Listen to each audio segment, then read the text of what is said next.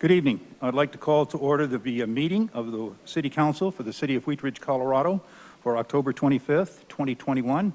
If you would please stand as you are able and join me in the Pledge of Allegiance to the flag. I pledge allegiance to the flag of the United States of America and to the republic for which it stands, one nation under God, indivisible, with liberty and justice for all.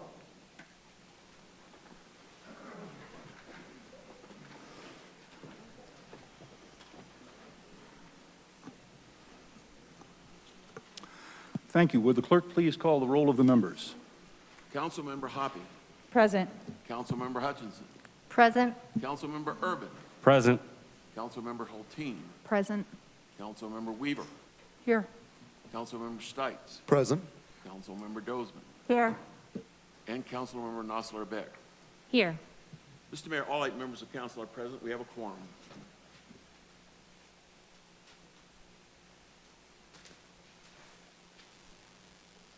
Thank you. We have 2 proclamations tonight. The first one is a proclamation in support of Native American Heritage Month, November 2021. Whereas, during National Native American Heritage Month, we celebrate the rich tapestry of indigenous peoples and honor their sacrifices, which we recognize as inextricably woven into the history of this country. And whereas Native Americans are descendants of the original indigenous inhabitants of what is now the United States, and have moving stories of tragedy, triumph, and perseverance that need to be shared with future generations. And whereas Native Americans have enriched our heritage and continue to add to all aspects of our society through their generosity of culture and the continued practice of teaching economic, environmental, and cultural sustainability. And whereas our country is blessed by the character and the strength exemplified by the Native Americans who have answered the call of service in our armed forces in greater numbers per capita than any other group in the United States. We honor our Native American veterans and those who are serving in active duty for their bravery and sacrifice. And whereas the City of Wheat Ridge is committed to protecting the tribal sovereignty and self-determination of Native American peoples and recognize 6 primary tribes with connections to the city: the Northern Cheyenne Tribe, the Northern Arapaho Tribe, the Cheyenne and Arapaho Tribes, the Ute Mountain Ute Tribe, and Southern Ute Tribe, and the Northern Ute Tribe. And whereas the City of Wheat Ridge is committed to engaging in dialogues led by tribal communities around the opportunities and work in which they are currently engaged in the areas of self-determination, sovereignty, and cultural preservation to create an active government-to-government collaboration. And whereas, during the month of November, we honor our Native people in their ancestral homes and recognize their continued contribution in strengthening the diversity of our society. Now therefore be it resolved that on behalf of the City Council and the people of the City of Wheat Ridge, I, Bud Starker, Mayor of the City of Wheat Ridge, Colorado, do hereby proclaim November 2021 as Native American Heritage Month in the City of Wheat Ridge.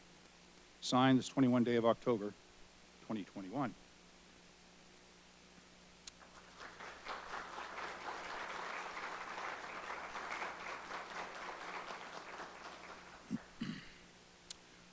We have another proclamation for taking community action with teams in partnership with Jeffco Communities That Care Coalition. And I would like to invite the following individuals to the podium for this. Sam Taylor with Jeffco's Community That Care Coordinator from the Jefferson Center, if you'd come forward and join me. Pamela Gould with Jeffco Communities That Care, Coordinator from Jefferson County Public Health. Susan Anderson with the City of Wheat Ridge Recreation Center, and June Beth with the City of Wheat Ridge Recreation Center. If you all would join me here, and thank you so much for being here.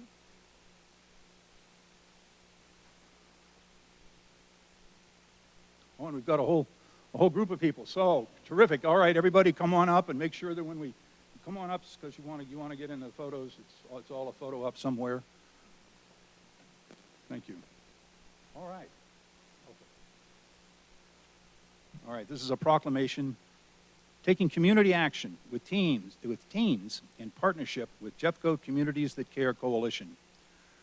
Whereas the City of Wheat Ridge is a community that looks out for teens, mental health, gives positive resources to unite teens and adults, and promotes positive social connections.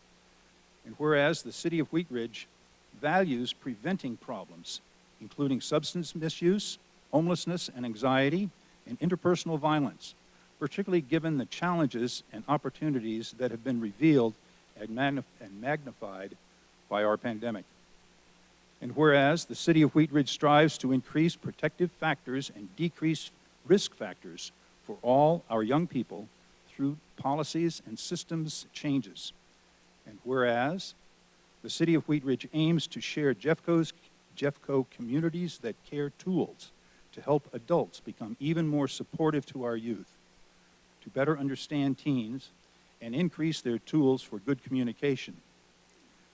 And whereas the City of Wheat Ridge and Wheat Ridge community partners have been key Jeffco Communities That Care Coalition leaders for many years and intend to continue to expand this collaboration to benefit Wheat Ridge youth.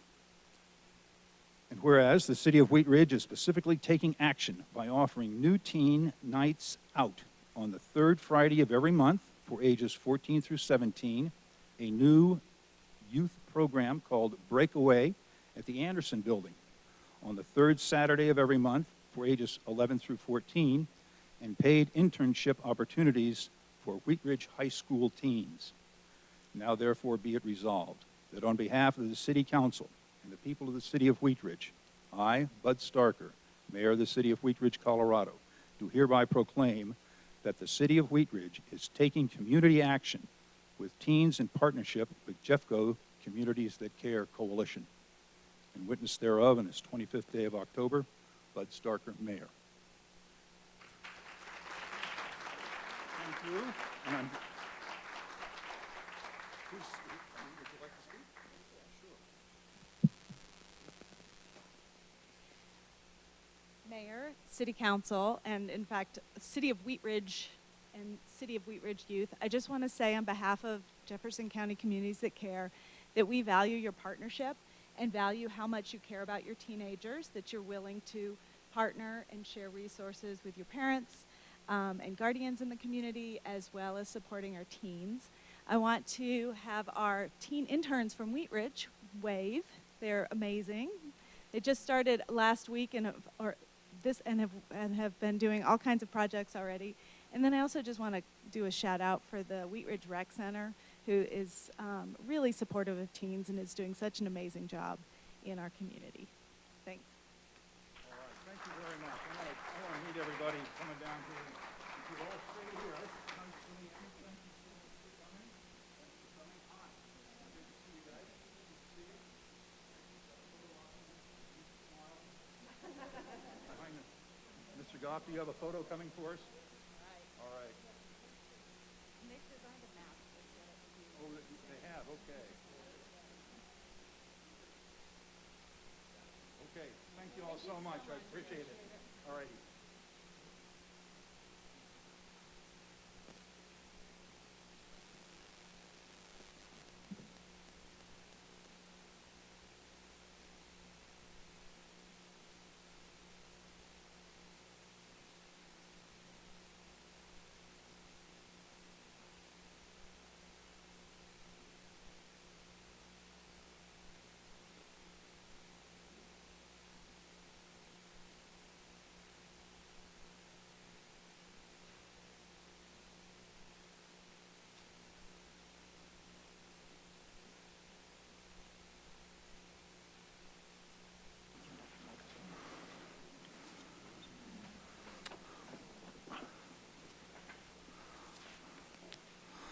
Counselors, you have in your packet tonight the study session notes of October 4, 2021, and council meeting minutes of October 11, 2021.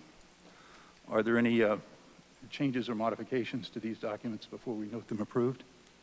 Seeing none, they'll stand approved as noted or as presented.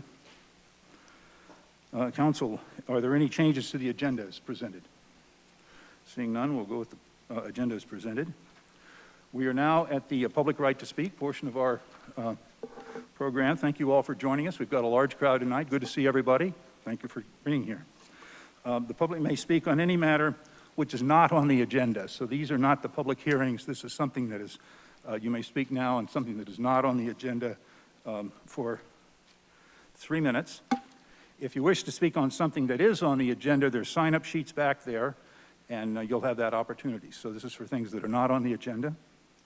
And when I call your name, if you'd please come to the podium and give us your first name and your last name. If you'd please spell your last name for the record. And pardon me if I don't pronounce it correctly. You can help with that when you have the opportunity. And if you'd please give us your street address, your address here in the city or wherever you reside. Then you will have 3 minutes after that. The clerk has a timing device where a little green light will go on. When you commence speaking, it will start flashing when you have 30 seconds remaining. It will turn yellow at 15 seconds. And when the red light comes on, if you'd please conclude your remarks because your time will be up. So our first speaker is Wes Johnson, and we have Jenny Shaver on deck.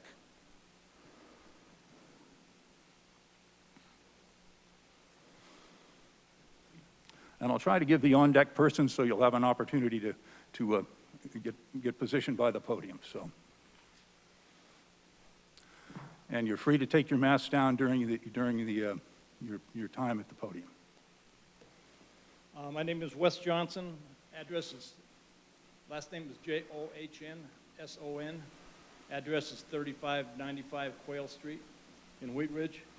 I'm a District 3 resident. City Council, I would like to speak briefly about my experience with Amanda Weaver as a council person. I needed some guidance to assist me with finding information on whether I had water rights on a creek running through my land. Amanda, with a little research, gave me the names and phone numbers of the individuals that could help me. I recall her calling me and asking me if I had heard anything yet and assuring me that they were working on it. Amanda also introduced me to a new neighbor after finding out that we shared some alike activities. I am not a developer. I'm not a part of the housing industry. I am not financing her campaign. She did these things for me just because it was the right thing to do. I have been a member of District 3 for about 15 years. She is the only member of City Council 3 that has helped me and been neighborly. I feel there is more to being in City Council than just voting on rezoning. And that's why I will support Amanda in her re-election to council. Thank you very much. Thank you. Our next speaker is Jenny Shaver and George Pond on deck.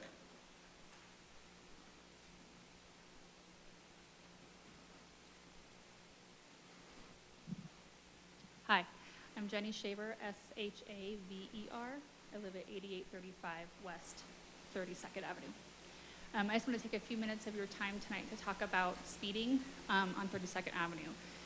Lately, my husband and I have noticed, probably in the last year, things have gotten a lot worse. 32nd is tough because you can't put a speed bump and you can't put traffic mitigation through there. But I'm really concerned about the citizens and our neighbors' safety, the cyclist safety. People are just flying down the road. I did reach out and get a speed trailer put out, and I want to thank the police department for bringing that. They came out like the next week and dropped it, which was great, and also the Councilman Stites for having dialogue with me, because I'm really trying to just figure out how to keep our community safe. One thing that popped into my mind, I'm not really a punitive kind of person, but I know that Boulder, Denver, and I think it's Glendale have speed cameras to try to mitigate that, and I realize 32nd has a lot of community traffic, but it's a thoroughfare.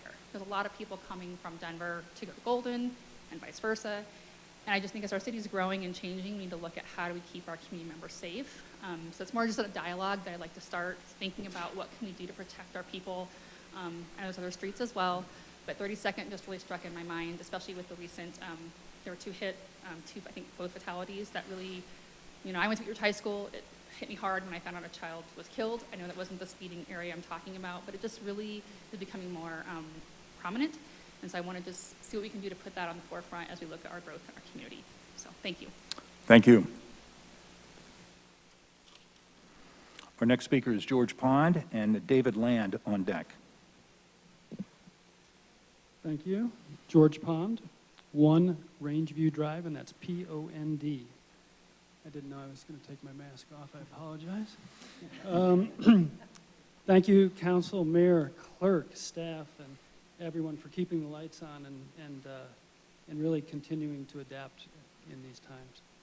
I'm proud District 3 resident and grateful to have had my chance to serve the district and this city. And service is what I want to talk about tonight. The city, from its very origins, has relied on citizen servants who have committed their time, their minds, perhaps their souls, to the business of building a city. And so many of them have done it from a place of humility, prudence, and balance. I'm here tonight to support our District 3 council member, Amanda Weaver, as she runs to serve again. Amanda's both a throwback and an agent of thoughtful progress. Many of you may know her for her work, her stewardship of a historic farm in District 3, the very land of one of our founding mothers, Louise Turner. And I know Louise would be proud of you, Amanda. I know that because I sat with her, and I know what her expectations were. Amanda answered the bell when it was her time to serve, more than once. First on the Planning Commission, and then on this body. And she's conducted herself with those qualities of humility, prudence, and balance. Humility, because this is bigger than all of us. This is bigger than her, and she knows that. It's bigger than our petty squabbles.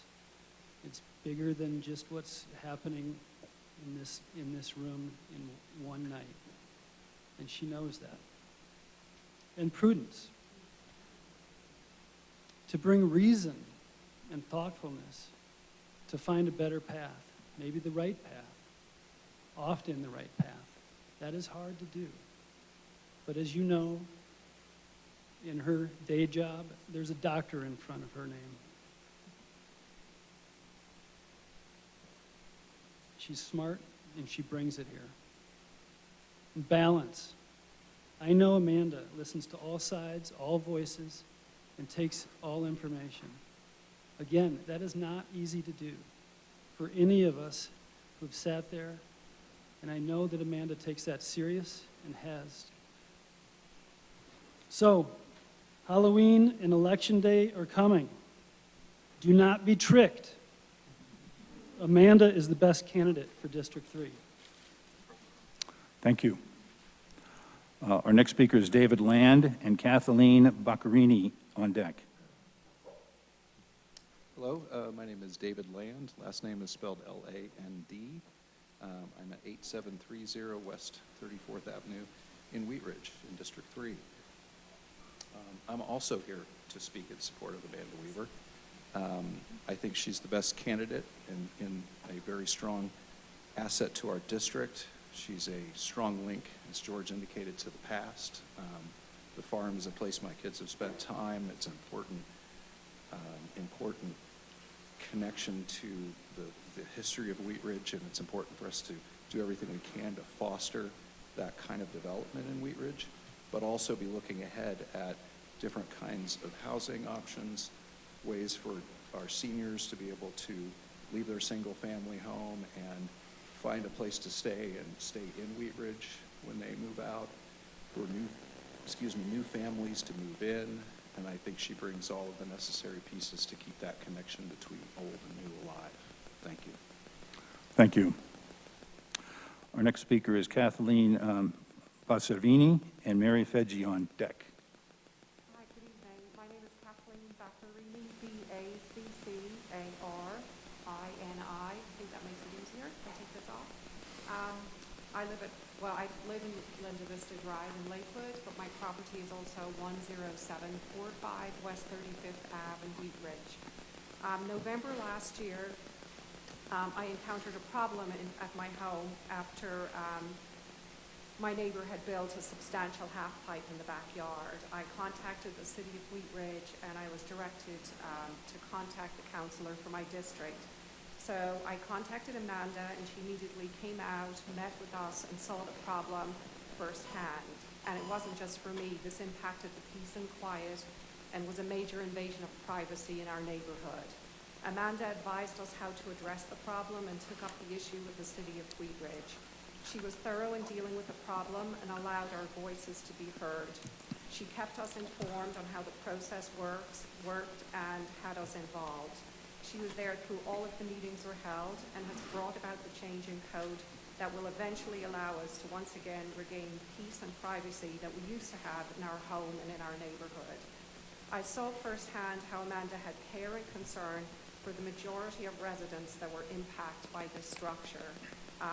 The time she spent in investigating it, in coming out and inviting other people was just humbling. I don't know where she finds all the time, but she certainly made time to value that as residents and people who live here, we really needed to enjoy living in our home and how it was impacted.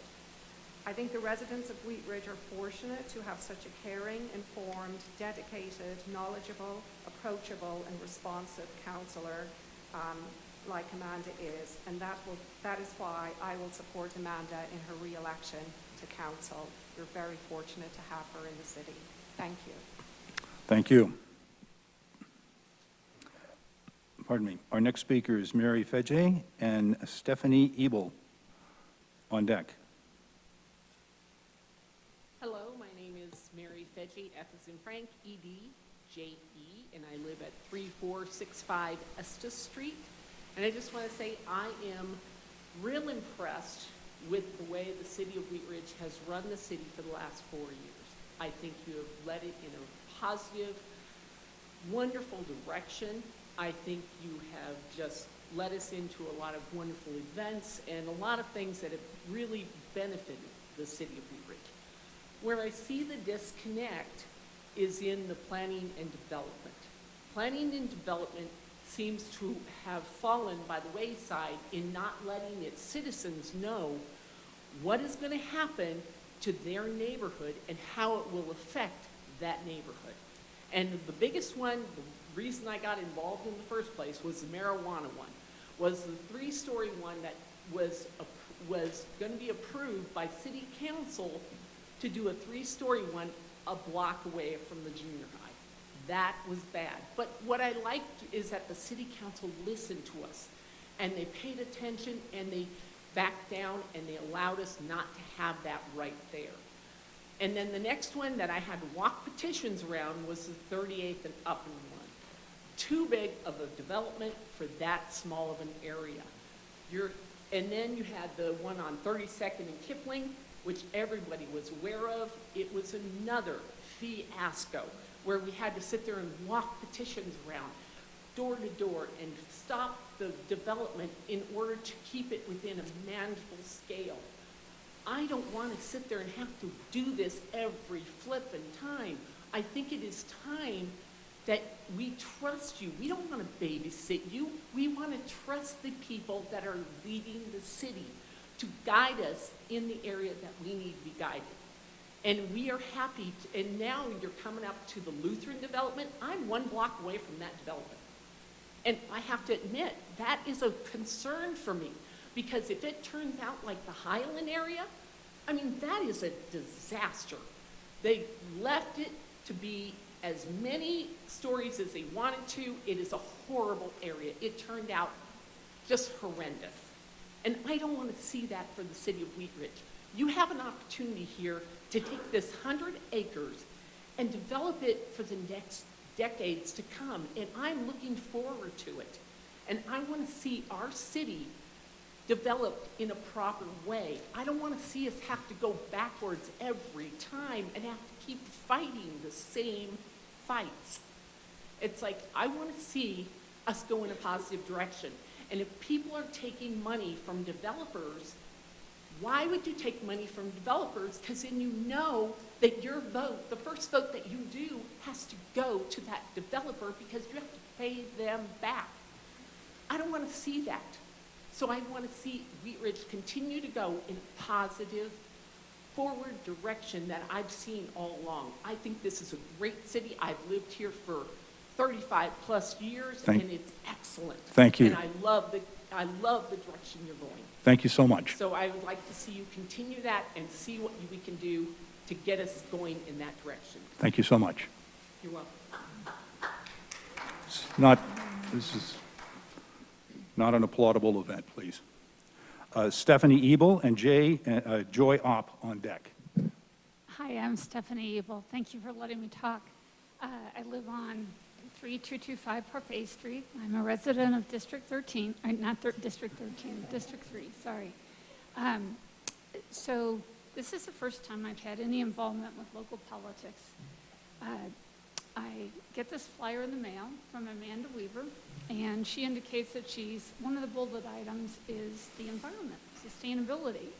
And a while back, I made a vow that I was going to support candidates that were pro-environment. So I do something unusual for me. I send her an email. She is there. I mean, she comes right to my door. She leaves a note. I'm not there. So I call her up. She follows up. She spends an hour talking with me about what the city of Wheat Ridge is doing, what she has been a part of, how different parties are coming together to come up with common solutions that they can both agree on. And I just found myself so struck by the idea of politics, of listening, of actually responding to individual people, of individual people being able to make a difference. That responsiveness is, it's really, I don't have the right word, but it's very profound. And throughout the course, so at that point I decide to put my efforts behind Amanda. And I see the same thing in other areas. I see integrity, I see honesty, I see responsiveness. And I'm sure I'm preaching to the choir here, but so be it. Anyway, that is why I am supporting Amanda Weaver. So thank you. Thank you so much. Our next speaker is Joy Opp and Julie Scarlotta on deck. And if our clerk would hit the light when they're ready to go. My name is Joy Opp, 46 Hillside Drive, District 3. I wanted to speak very briefly to express my gratitude for Councilwoman Weaver's support for the sustainability efforts that I'm involved in.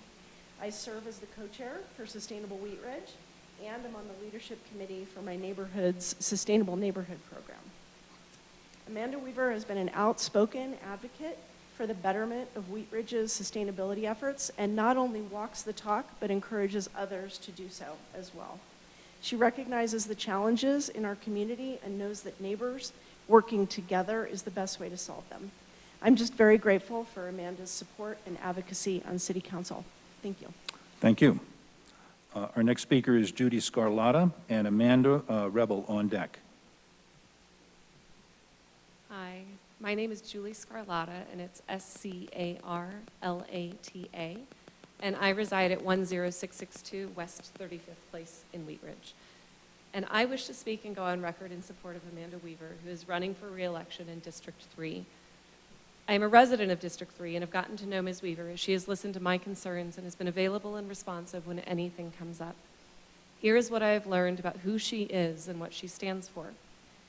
Ms. Weaver is the proud owner of Five Fridges Farm, and she should be proud of everything that it stands for, as I believe it is absolutely representative of her integrity, her values, and her commitment to this community.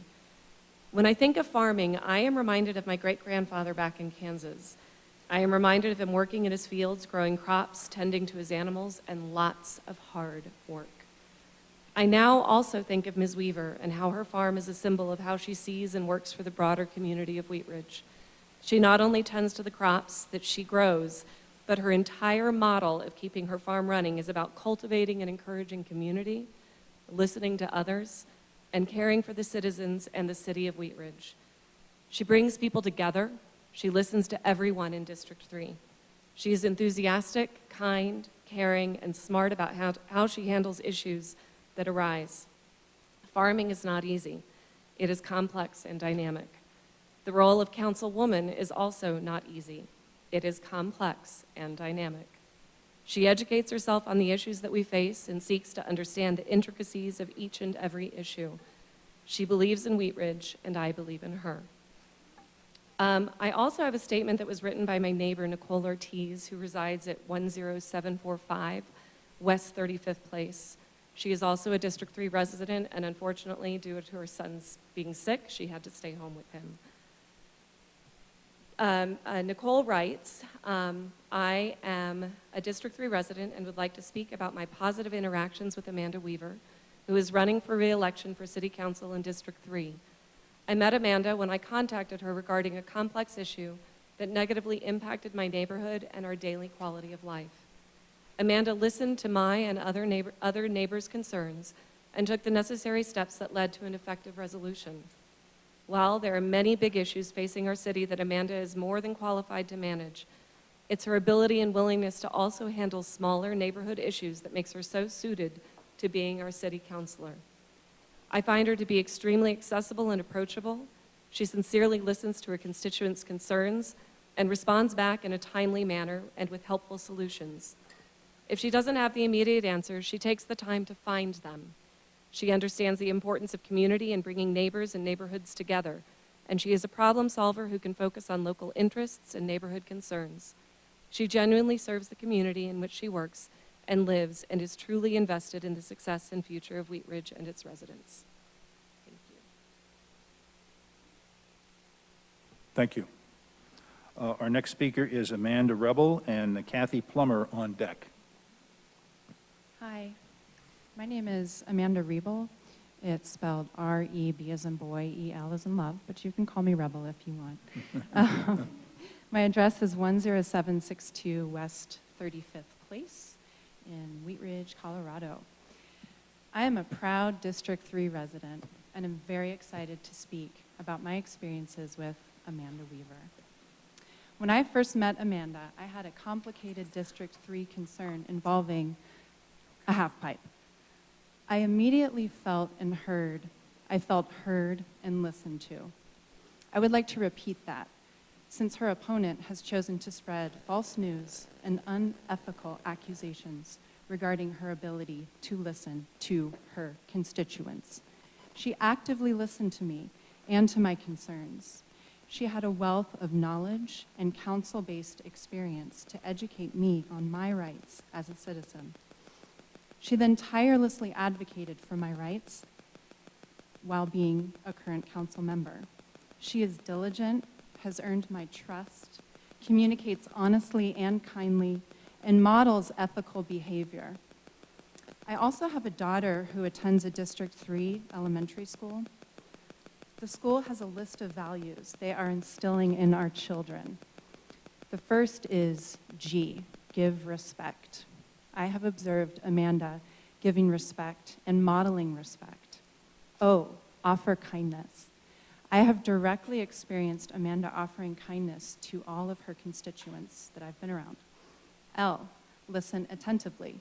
Do I have to say it again? She listens. D, do your best.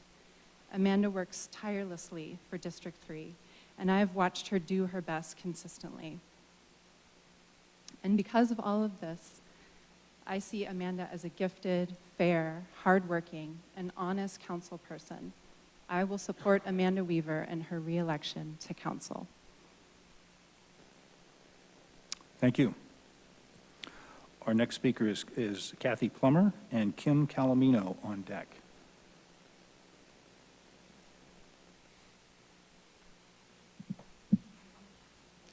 My name is Kathy Plummer, that's P-L-U-M-M-E-R. I live at 3 Twilight Drive in Wheat Ridge. Thank you for the opportunity, Mr. Mayor and Council, to share my reasons for supporting the re-election of Amanda Weaver to her current position of District 3 Council Member. But first, I've been asked to read Council Member Corey Steight's message to District 3 voters. Corey writes, I support and endorse Council Member Amanda Weaver for Wheat Ridge City Council. Having had the opportunity to work with Amanda over the last 2 years, I have seen her not only work tirelessly for the residents of District 3, but actually get results.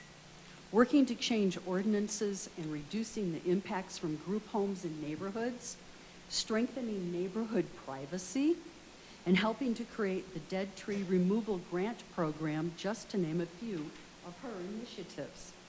Even through the pandemic, she and I have been able to collaborate and continue to host frequent District 3 meetings.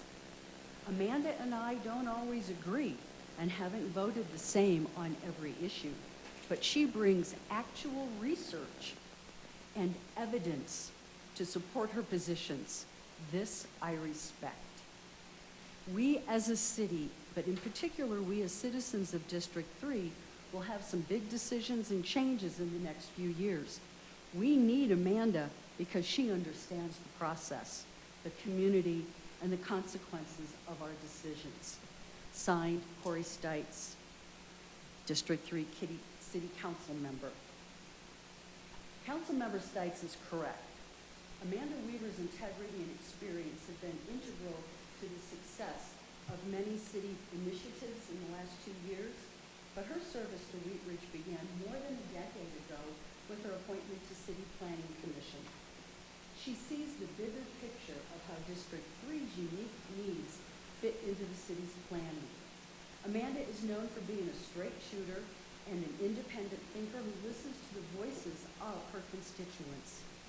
Her approach to a problem or conflict is to see it as an opportunity to find compromise with dignity for all parties involved. This is something I personally really value in my council rep. Her empathy and sincere concern for her constituents has given her a reputation for being a problem solver who listens. Fun fact, she was our 2019 Carnation Festival Contessa. I didn't know we had a Contessa. That's cool. As one of my neighbors so perfectly phrased her decision and reasons for voting for Amanda, and I'm quoting, "I'm voting for Amanda Weaver because she is not right, she is not left, but she's in the middle and trying to accomplish what is best for everybody right now.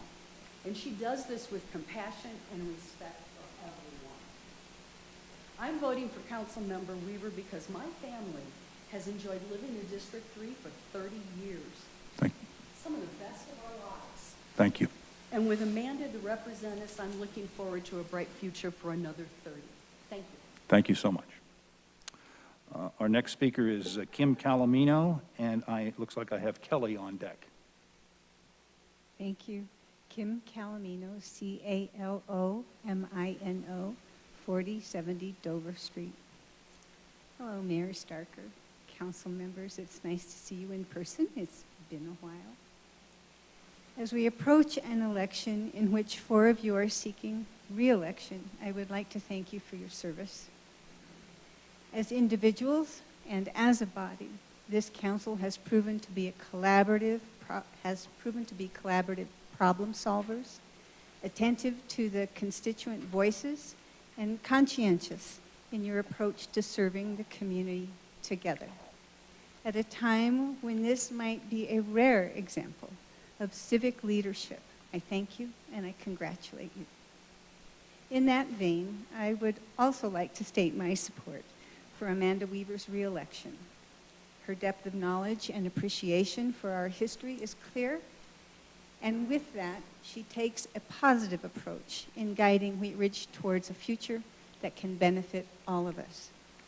As a community, we have the great opportunity to be more welcoming, more inclusive, and more diverse.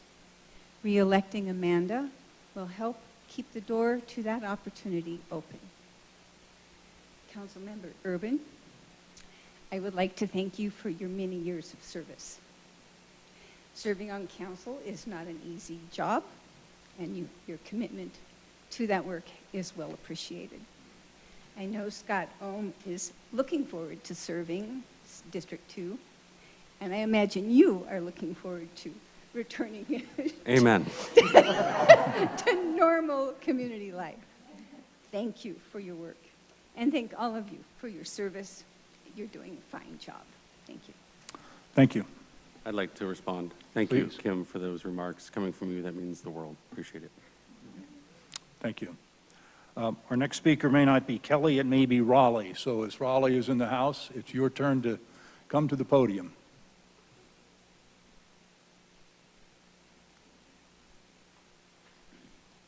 Thank you, Mr. Excuse me. Thank you, Mr. Mayor.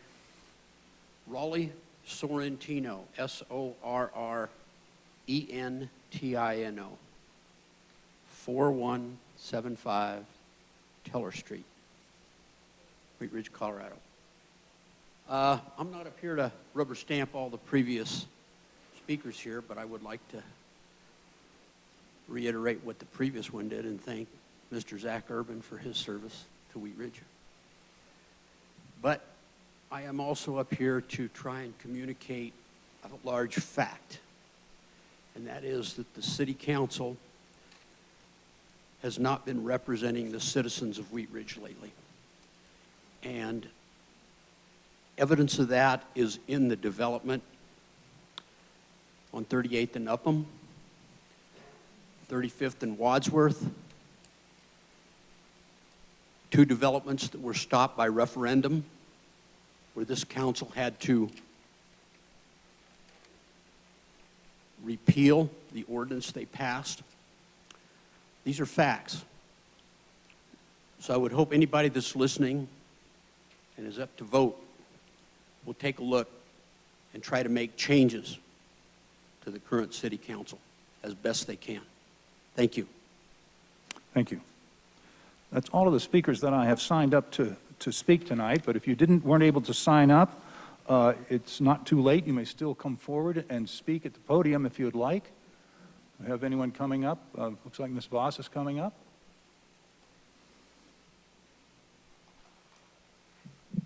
Good evening. My name is Fabian Voss. That's V as in Victor, O, S as in Sam.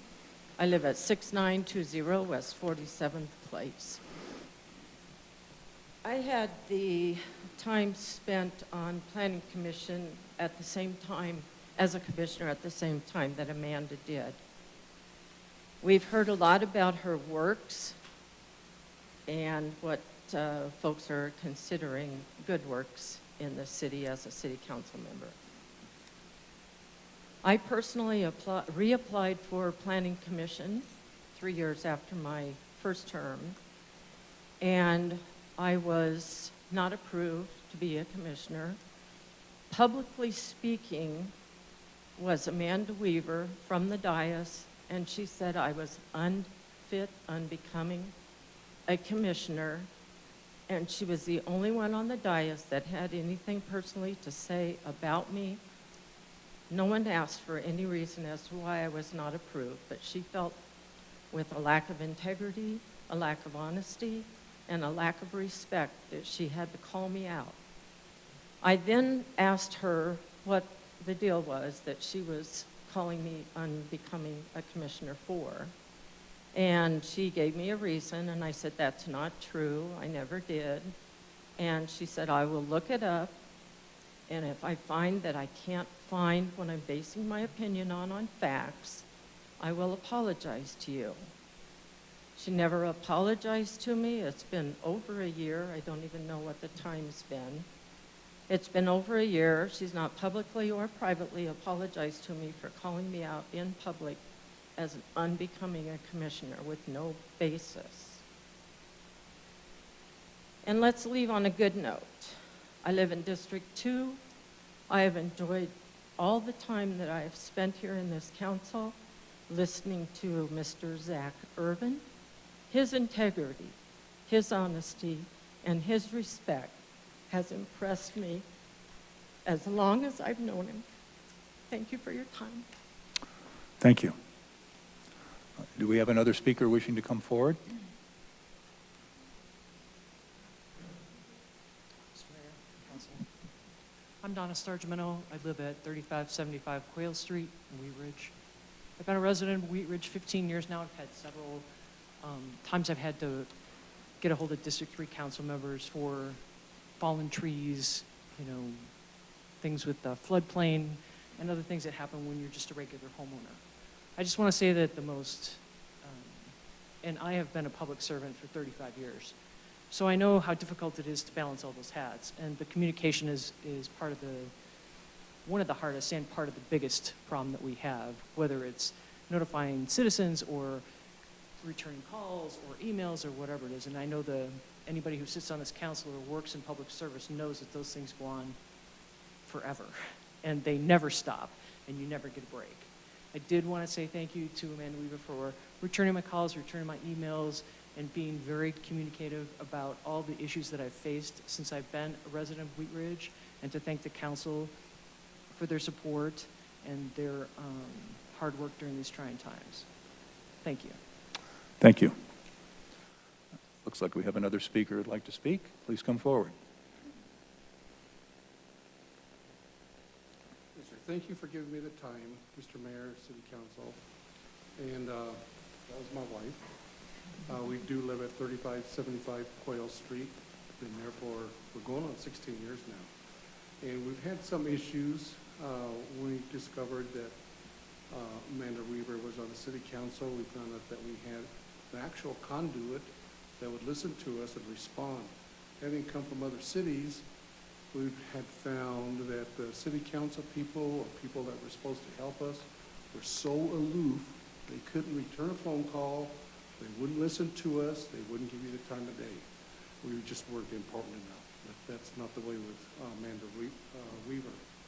As an example of this, we did have a fallen tree about 30 feet tall that was on the adjacent property, and it was leaning, it was caught by another tree, by a couple branches, listing by about 20 degrees perhaps.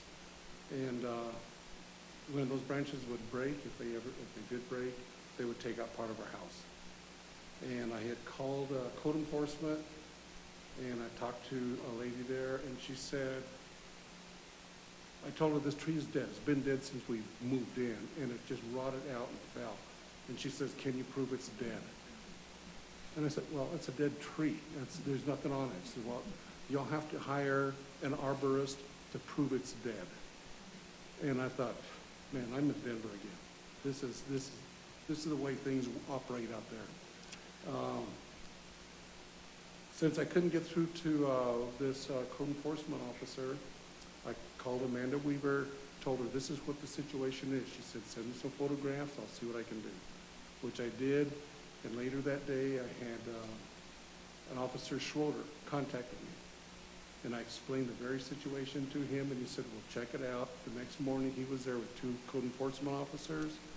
And the reason I called them is because I didn't want to fight with a neighbor about getting things done. These are very expensive things to do, and I understand that. And he told his code enforcement officer, once he just took a look at it and it's dead, the tree obviously dead, said, find the property owner and have it removed. And about a week later, Amanda Weaver called me, asked me, was this thing resolved to my satisfaction? And I did have to say yes. And I thanked her profusely. Otherwise, it would have never gotten done. It would have had to have been handled through bickering of insurance companies when the tree did come back. Anyway, thank you very much. Thank you, sir. Before you get away from the microphone, may I have you give us your first name and your last name? Oh, I'm sorry. That's okay. I'm just her husband. Well, you know, that means a lot. Fred Gimeno at 3575 Quayle Street. And spell your last name for me, please. Oh, Gimeno. Thank you very much, Mr. Gimeno. Thank you very much. Appreciate you coming.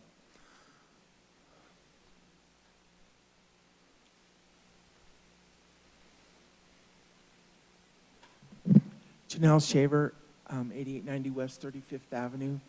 I just would like to encourage the staff and the clerk's office to get together and figure out a way to use the timestamp for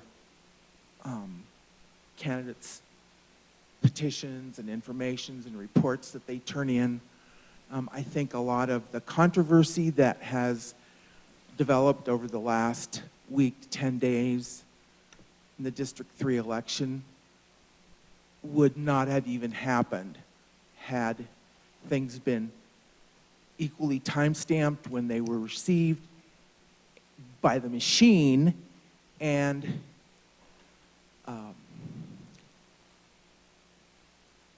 they're posted equally at the same time when they were received. It's not meant as a criticism, it's meant as a encouragement to prevent controversy in the future. So with the new glassware out there and restrictions to getting in, it seems to me that the timestamp is there, but it wasn't being used for the election. So I just wanted to encourage that. Thank you. Thank you. Is there anyone else that would like to speak under public comment? Please come forward. My name is Kim Ortel Hardy, O-R-T-T-E-L-H-A-R-D-I. I live at 10240 West 34th Place, and I'm here to show my support for Amanda Weaver. I, like Amanda Weaver, have experienced from her opponent the contortion of the truth and lying to obtain his desired outcome in a situation. I, like most people, don't want anyone telling me how to live, least of all how big my yard should be. And I'm not sure why the opponent thinks this should be his privilege. I will be voting for Amanda Weaver. Amanda is for diverse housing that would benefit young families, seniors, and the city of Wheat Ridge. Unlike her opponent, who I believe is most concerned about his own personal interests, Amanda's concerned about the community's best interests. I'll be voting for Amanda Weaver, who's for the many, not the few. Thank you. Are there other speakers that would like to speak under public's right to speak? Any item that is not on the agenda, you may come forward now.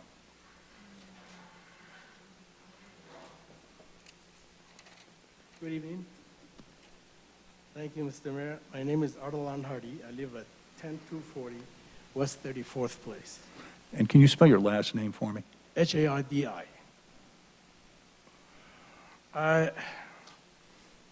I was looking at Amanda Weaver's opponent's website, and these are two things, the platform he states, that he is against small backyards and for small businesses.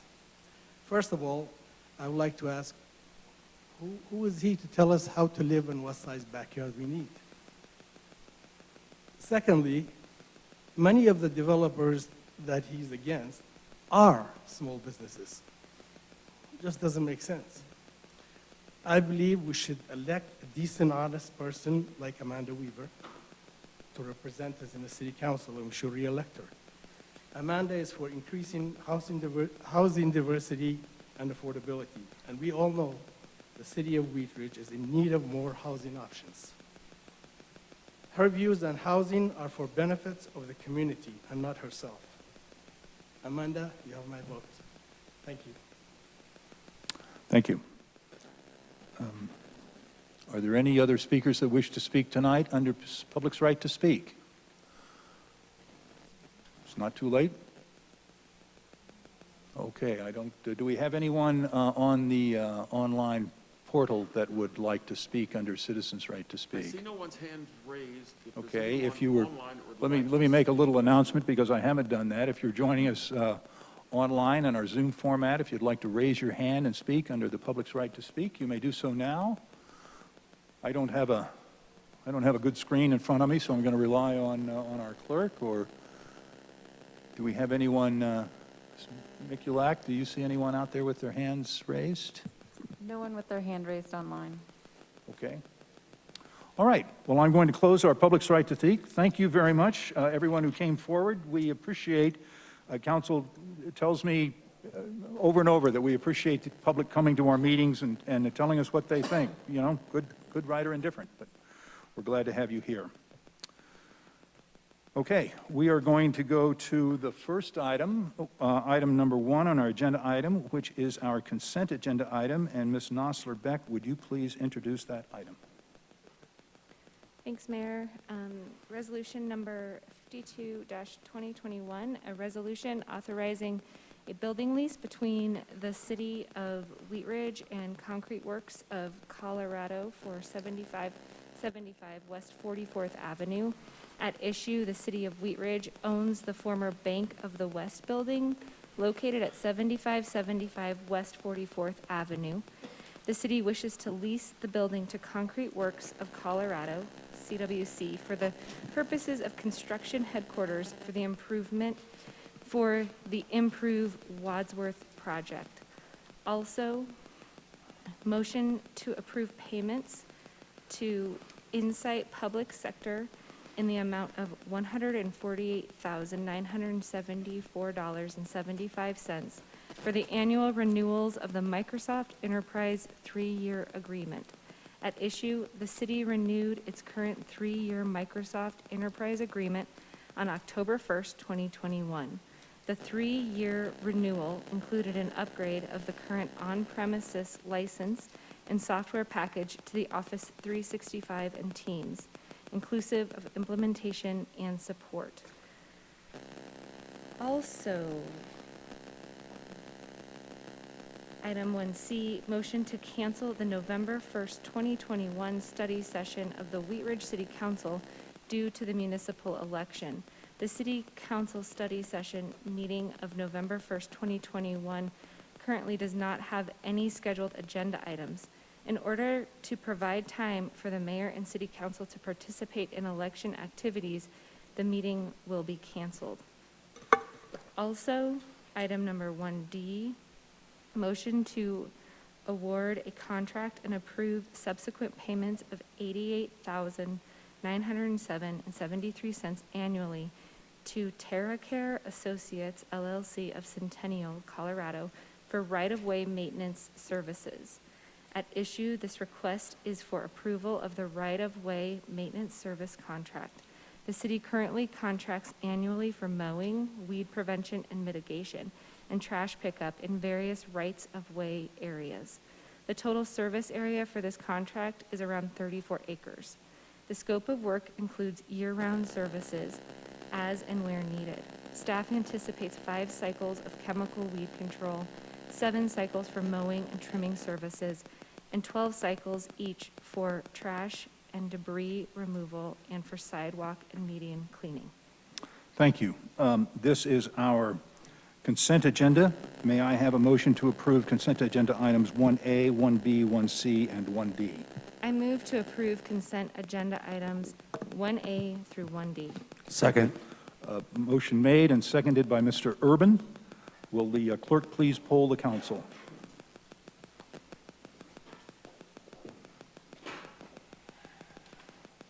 Mr. Mayor, the motion has passed unanimously. Thank you. We will move now to agenda item number 2. Hang on just a moment, please.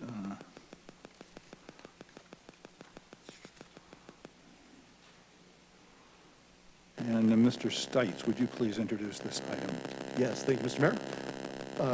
Resolution number 53-2021, a resolution adopting the Lutheran Legacy Campus Master Plan as an amendment to the city's comprehensive plan, Envision Wheat Ridge.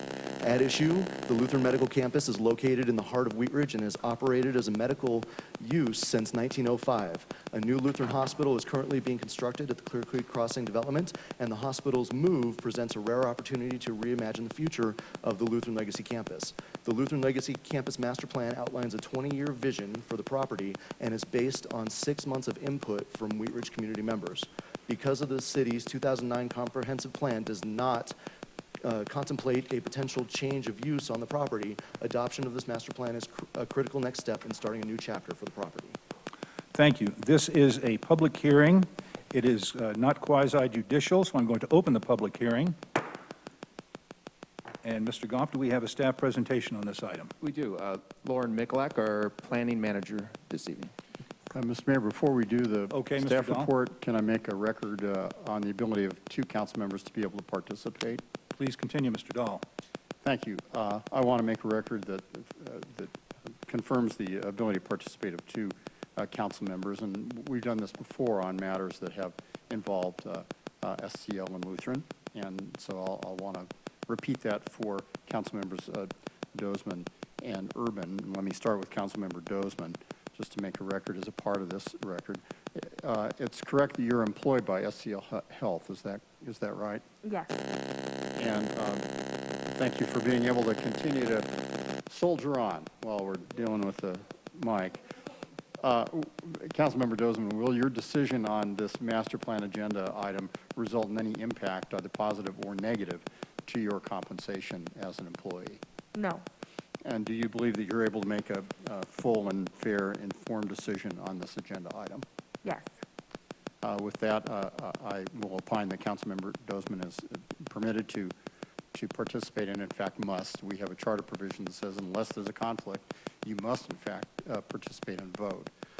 With respect to Councilmember Urban, Councilmember Urban, is it correct that you are on the Lutheran Foundation? Can you make sure I've got that name right? I currently serve as a volunteer board member for the Lutheran Medical Center Foundation, yes. And are you paid in that position? No, I'm actually requested to give. Terrific. Thank you.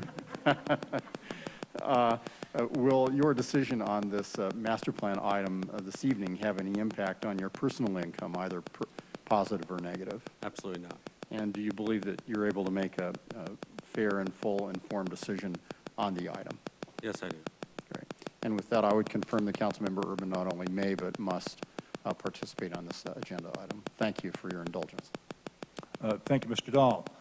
Ms. Mikulak, you may continue. Thank you. I'm excited to present to you the Lutheran Legacy Campus Master Plan tonight. This is the kind of project that typically takes 8 to 12 months, and we awarded the contract in January, so we've hit our timely goal pretty precisely. We started the public process about 6 months ago in April, and we've seen you twice in study sessions since then. As you know from our past couple meetings, the city's 2009 comprehensive plan did not contemplate the Lutheran Medical Center moving from its current location. So this master plan before you tonight is really a critical next step in allowing anything other than a hospital use to take place on the property. As a community, we create a variety of long-range plans like this to describe at a really high level our 20-year vision. And it's after this kind of a vision plan that we would adopt zoning, which are the development rules that allow our vision to come to life. Tonight is really the first step in something that will inevitably take many years to see through. The hospital will remain in its current location until the new one is completed in 2024. And so in the meantime, this plan sets the stage and communicates a vision to the development community and to any future owners of the property. SCL Health is the current owner of the property, and joining us tonight is Mr. Steve Chung. He's a senior vice president there. And SCL Health has really been a great partner in this project. A year ago, they approached us because they were interested in putting the property on the market, and we asked them to put on hold their plans. SCL Health is not expected to be the developer of this property. This master plan does not reflect the vision of any single developer or entity. It reflects the vision of the community, and it's informed by a market study with the goal of making sure that this plan is as realistic as possible and something that we think is very likely to achieve. Our overarching goal for this project was to invite as many voices as possible into the process. So our hope is that the community would recognize this as the rare opportunity that it is. It's been a project of citywide interest, so we've utilized a diversity of different outreach methods and a diversity of different engagement formats. We included for you tonight in your packet the many different ways that we engage the community, from direct mail to email, social media, traditional media, word of mouth, and What's Up Wheat Ridge. We were in every mailbox in the city through 3 issues of the Connections and in thousands of email inboxes. Our ability to use online tools with in-person activities is really relatively new in the last several years, but it's designed a more inclusive process, a more robust process, and really a better process than how we used to do our long-range planning. For a plan and a process of this scope, we typically engage a consultant. In this case, we engage MIG Inc. So tonight, we'll be having Mark De La Torre present to us in person and Jay Rankins joining us on Zoom. I'm going to lower the screen and invite Mark to get started. He's going now. Did you get it? Okay.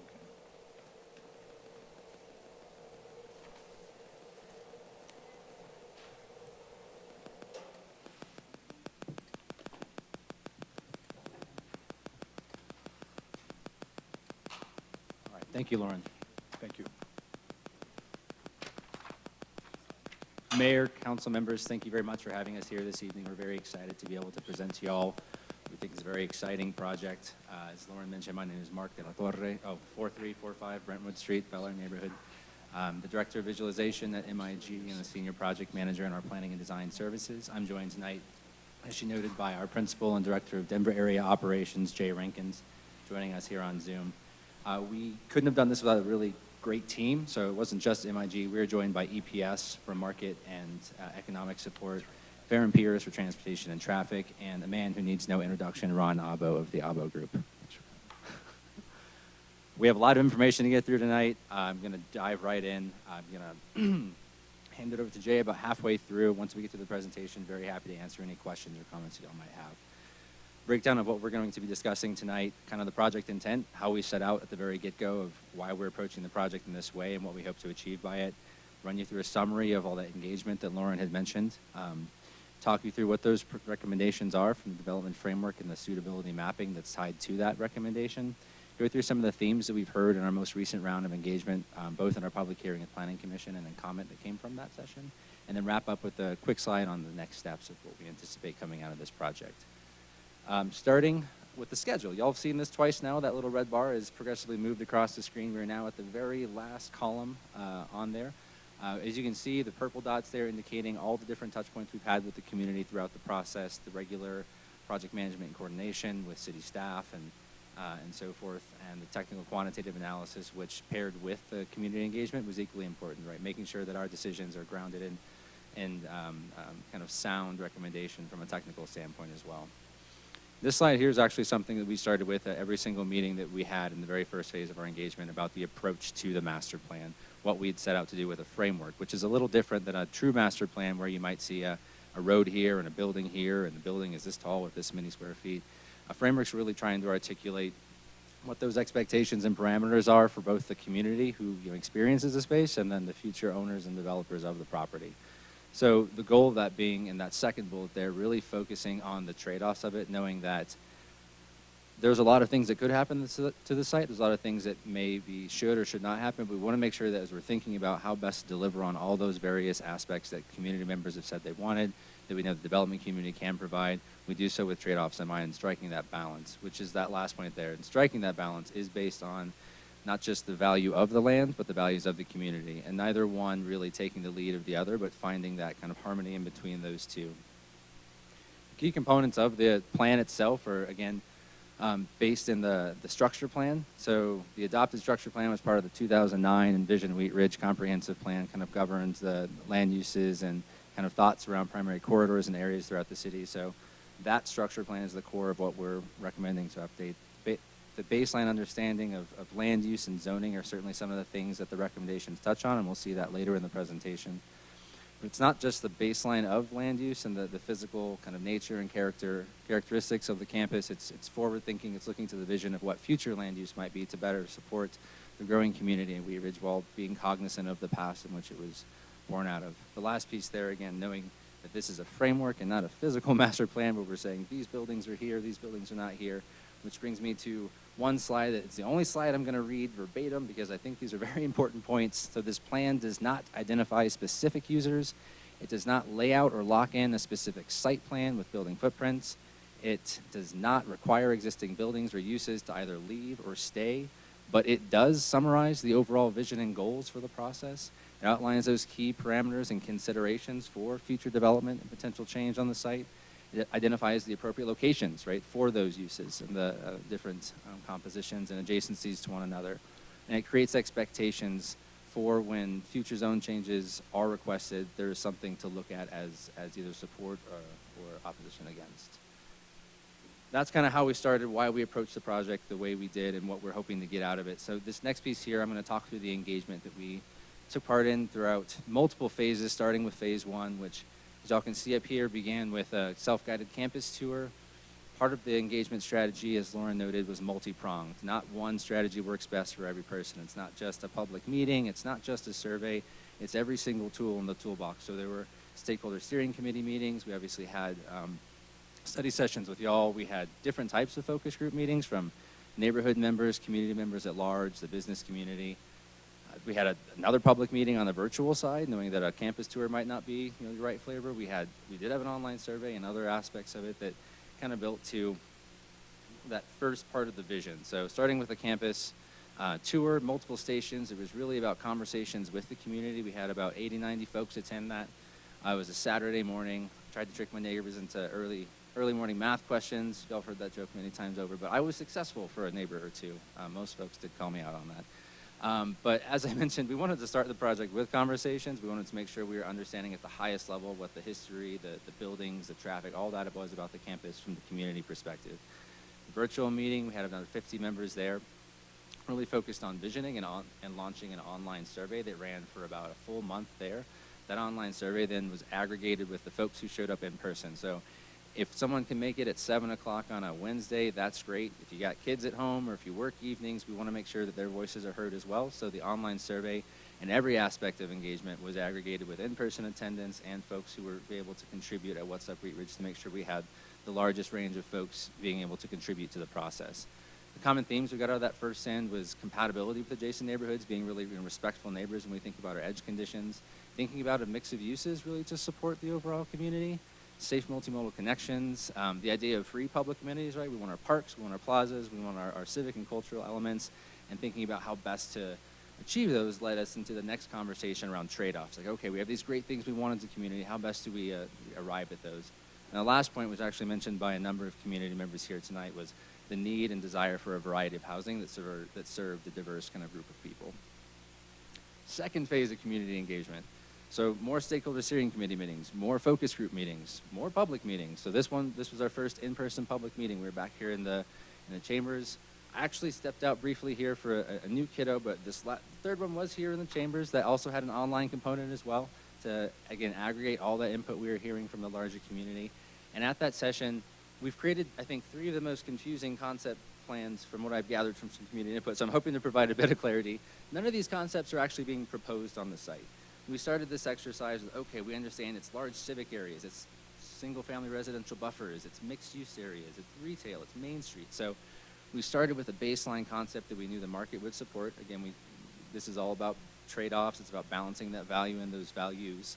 And then from there, we tried to geographically co-locate some of those themes that we were hearing from the visioning standpoint, just to vet, okay, what does the community like about certain aspects? And there wasn't one of these that a community member said, oh, that's the one.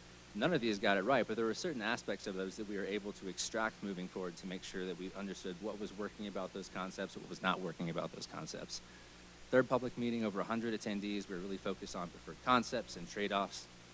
Took that online, 160 plus more people, taking 250, 260 folks input to that. We had a diverse range of individuals who've lived here for 50 years, who've lived here for 5 years, who just moved in and are really excited to raise their family here.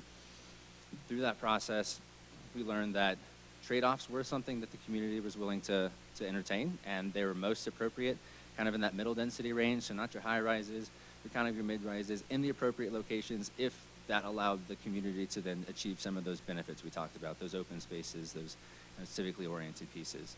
And those were most appropriate in zones 2 and 3, right inside the wishbone there, not adjacent to kind of the neighbors to the east and the west, knowing that there is already 100-foot development along that northern edge in zone 2. Last round of community engagement, more stakeholder steering committee meetings, another focus group meeting, a 4th public meeting. It was an open house format. We had another large representation here, about 120 individuals, continued representation on What's Up Wheat Ridge, resulting in over 2,400 people being aware of the project just through that web platform alone, 1,100 people actively engaged on that website, about 400 which came from social media. So kudos to the blasts on social media from the city and all the neighbors and folks sharing how people could contribute to the process. Similar themes actually to that front end of the process, keeping that height and that bit to the center of the site, really respectful of our neighbors to our edges, and then using that to then taper to create more diverse community by creating more options within the site itself. As I mentioned, minimizing those impacts to the edges, ensuring that affordable housing of all the different flavors of housing, right? Senior housing, market rate housing, affordable housing being prioritized. Thinking about, again, homeownership opportunities, ways to create a destination for not just folks who live and work in Wheat Ridge, but folks who might be visiting Wheat Ridge. And then lastly, and probably most importantly, with the historic elements of the site, and really thinking about how the history of the site, not just in a single building, but the site itself and the role that it's continued to play and evolve over the years, continues to evolve to respect the needs of the future of Wheat Ridge. With that, I'm going to hand it over to Jay. Great. Thanks, Mark. I'm Jay Rankins, principal with MIG. Last name is Renkens, and I reside at 6137 Everett Street in Arvada, Colorado. So as Mark said, we really wanted to, as we shift towards the recommendations of the plan, really take all the community conversation into consideration. In Lauren's tee-up and the city managers as well, they talked about the need for us to kind of couch this within Envision Wheat Ridge in the comprehensive plan. So a key element of that is the structure plan. So calling your attention to Clear Creek Crossing and to the existing campus site, we are suggesting two key changes there. They're circled. So starting on the west with Clear Creek Crossing, the idea of adding a primary employment center at that location to represent the hospital and the adjacent development, medical office buildings, so on and so forth. Next, zooming in on the campus, we actually are rethinking this in terms of a few different designations. And so the first that I'll call your attention to are neighborhood buffers. So these are meant to basically typically be along arterials or between the development that would be along an arterial and lower density residential. But the comprehensive plan actually articulates these as appropriate for a transition between lower density residential neighborhoods and higher density, higher intensity development and or redevelopment. And so you can see that there's neighborhood buffers located along each of the adjacencies to existing neighborhoods, anywhere where there's not existing development that is expected to stay, which would include the hospice on the south end of the site along 32nd and a medical office building in the northwest corner of the site. Second, we're making a designation that includes the parks and open space along the drainage ditch, the Rocky Mountain ditch, and then a mixed-use general designation, which is actually a new recommended designation within the structure plan, largely to reflect a mixed-use variety that includes residential. And then you can see there's the small red circle, which is a neighborhood community center. Appropriately sized retail, if there should be retail as part of the redevelopment, that's not going to attract people regionally. It's really going to be something for neighbors and something that we think that the market can in fact support based on that market study. Next slide. And so we then used all that different input and those preliminary concepts that Mark was talking about, the A, B, and C, to take a step back and think about, well, we can't designate exactly what's going to happen here. We don't know who the owners are going to be. We don't know what the development concept is necessarily going to be, but we want to provide some pretty strong guidance based on the community conversation. And so we've designated these or kind of put them in three buckets. So the first is flexible mixed-use development in the center of the site. So looking at community amenities and the destination, thinking about creating a variety of housing options, new employment opportunities, preservation and adaptive reuse being a really key theme that we heard throughout the entire conversation. And then respecting our northern neighbors. So even with that mixed use general designation, making sure that there's provisions, that there's guidance provided to provide an appropriate transition to the existing neighborhoods to the north. The second bucket is buffers and transitions to the existing neighborhoods. So that's sort of a segue there. In addition to those appropriate transitions to the north, we also want to think about the scale and orientation along all of our edges, thinking about views, thinking about compatible uses, and thinking about pedestrian bicycle connections. And then integration of existing assets. We really don't want to come or suggest to a developer that they should come and just sort of clear the site and they have a blank slate. There's a lot of great amenities. Some of those are natural, some of those are man-made, some of those are built. So that includes the topography, some existing trees. There aren't a lot actually on the campus, so keeping the ones that we have would be a high priority. Retaining the ditch and its current function, but using that maybe as a centerpiece of an open space, similar to what's there today. Looking at existing access points, and then again, prioritizing adaptive reuse wherever possible.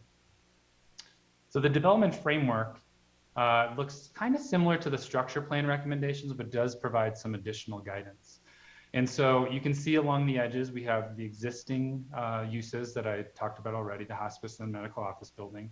We then have a lower density residential and open space designation that really reflects the community's intent. These are more prescriptive in nature and generally lower density to accommodate that appropriate transition that we talked about.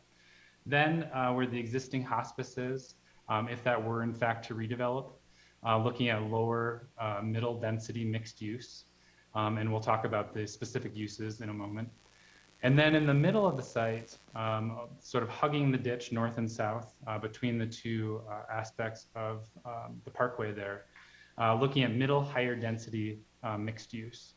The other thing that I'd point out is that we're showing a few asterisks on this map. Includes adaptive reuse and targeted adaptive reuse opportunities, which include the North Tower, the Blue House, and the Chapel. Heard loud and clear throughout the community conversation that that would be a priority. And then also designating the medical office buildings just south of the ditch, which in fact are owned by a real estate investment trust. And while the land is owned by SCL Health, those buildings are owned by separate ownership. And so that would be a future conversation in terms of what that would look like in the future.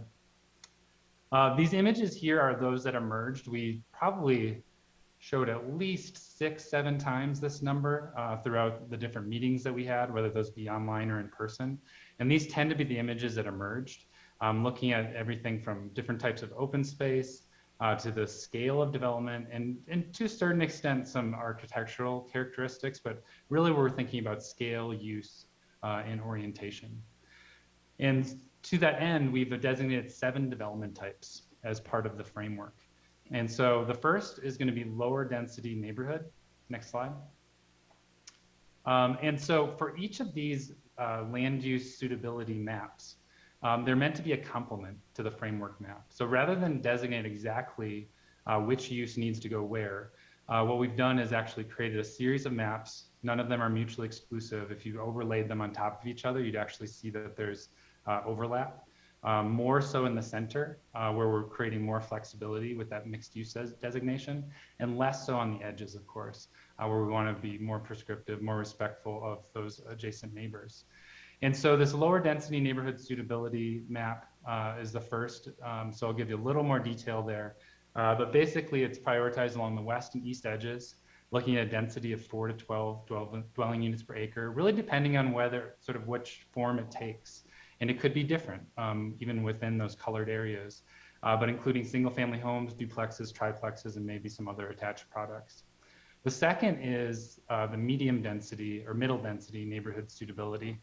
This really looking at flanking the parkways, likely between 10 and 20 dwelling units per acre, including duplexes, triplexes, and townhomes, and really providing a transition from the lower density residential or open space, which we would expect on the edges, to something that might be a little higher intensity towards the center of the site.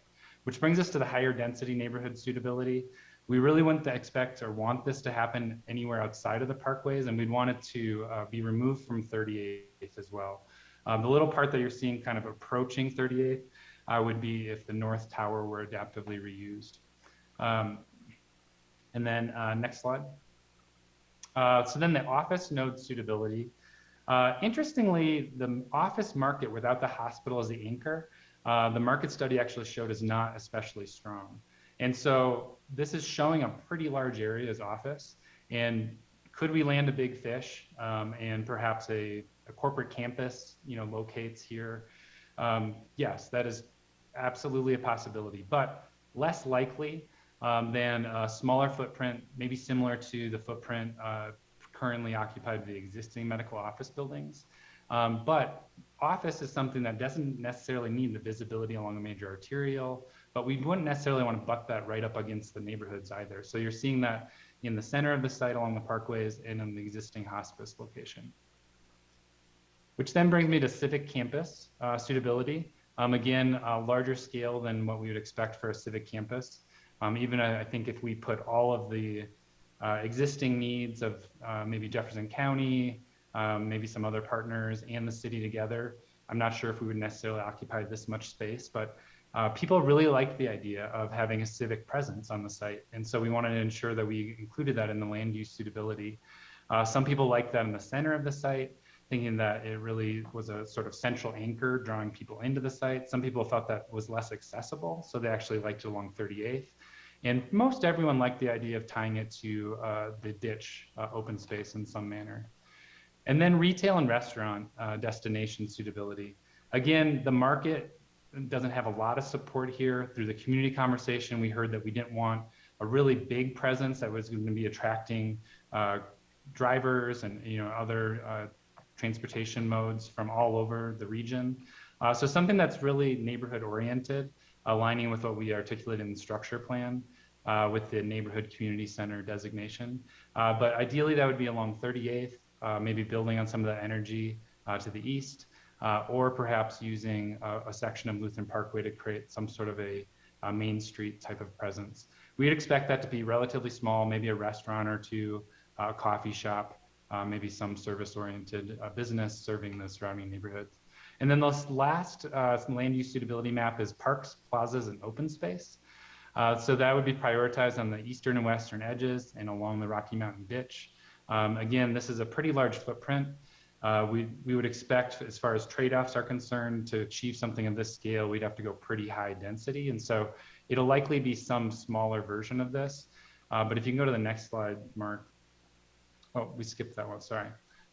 So we have a variety of different sort of open space types. And so we'd expect some more naturalized space along the ditch, an opportunity for an amphitheater we talked about, some other community amenities that, whether they're privately owned or publicly owned, ultimately, they're public serving and public and inviting to the public.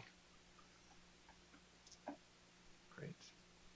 So on October 7th, the Planning Commission held a public hearing and we provided a similar presentation to the group. And the meeting minutes and public comment have been provided in your advance packet, but we wanted to touch on a few of the common themes and frequently asked questions that came out of that meeting. So the first was around the Blue House and the chapel, and sort of where the plan stands in terms of those two important facilities. And in several locations in the plan, we articulate the importance to the community of those facilities. We also talk about best practices in terms of preservation, rehabilitation, and adaptive reuse, and a pretty strong encouragement that the future owner, as they're assessing the property and thinking about a development concept, really look for opportunities to reuse those facilities. The next is the Rocky Mountain Ditch. We realized that in some of the public comment during the Planning Commission hearing that we weren't clear enough on what we meant by creating an amenity around the Rocky Mountain Ditch.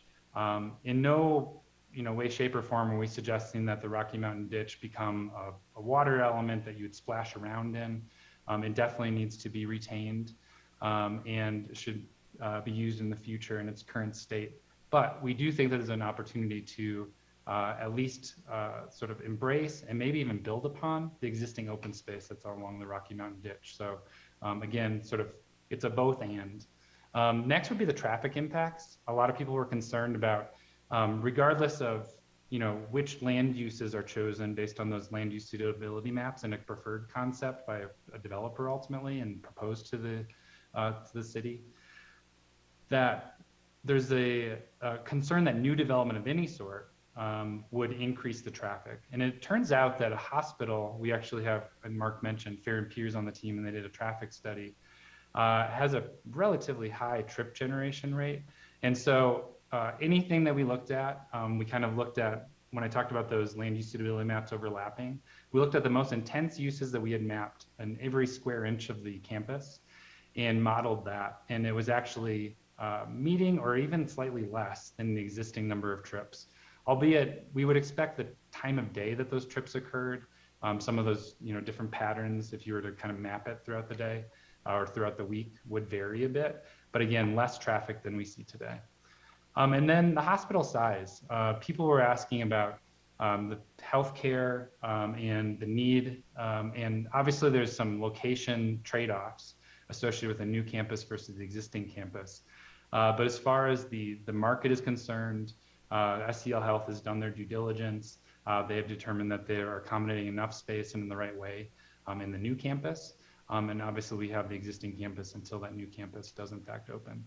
And then finally, there were some questions around the merger with Intermountain.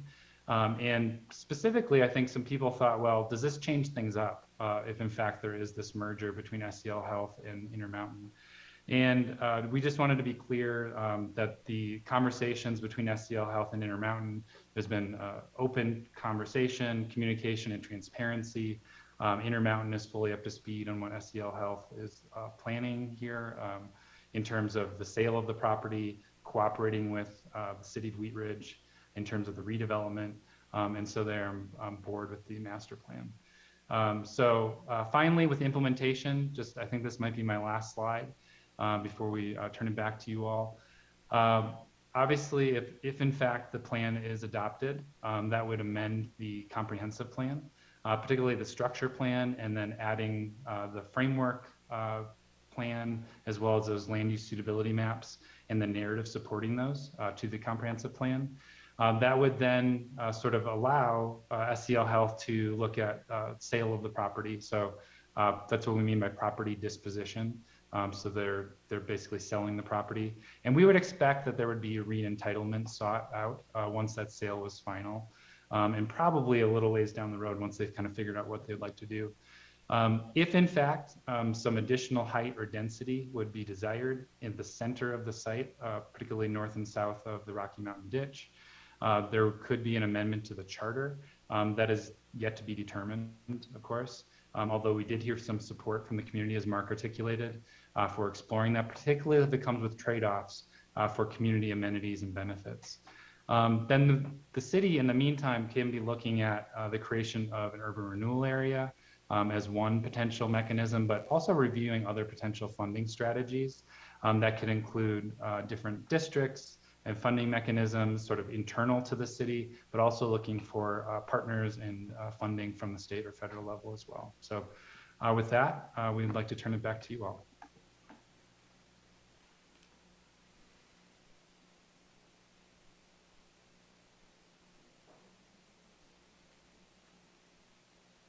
Mark, is that going back to you, I believe? Oh, the end. Oh, okay. So, all right, so that concludes your presentation on this tonight? That does, Mayor. Okay. Thank you very much for that presentation. Before we go into questions from council on the project, I want to open this up for the public's right to speak on this. I have a sign-in sheet that I have in excess of 20 people that are signed up to speak. In accordance with the council rules on public hearings, I'm going to limit speakers' time to 3 minutes each, similar to our opening public's right to speak. When I call your name, if you would please come to the podium, give us your first name and your last name. If you would please spell your last name and give us your address. The clerk will start the green button at that time, and you will have 3 minutes to speak. Thank you. Okay, so we got the lights up. So our first speaker is Zoriana Morozevich, and Elise Brown is on deck.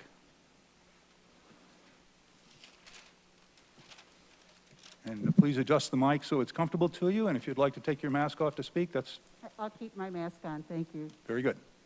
My name is Zoriana Morozevich, M-O-R-O-Z-E-W-Y-C-H, 3651 Ward Road, and I'm giving my 3 minutes to Carol Matthews.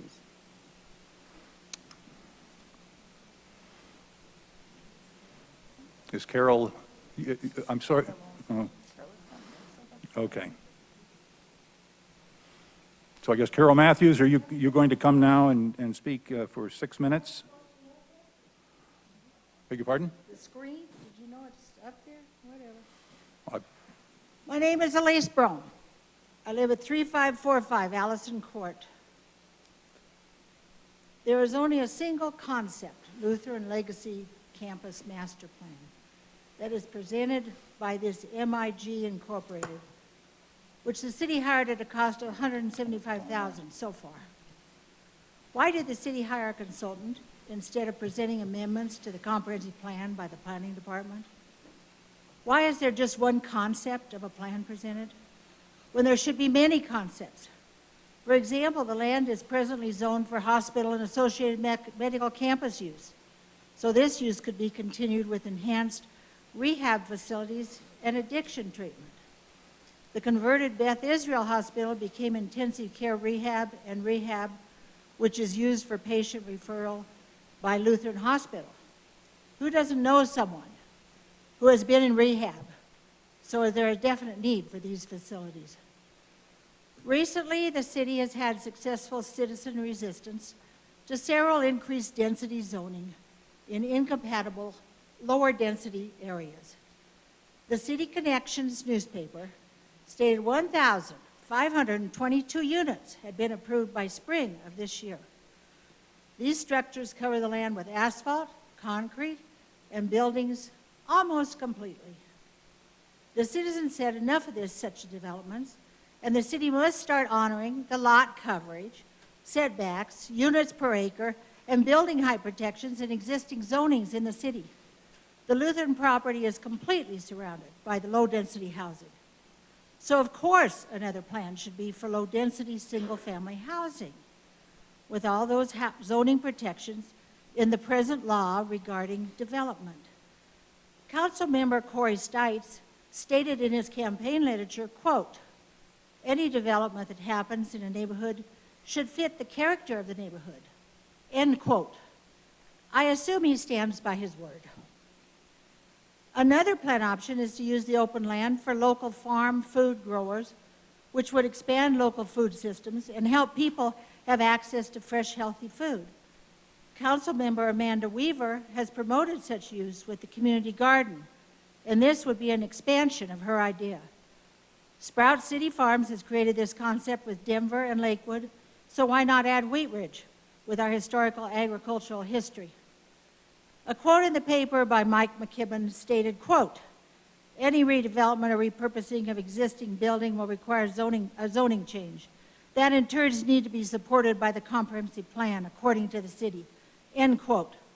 The City Connections paper says, quote, "The master plan will help to establish long-range vision and will guide how the property will be used in the future."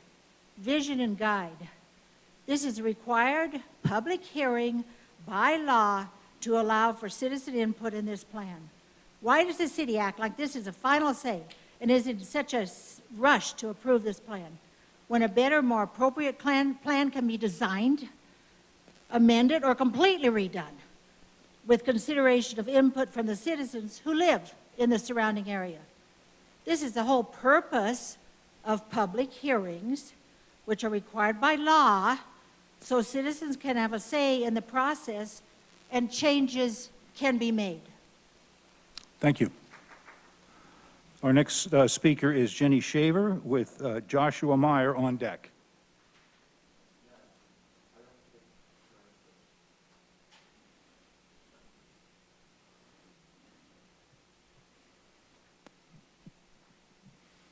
Can you guys hear me okay? All right, I'm Jenny Shaver, SHAVER, 8835 West 32nd. I wanted to start by saying I was on one of the committees, the groups for it, and I really enjoyed this. I enjoyed working with Mark and the whole team on kind of collaborating with neighborhoods, and I really looked forward to the meetings and kind of relating to our neighborhood, what's going on. And I live just a couple of blocks west of the property. So I'm a Wheat Ridge native. I love it here. That's why I chose to buy my house here and stay here. What I would like to say is on those Zoom calls, on the Zoom piece that I was on, majority of the meeting, the people wanted single-family homes, lots, things that would match the neighborhood feel. That was something that was echoed quite a bit. There were some that wanted the higher density, but I would say the majority wanted the lower density homes. This plan that they presented has a huge amount of high density right in the middle. There was a lot of great ideas offered, things like little water parks, small parks in between subdivision areas. I was kind of shocked when the final plan had that much high density housing. That's not what we were talking about. Residents to the east, west, and north really weren't informed. They talk about the connections. Well, some people read the connections, some don't. They say they posted flyers at the rec center and the senior center. Well, it's COVID. A lot of people at the time weren't going out. And a lot of our folks that are seniors don't use the internet. I'll be honest, they don't. They're not on Wheatridge, whatsupwheatridge.com. They didn't even know about what's going on. I know this because my husband and I walked the 2 blocks west of the property. No one really knew what was going on. They thought there was a second hospital being built. Some people thought it was going to be all Section 8 housing. I was like, no, no, no. You know, there was just all this confusion. No one had a clue what was happening. So I asked twice on our Zoom meetings, please, can you guys mail some sort of just flyer, mailer? Told me, no way, we can't do that. Well, I asked why. Well, this is a citywide initiative. It's involving the whole city. Okay, I get it. You're moving the hospital out west. However, this involves a lot of people. Why wouldn't you just mail a postcard to the people that are neighbors to let them know what's going on, where to speak up, where to reach out? Whether my opinion varies from theirs doesn't matter. Just give them that chance. People didn't know. As far as the specifics of the Blue House, you know, I'm glad that they kept the point about having history. My grandmother was a nurse and lived in the Blue House, so it's a lot of history personally for our family. But I think just keeping the history of our city is important. If we get rid of everything, then what's the point? We have no history of what our Carnation City is and what we're about. Traffic, I spoke to that earlier, but on 32nd, traffic is a huge mess. I do think it'd be a problem. If you have a max of 2,100 units, they talked about at one point, that's 4,200 cars. Now, that's the worst case scenario, they say, but anything's possible. This doesn't delineate what that would be.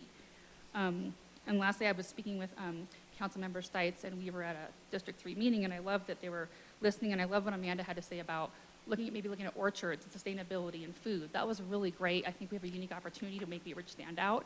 I thank you for your time tonight. I respectfully ask you oppose this plan, and I would hope that more citizens can be engaged further in Districts 2 and 3. Thank you. Thank you. Our next speaker is Joshua Meyer and George Pond on deck. Greetings. As I start off tonight, I just want everybody to know up here and out here, I have utmost respect for the officials here, the process, the entire process in the city here. With that said, I would hope that each one of your minds aren't already made up about this issue. I'm hoping that this isn't a foregone conclusion in your mind already, and that this is an exercise in futility to even go through this process here. All right? I really hope that this is still open in your minds. I had the privilege, the opportunity to attend the planning session for this that was passed previous step to this. Those folks, unfortunately, weren't very listening towards everybody here. In fact, I believe her name is Disney, Christine Disney. She referred to Wheatridge as the donut hole of the metro area. She said it in a negative way. I almost took umbrage to that. Very high offense, because basically she's saying, well, we're just, not a part of the metro area. We're, this hole in the middle. So she wants, and I hope that you're different-minded, this homogeneous, everything looks the same in the metro area feel. Wheatridge stands out. I don't view it as a donut hole. I view it as an oasis, something different than everywhere else. I have the privilege to drive around the metro area. I see all kinds of different neighborhoods. You got your Northfield, you got this, you got that, and even the newest developments. It's all this high-density stuff. I'm not opposed to this plan. I think it's actually great that Mark back here is listening. I think it's great. I like the low density, the middle density, but that high density, man, I'm telling you, that does not fit with the character of the neighborhood, and there's already enough housing here in Wheatridge, if I may be so bold. We got the neighborhood that they're building up on Ward Road. Right on my way to work every day, I see how tight that is in there. That's unbelievable. So there is the affordable options already available, and they're building further up there. Still some other options. There's also all these apartments and other townhomes and what have you, still have signs up saying now leasing. What I'm trying to say is there's ample opportunities still for housing around Wheatridge. And I know that Councilwoman Weaver, if I may address you specifically, you've been talked about a lot tonight. You're called an independent thinker, appreciation for history, one who listens. Well, I'm in your district. Please listen to me, all right? Whatever you decide this evening, unfortunately or fortunately, at some point in the future is ultimately going to affect your business, because you have 5 Bridges Farms, you have all this beautiful land, you have all this sustainability. At some point in the future, who's not to say that somebody's going to be standing up here saying, you know what, Amanda Weaver had a great concept there, it's great, but you know what, we need more affordable housing. And so let's take down her farm and let's put in some more housing. I would hate for that to happen to you. But your decision here sets a precedent for that, and I'd hate for that to happen. So please listen to us if you can. Thank you. Our next speaker is George Pond, and Kim and Fred Linton after that, on deck. Thank you. George Pond, P-O-N-D, 1 Rangeview Drive. First, I just want to thank staff and everyone who participated. I want to thank SCL actually for coming forward and bringing it to the city and allowing this process to take place. They didn't have to do that.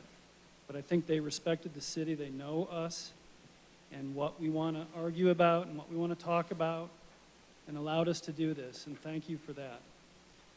This has been a complete and open process with a lot of stakeholders, meetings and gatherings, probably the most on record. I'm pretty sure if you look at that data, the 1,200 people, I don't think we've ever hit that. Many of you may think it wasn't enough. Many of you may think you weren't contacted. I'm sorry, but I'm sure that this is as robust as it's ever been. And it's a great plan. Hold on. It's not a plan. It's a framework. We've only said that 10 times tonight. This is not the end of this. There'll be more discussions. There'll be more times to talk about this. There's more entitlements to gain, more arguments to be had. That's fine. Let's do that. Let's approve this framework because it's a good framework. I think the thing that I like the most is the simple 3 things that are in this plan. The flexible mixed-use center. Most importantly, perhaps for everyone, the buffers and transitions on the edge. And the integration of existing assets, being smart about this. That's it. That's this framework. That's smart, it's timely, and it makes sense. And oh, by the way, it's thoughtful of history, it's thoughtful of context, and it's thoughtful of the present and the future. You can argue that if you want. I believe that strongly. I hope you do too. And let me just say, we don't have enough housing. And I get to be up here selfishly and say, I'm here for my future. Because I can't live forever in my ridiculously large house that's ridiculously expensive. But I don't want to leave this community. Where am I going to go? What housing is going to be available for me when I decide that I want to transition and let someone else have the opportunity to live in the beautiful neighborhood that I live in right now? How am I going to step aside and let that happen? I'm not. There is not this product and these places. Please, adopt this framework. And then let's continue to have dialogue and discussion. Let's continue to let staff do a great job, and let's continue to have partners like SCL and developers who haven't even come forward yet. And let's let them show us what they want to do, and let's discuss it then. Thank you. Thank you. Our next speaker is Kim and Fred Linton and Dave Curtis on deck. Fred Linton, Linton, 8855 West 32nd Place. I live 2 blocks west of Lutheran Hospital. I have 2 things. One, I would like the council to recommend moving this plan forward without the high-density housing. And second, I have a question of SCL Health. They own approximately 75 shares of the Egg Ditch water that goes to irrigate their property, and I would like to know what they're going to do with that. Thank you. Thank you.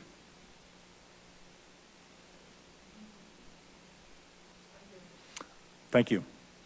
Then our next speaker is Dave Curtis and David Land on deck.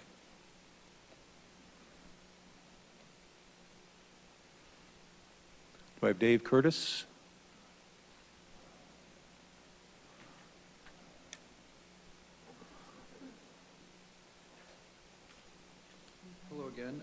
David Land, last name Land. I'm at 8730 West 34th Avenue. My family and I moved into the neighborhood there, just one house away from the edge of the Lutheran property 20 years ago. It's always been a great neighbor. My kids have wrecked on their skateboards and gone to the emergency room for Band-Aids, and we're going to miss the hospital. We like it there. It's been a great neighbor. Some of our neighbors hated the hospital when we first moved in, and they just wanted something else to happen there. And we were always kind of wondering about that. It's been a great asset, honestly.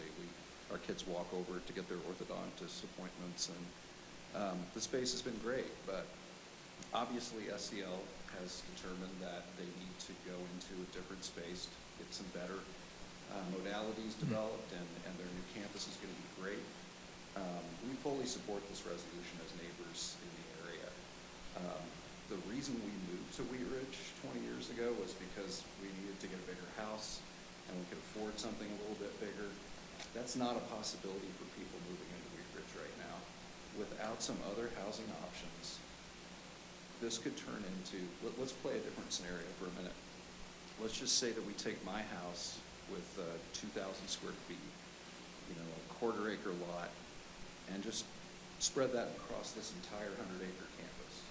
Then what we would have is a campus of housing for millionaires. And really what we need is housing for the people like myself 20 years ago moving into the neighborhood. And what that looks like now is not the house I lived in. It looks like a townhome.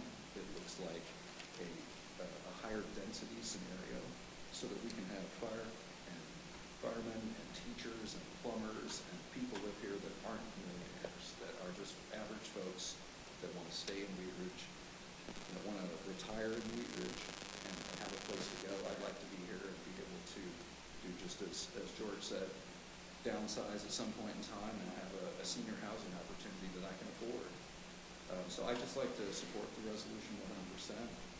The idea of high density shouldn't be something that scares us. It should be something that gets us excited about enabling diversity in our community and allowing families and people who need this kind of housing to be here.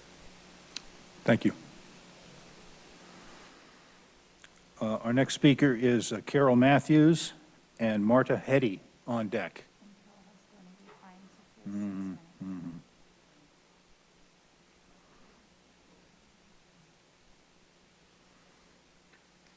I'm going to ask the clerk to put 6 minutes on the clock because Zoriana Morozevich donated her 3 minutes to you. Carol Matthews, 3851 Hoyt, Wheat Ridge. Friends and neighbors of Wheat Ridge. Wheat Ridge City Hall has put Wheat Ridge up for sale on the developer's market. They're not just selling our land, they are selling our freedom, our property rights, and our personal rights. Government should be of the people, for the people, and by the people. Many of our city council candidates' campaigns are being paid for by developers, giving them campaign advantages unmatched by independent candidates. What do the developers expect in return from the people who are making the decisions for our city? 72% of the citizens of Wheat Ridge from the Neighborhood Revitalization Study said no high-density housing in our neighborhood. Lutheran campus is in the heart of our neighborhood. At the moment that we allow City Council to pass the multi-use zoning change for Lutheran campus, the sky is the limit for the developer. There are no rights for surrounding homeowners or property owners, only the prospect of increased taxes and fees for property within a 5-mile radius to pay for necessary infrastructure and improvements to accommodate the developer's plan. We have witnessed this at the corners and at Clear Creek Crossing. Have we seen the things they promised us? These are the same pictures we're looking at. We're seeing high-density housing and profits for the developers. We see an overpass and high-density housing. consultants running this project have promised this, that the plan would be offer public amenities to citizens of Wheat Ridge. The plan may house 5,000 people or more residents. They have said there must be high density for these amenities to be possible. How many people can occupy a park? 5,000 people could easily mean 10,000 cars, bearing permanent placeholders. In the hospital, cars come and go. The same parking place is used over and over again. In high-density housing, the car stays. It's permanent. How many people can occupy a park? How many people walk in a park? How many people? Where will they park? Can we walk or bicycle down neighborhood streets lined on both sides with parked cars? 5,000 more people adding to already long lines in our grocery stores and our businesses? Will they increase retail sales in Wheat Ridge, or will they shop online? Some or somewhere else. Will we need a new rec center to house 5,000 at our expense? Will 10,000 more cars and more traffic signals help the traffic on 38th and 32nd, or decrease the traffic jams presented on Kipling and Wadsworth right now? Don't try to drive on any of these from 2 o'clock in the afternoon. When SCL came to the citizens of Wheat Ridge to block UC Health from building a Clear Creek crossing, they promised that Lutheran campus would not be affected. If we do not allow a zone change on the major part of the campus, we might attract a medical development that would be a real benefit to the entire area. It could provide additional jobs and not disrupt the surrounding neighbors. The open space remaining at Lutheran Hospital has been a welcome natural amenity to Wheat Ridge community for over 100 years. We do not need high rises or city parks. We need breathing room and quality neighborhoods for families to flourish now and in the future. This is what makes Wheat Ridge desirable and unique. Stand up, Wheat Ridge citizens. Take Wheat Ridge off the developer's market. Do not be fooled by false promises again. Demand quality, not quantity development. Save our neighborhoods and our quality of life. Keep Wheat Ridge 9 square miles for families and not for developers. Thank you. Thank you. Our next speaker is Marta Hetty and Bob Brazel on deck.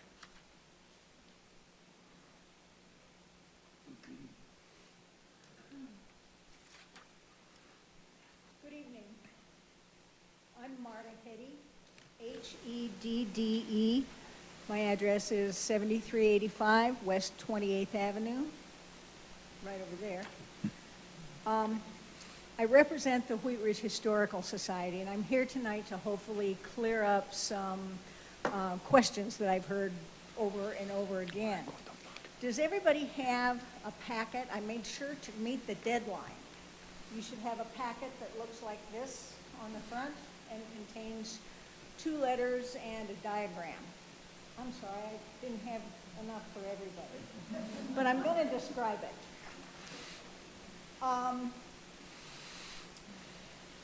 The last few meetings that I've attended, at least one person has said, well, none of these buildings have been recognized on any historical platforms. Why is that? Well, I don't know why that is, but I'm here to tell you that application has been made. Page 2 of this packet is a letter from History Colorado saying that, yes, the Blue House does qualify to be included or to have an application submitted to Washington, D.C. for inclusion on the National Registry, okay? Once National Registry is granted, state follows along. And it says in the municipal code of Wheat Ridge that if those 2 designations happen, automatic landmark is granted. Okay? So that's the first letter. It qualifies on two different fronts. One, it was the Blue House was a medical research center, of course, for TB. And also, it qualifies architecturally because it's a beautiful example of Queen Anne architecture. Okay? The second letter is from the Jefferson County Historical Commission, and I think they were doing cartwheels when they wrote it because it is so exuberant.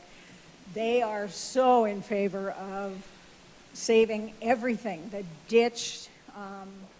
There's lots and lots of detail about all other historical buildings, not just the Blue House and the tent and the chapel. Okay? The last page kind of is our dream. We got to looking at a Google map, and the Google map is represented there on the last page. It's an aerial view, and we started thinking, boy, that looks like a park. And if it looks like a park and it quacks like a park, I would say, please, make it a park. Think of the possibilities of a park, a cultural center. People could come and go to events and then walk right next door to a restaurant and have dinner, or maybe do some shopping. It would blend in so well. Okay? That's all I have to say. Thank you. Thank you. Our next speaker is Bob Brazel, and we have Lucille Ray on deck.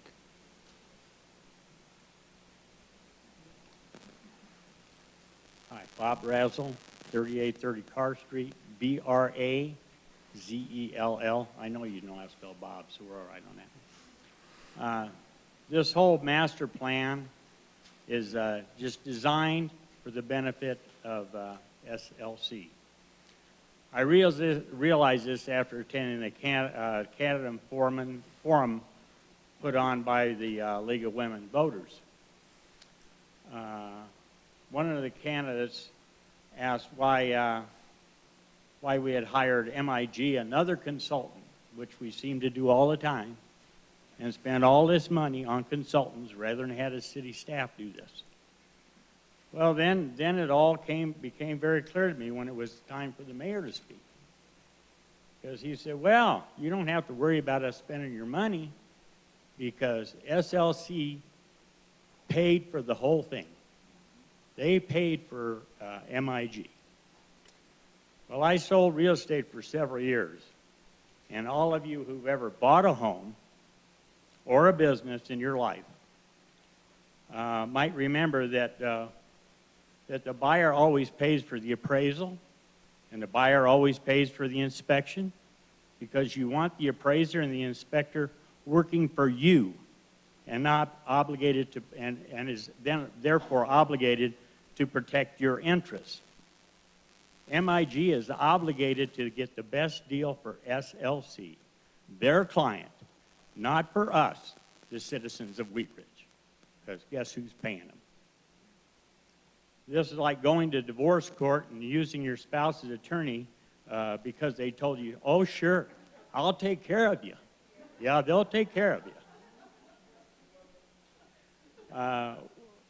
Why would you buy new land to build a new hospital when you already own 100 acres?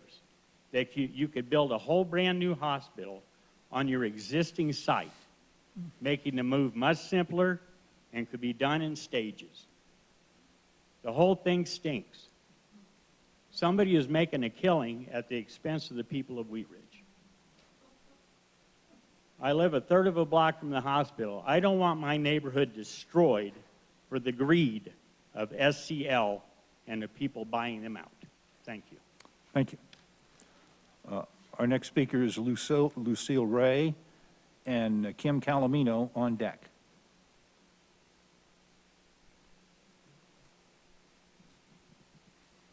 Good evening. My name is Lucille Ray, and I live at 3230 Balsam Street in Wheat Ridge. My last name is R-A-Y. My first name is L-U-C-I-L-L-E. I was one of the people that weren't informed about the situation. And it made me very upset to see some of the developers that had some of the plans, because I was not informed about the process. And so I am here to tell you that since I have seen some of the development plan, this specific plan, I am against it. I am very much against high-density housing. I'm against low-density housing. I'm against middle-density housing, because I don't know what that means to the developer. And I feel really like I am being held hostage to what the developer decides that is going to mean. And I have a problem with that, a big problem. I've lived in Wheat Ridge for 50 years. My husband and I have raised our children here. It is a family community, and I feel like this is just changing everything to the extreme and not for the benefit of the community of Wheat Ridge. I see it already changing, so many different high-rises, and I'm just very, if I wanted that kind of a community to live in, I would have stayed in Denver 50 years ago. I came to Wheat Ridge because of what it is. I realized that SCL has to change some. All of the people around that live around SCL, we have gone through changes for SCL. They put Lutheran Parkway in through the neighborhood. We know that some changes have to be done. This is too much, and I really would appreciate it if you did not pass this and at least consider more study with maybe other people that can study it better and give us more insight of what can be. I would like to see all of the zoning remained as medical until that is done and not jump into this. I just think this is too much, and I think it's a bad thing for the community of Wheat Ridge. And like I say, I'm not against more medical. I think medical office buildings, medical research, so many things that we could really help the community in the medical process. We knew that was there when we bought our home 50 years ago, and we were willing to do that. I am not willing to settle for this in my community. So I appreciate your help. Thank you. Thank you. Our next speaker is Kim Calamino, and Sandy Nance on deck. Thank you. Kim Calamino, Calomino, 4070 Dover Street. Thanks again for the opportunity. I've lived about 2.5 blocks from the Lutheran campus for 25 years now, and I have enjoyed its presence in our community. But I appreciate their decision to move for reasons that are probably well beyond my understanding, and I appreciate the opportunity the community has to consider carefully what we do with the last, really the last piece of land to craft something for our community. I support the adoption of the Lutheran Legacy Campus Master Plan as an amendment to our comprehensive plan. I would like to say I think you all made a great choice in selecting the well-respected consulting firm, MIG Inc., and I think they and city staff have done a terrific job of leading the community in a robust and important conversation of gathering and responding to extensive public input through an iterative process of broad outreach, review, and response, an iterative process of which I was pleased to participate in. I believe what is proposed is an excellent representation of the community's vision and will provide the right framework and guardrails for the site's future development, while also advancing Wheat Ridge as a welcoming, inclusive, and diverse community with amenities for all. I had the opportunity to serve on the steering committee, and I thank my councilperson, Rachel Hulteen, for asking me to serve, along with a lot of other great community members who live in the area, have vast knowledge of the community, and listened carefully to the neighbors that we all spoke to and to the various focus groups who provided their feedback. So that the idea that there wasn't robust outreach, I think, is ill-founded. I do want to share 3 specific points that the steering committee, on which I was pleased to serve, discussed repeatedly and heard from the community. I think these are well addressed in the plan, but I want to provide emphasis. 1, let's not cannibalize the retail and entertainment synergy we've created on 38th Avenue. We've worked long and hard on that. We have more work to do, but we've had great progress, and let's create something that builds on that, not cannibalizes it. 2, let's always hear and attend to the concerns, some of which you've heard tonight, of the adjacent neighborhoods, whether that is making sure there is appropriate transition and buffering by type of use along the perimeter, or solving the traffic issues, well known in my neighborhood, that exist now and will surely grow as a plague upon the neighbors to the north with traffic incursions caused by changes of use. And 3, do not lose focus on the whole with a focus on the site. This is a 20-year plan, and probably none of us, nor you, nor me, will be here to see it through in a fully engaged manner. So I ask that these 3 points of concern be brought forward in some way to sort of be top of mind to the folks who are dealing with this as you go forward.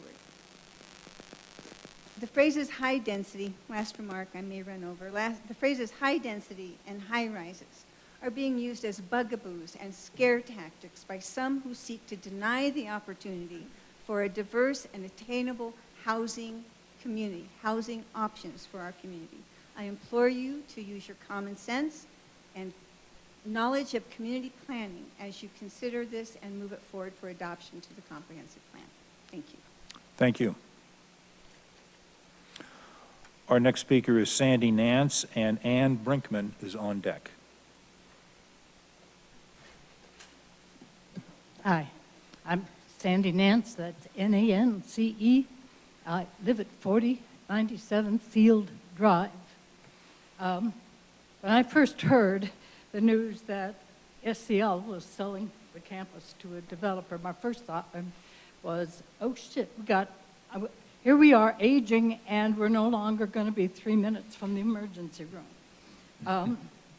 Second thought was concern over the beautiful chapel and the Blue House.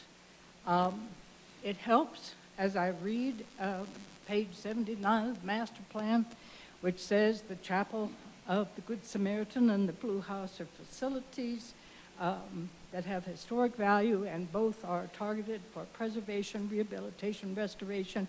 But then it goes on to say, assuming that other adjacent development can offset the reduced return on the investment. In other words, we will save those 2 buildings if we make enough money on everything else. It's kind of like holding, hostage for high density.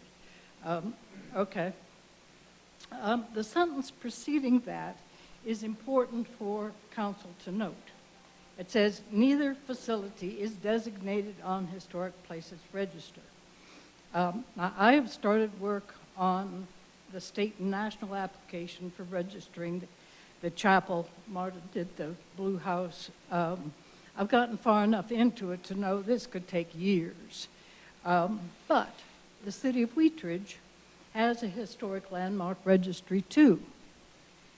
Article 9 of the municipal code is kind of vague on how you make an application to the city, the city's community development department to schedule a public hearing on a public historic designation. Can a private citizen make that application?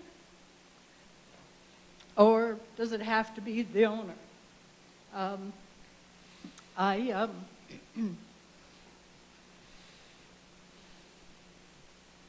I think that SCL could make themselves a lot of friends. Where'd it go? There he is. SCL could make themselves a lot of friends in Wheatridge if they would make the application to put the Blue House and the chapel on the city's historic landmark register.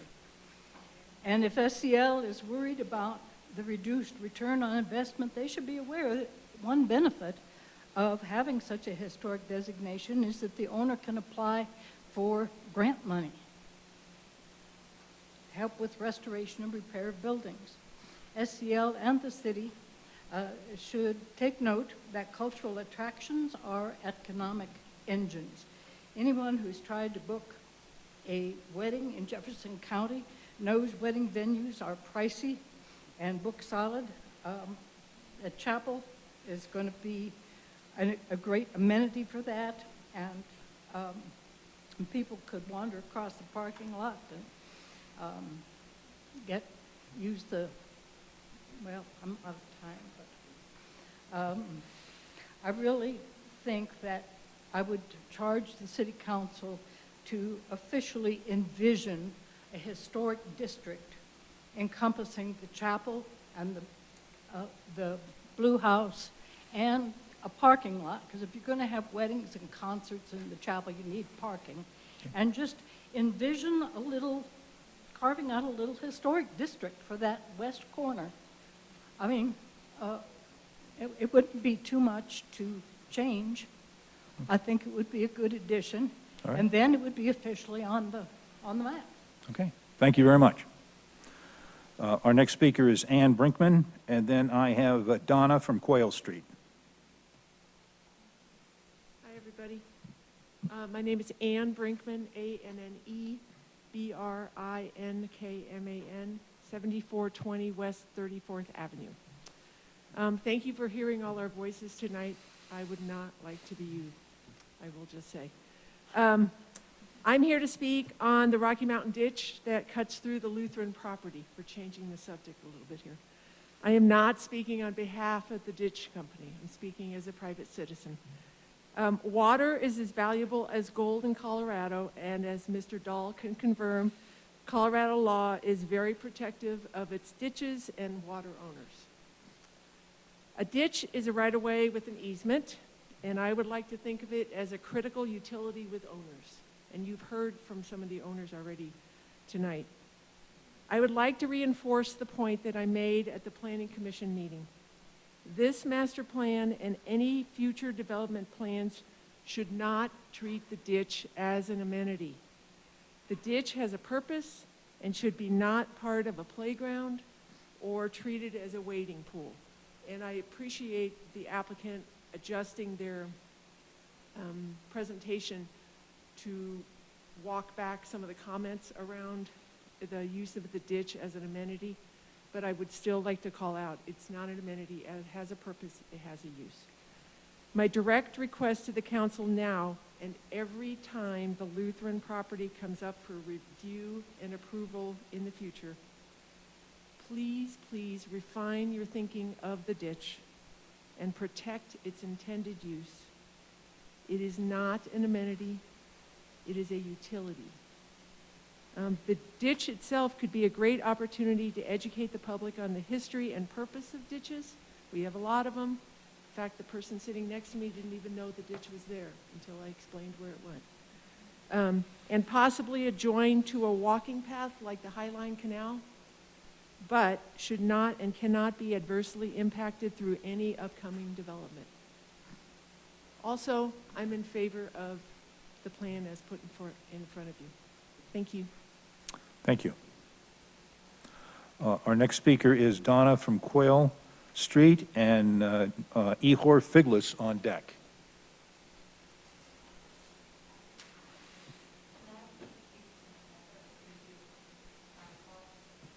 I'm sorry, I'm sorry, I can't understand.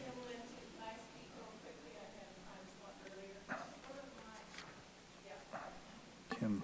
Oh, Kim Lincoln, her husband's Fred. Hi. Oh. I was on with Fred Linton. Okay. I just wanted to point out real quickly that there are two ditches involved. There's Ag Ditch and Rocky Mountain Ditch. And the water rights go back to the 1880s. It's not something where we have the rights to just go in and willy-nilly move the ditch around as we see fit. We have to work with the ditch owners. And the what my husband was talking about, which is the water that Lutheran owns to irrigate the property, is from Ag Ditch. It's a different ditch. So I just wanted to clarify that for people in the room. And I also wanted to say thank you to the developers. I'm glad we hired people, consultants, to get some ideas for this framework. It's not a done deal. We have to listen to whoever buys the property to really get things going. So I'm okay with moving forward with what's been planned. And I'm not a real fan of high density, but I understand we need housing for people. But so work on the traffic, and that's to be determined. Thank you. Okay, thank you very much. Yes. Okay, now I have, pardon me, I have Donna, I believe, from Quayle Street. I'm sorry, I can't pronounce your last name. I can't read it. Is there a Donna from 3575 Quayle Street here?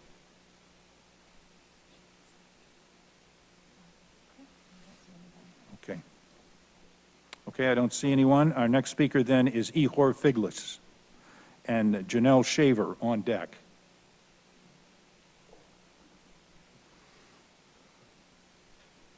Good evening. My name is Ihor Figlis, F-I-G-L-U-S. I live at 9775 West 36th Avenue. And I think one of the important thing here that's being glossed over tonight is the acquisition of SCL by Intermountain Health Care Systems. I don't know how many of you have looked into this, looked up Intermountain Health Care. This, I think, represents an exciting opportunity for Wheat Ridge. And one of the things on the master plan, the current master plan, is not just the hospital zoning for this area, but it's also designated as an employee center. We have the current hospital moving out to Clear Creek Crossing. Those employees are going to go over there. So I think this represents an opportunity to create additional good, high-paying jobs in Wheat Ridge, which is a much more sustainable plan for the long term.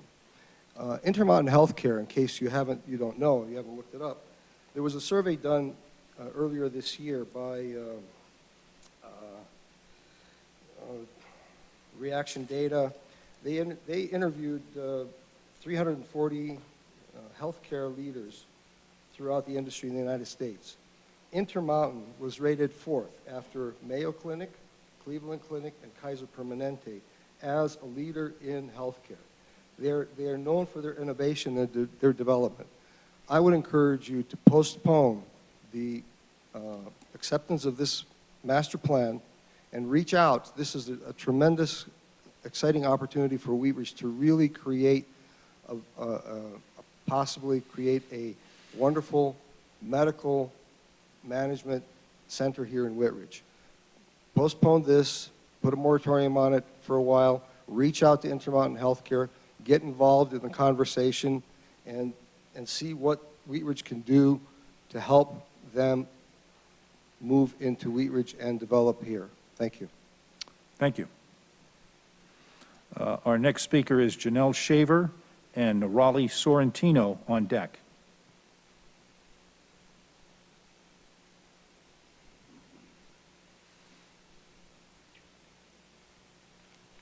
Mr. Mayor, Walt Bowden is in the audience, and he arrived late, and he didn't get a chance to speak up. I will take any other speakers who want to speak. He would like to donate his 3 minutes to me. Is he here tonight? Can you come to the podium, please?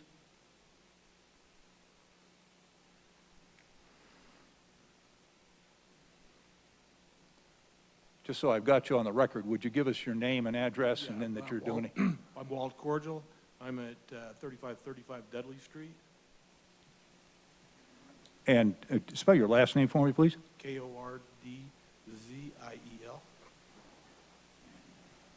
And you're donating your time to Ms. Shaver. Thank you so much. So if the clerk would please put 6 minutes on the clock for Ms. Shaver. Janelle Shaver, 8890 West 35th Avenue. It's S-H-A-V-E-R. I would really encourage you to either reject or postpone approval of this plan, for the comprehensive plan, for a number of reasons. One of them is, I'm going to point out some flaws. This public process, it was not a robust public process. To just put it on the city website and a couple of social media places and call it good. Do you know how many people don't even know that What's Up Wheat Ridge exists? And how many people don't look at the city website? Focus groups, God bless them, they serve a purpose, but what about the neighborhood?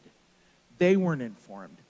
The fourth meeting of public meetings, there was something like 120 people came, but by then, the plan had already been decided and they weren't allowed to put any input.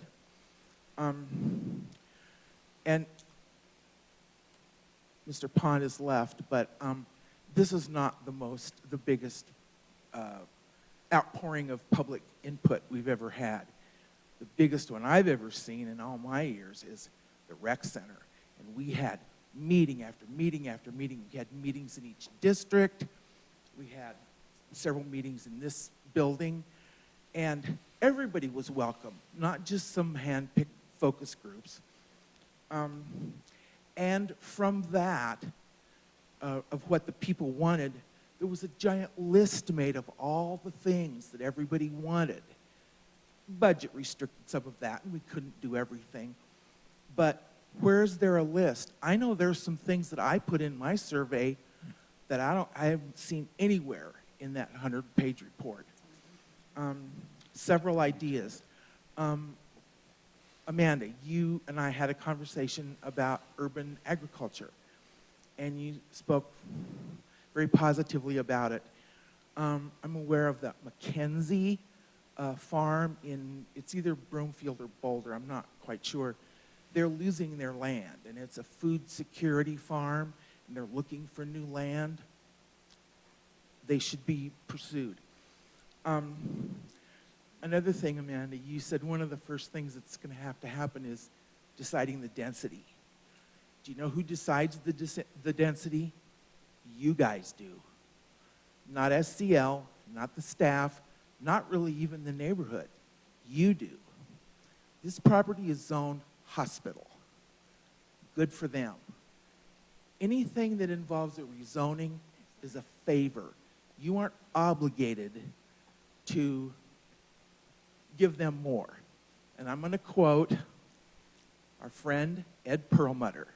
I learned at a workshop years ago when I was in council from Ed Perlmutter. He said, it's not the job of government to guarantee anybody the highest and best use of their land. So they have property zoned hospital, knock yourself out.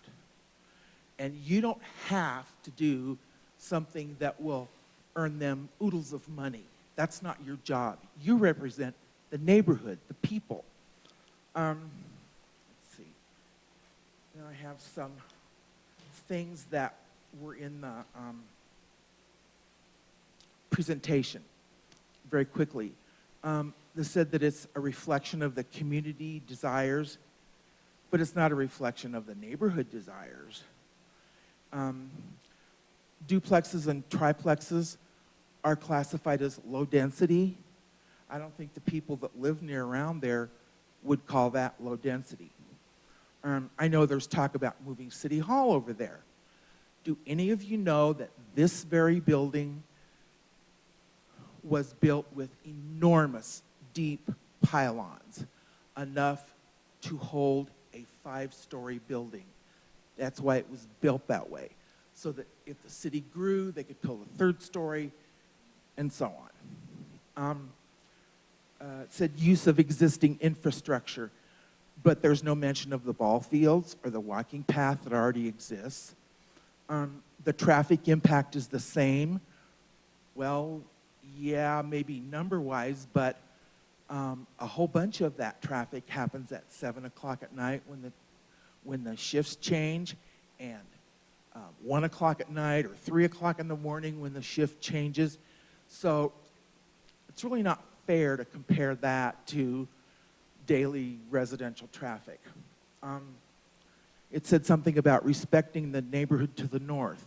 What about the neighborhood to the west and the east? They responded to the Rocky Mountain ditch, but they didn't respond to the people from the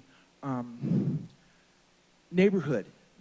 The people at the Planning Commission, not one single person that was there or called in was in favor of this. And God bless Janet Leo, she was the only one that had the guts to vote against it. I suggested horse property. The original NRS study wanted us to honor our agricultural roots. When was the last time you zoned for a horse property? Never. You always promise the commercial, but what gets built? The housing, and the commercial is left wanting. As far as needing diversified housing, we have the overwhelming majority of recent residential projects have been high density. That and some other things I don't have time for, and I hope that you would at least represent the people who elected you. Thank you. Thank you. Our next speaker is Raleigh Sorrentino.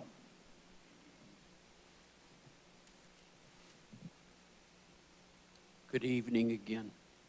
Raleigh, R-O-L-L-Y, Sorrentino, S-O-R-R-E-N-T-I-N-O, 4175 Teller Street, Wheat Ridge. Well, changing the tone a little bit. I'm getting too old. I don't know how many years I got left to come back and harass you guys. But I can remember playing on that property south of Lutheran over 60 years ago. There used to be pheasants out there and skunks and beautiful red-winged blackbirds. I used to deliver papers along 32nd and down Estes to 38th. And I've seen the changes. But what I'd like to say is I have not heard one alternative that I think needs to be considered. Sometimes some people say, well, maybe it's best to do nothing. But I would encourage you to consider not rezoning that property. Keep the zoning the same as it is. And the reason I say that is very simple. The movement to Clear Creek Crossing of the health center is going to be a big thing, but there's not enough room there. If they hadn't divided that property and put up all those apartments, there may have been room for a medical center like they want. But just like DIA, the expansion that's going on there, when they built that and now it's too small, that's what's going to happen at Clear Creek Crossing with this new hospital. There's just simply not enough room there allotted for the new hospital. So they're going to need more facilities, and they're already there at the existing campus. So I encourage you to absolutely consider holding the zoning the same till you see what happens out there. Thank you. Thank you. That's all the speakers I have signed up to speak. If you were not able to sign up and speak, you may do so at this time. If you'll come to the podium, we will let you speak. Please give us your, as with everyone else, first name, last name, and address, and then you'll have 3 minutes.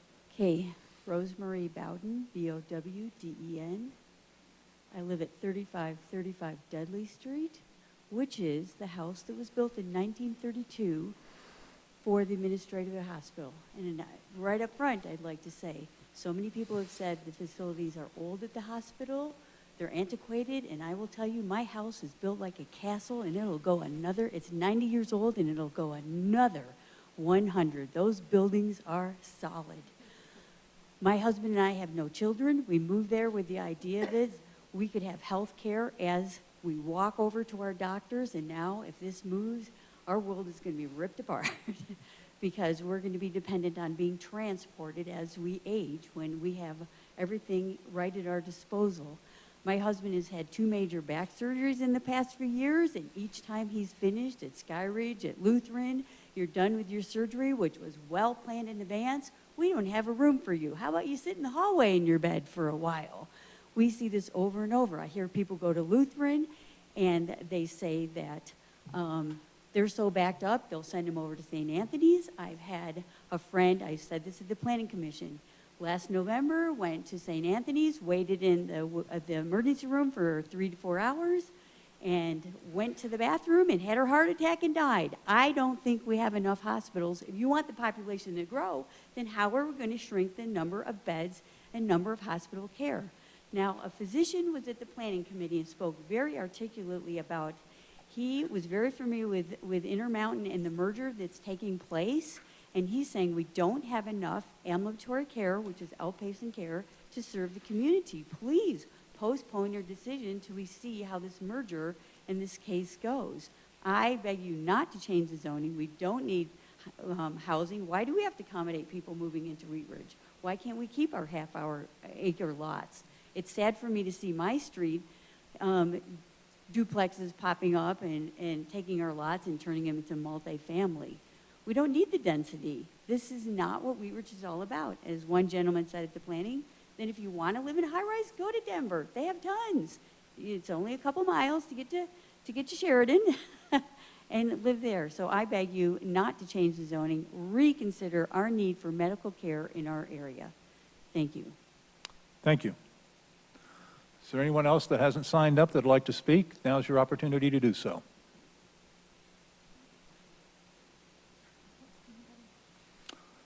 Okay, I'm going to close our public's, oh, do we have anyone online? Excuse me, yes, I'm sorry. I get wrapped up here. Are there speakers online that would like to come in and speak? If there is anyone online, there are 3 people who have raised their hands. The first one is Daniel Finley, and I will now recognize Daniel to speak for 3 minutes. Daniel, can you hear us? Okay, and if you'd please give us your first name and last name, spell your last name, and give us your address. Sure. Daniel Finley, Filay. I live at 3375 Dudley Street with my wife. Just have a few points to hit. You know, I view myself as a very engaged citizen. We moved here a couple of years ago, and obviously the property is directly across the street to the east of us. And I have been trying to kind of suss out what the potential future of that site was. But the way I found out about everything was through a forward from a neighbor that I barely know of an email chain started by other neighbors. So I just wanted to point out that even someone kind of with an extreme vested interest in this only learned of the process by word of mouth. Also wanted to touch base on the buffer concept. Obviously that's a huge feature on all 3 plans, and kind of protecting the perimeter, I think, is logical to everyone in terms of smart development. But there's a huge difference between, I think the slide said, you know, 4 residences up to 12 residences per acre.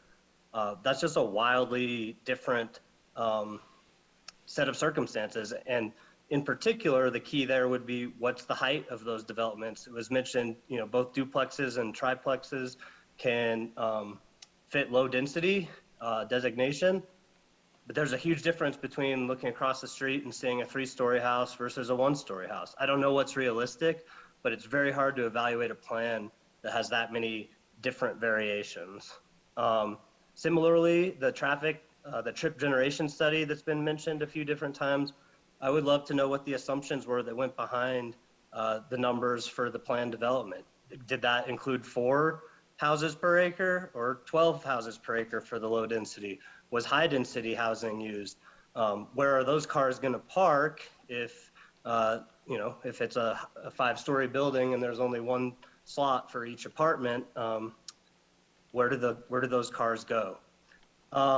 Lastly, I just wanted to put in a plug for safety, sidewalks, setbacks. Obviously, that's a huge piece of smart development, but there are clear safety issues. We watch people walk and bike up Dudley every day. It's a conduit between two busy streets, but there's nothing that like a sidewalk or any sort of room there right now. And adding more cars to that street without some degree of traffic calming. 80 miles per hour cars on this. Yeah, there's some drag no racing. effort has been made to make it safe at baseline. So, sorry, that was my wife. I would love to give him 3 more minutes of my time. Would you like 3 of my time? No, we're good. Thank you. We moved here from Sheridan, where they put up that big apartment building and that other condo there on Sheridan and 29th. And so we've lived through this where they say one thing and the developer puts up, 4 stories with a parking garage at the bottom, and they have all these loopholes. And I know you guys, this is just a comprehensive plan, but I feel like this is the only time when we have actually a voice. And it's not you guys, I think you are trying your best. And I really appreciate that, except the fact that we didn't get a flyer in the mail or notified via the mail, just to let you know that really irritated me, to be frank and honest. But what I really am concerned about is the developers and what kind of buildings are actually going to be there within that range of 4 to 12, which is very, very wide. So, thank you. Thank you. Thank you all. Thank you very much. Okay, do we have an additional caller on the Zoom format? We do. The next person is Julie Stern. Okay, Julie Stern, if you would please join us, unmute yourself and give us your first name, last name, spell your last name, and give us your address. Good evening, Mayor Starker and members of council. This is Julie Stern. My last name is spelled S-T-E-R-N, and I live at 7630 West 48th Ave. I'm speaking tonight to commend the effort led by the City of Wheat Ridge and SCL Health to bring intentionality to the redevelopment of the Lutheran campus, which is really a once-in-a-generation opportunity to reimagine land uses in the heart of our community. Bless you. Thank you. The proposed plan creates a framework that welcomes new uses that will enrich our life as a community. New civic uses in parks, as well as inviting retail and especially a diversity of housing options. I've lived in Wheat Ridge for 6 years, which probably sounds like a short time to many of the speakers in the room, but I'm committed to raising my young family here. And I'm actually participating remotely tonight because I'm expecting my second little Wheat Ridge native any day now. And we keep seeing our other young couples and families in our neighborhood, families that we think are gonna have kids that will be friends with my kids. We keep seeing them move to other communities when it comes time to raise their families. And that's because the housing that they can afford here doesn't support their needs as young families. We need to grow our housing stock to continue to thrive as a community. Adding density where appropriate is a powerful tool to make life in our community more attainable for families like mine. I think the proposed plan is thoughtful in balancing density where appropriate, while still respecting the texture of the adjacent established neighborhoods. As I look forward to my future decades as a Wheat Ridge resident, I'm really excited to see the vision outlined in this plan become a reality. And I urge members of council to vote to adopt the plan tonight. Thank you. Thank you. Do we have additional callers joining us on the Zoom format with their hands raised who would like to speak? Yes, Mr. Mayor. Lindsay Burney just spoke. No, I'm sorry, that was the last speaker. Who's raised the hand? I had I'm sorry, Julie Stern. Lindsay Burney, please Okay. sign in. Lindsay Burney, please join us. If you can unmute and give us your first name, last name, and an address. All right, can you hear me? Yes, ma'am. Perfect. Lindsay Burney, 3880 Garrison Street. Change can be scary. There are a lot of people in this room that I heard tonight that are scared and nervous about what the change to their community could be. But change can also be really exciting. And my family and I are really excited about the possibility of what lies with this redevelopment of the Legacy campus. You know, as a resident of Bel Air, we're a 2-minute drive from the campus, 10-minute walk. And my family looks forward to what's going to be there, how we can walk or bike ride to food safely, the green space, potential retail, and as we talked about, some housing equity to come to this town, which I think is incredibly important to continue to grow some diversity in our community. I believe that this master plan that's been communicated is very thoughtful, and I have really appreciated the opportunity to provide feedback to this, and I have felt like I've been listened to. And I felt like a lot of the community members, even in opposition, I feel like a lot of that's been listened to as well. And I'd like to echo what George said earlier, and remind those in attendance and remind the council that this is a framework. It's not a done deal in development. Just because they said this could be here doesn't mean that that's going to be there. It's there to, the framework is there to guide and create a development plan with the developer. There will be more time to discuss and debate what is built and how it's built. And I think there are a lot of lessons we can learn from our surrounding communities of what not to do. And smart developers understand that. Smart developers know the resistance that Wheat Ridge puts on them when they come to this community. And they're going to be smart about what they put there based on the feedback of our community members. So I ask council for your approval tonight in this master plan, this framework that will allow us to continue our discussions with a future developer about what we want here in Wheat Ridge. Thank you so much for your time. Thank you. Do we have additional speakers or additional citizens online that would like to speak now? I'll ask the clerk. No, sir, I do not see anyone else. Okay, so if anyone else is online that would like to speak now upon this, this matter at agenda item number 2, you may do so now. If you'll raise your hand, we will bring you into the meeting. We'll check one more time. I see no one else. Ms. Mikulak, do you see anyone back there? No one else. Okay, I think we have exhausted the list. Okay, if we've taken care of the folks that joined us online, that's good. We've had a good discussion here in the hall. I'm going to close our public comment, but I want to thank everyone for coming and expressing your opinions and telling council what your preferences are and where we are. So with that, we've been at this, myself and my colleagues, for almost 3 hours. We're going to take a break until the 10 o'clock, and then we'll be back. So we're going to stand in recess. Thank you.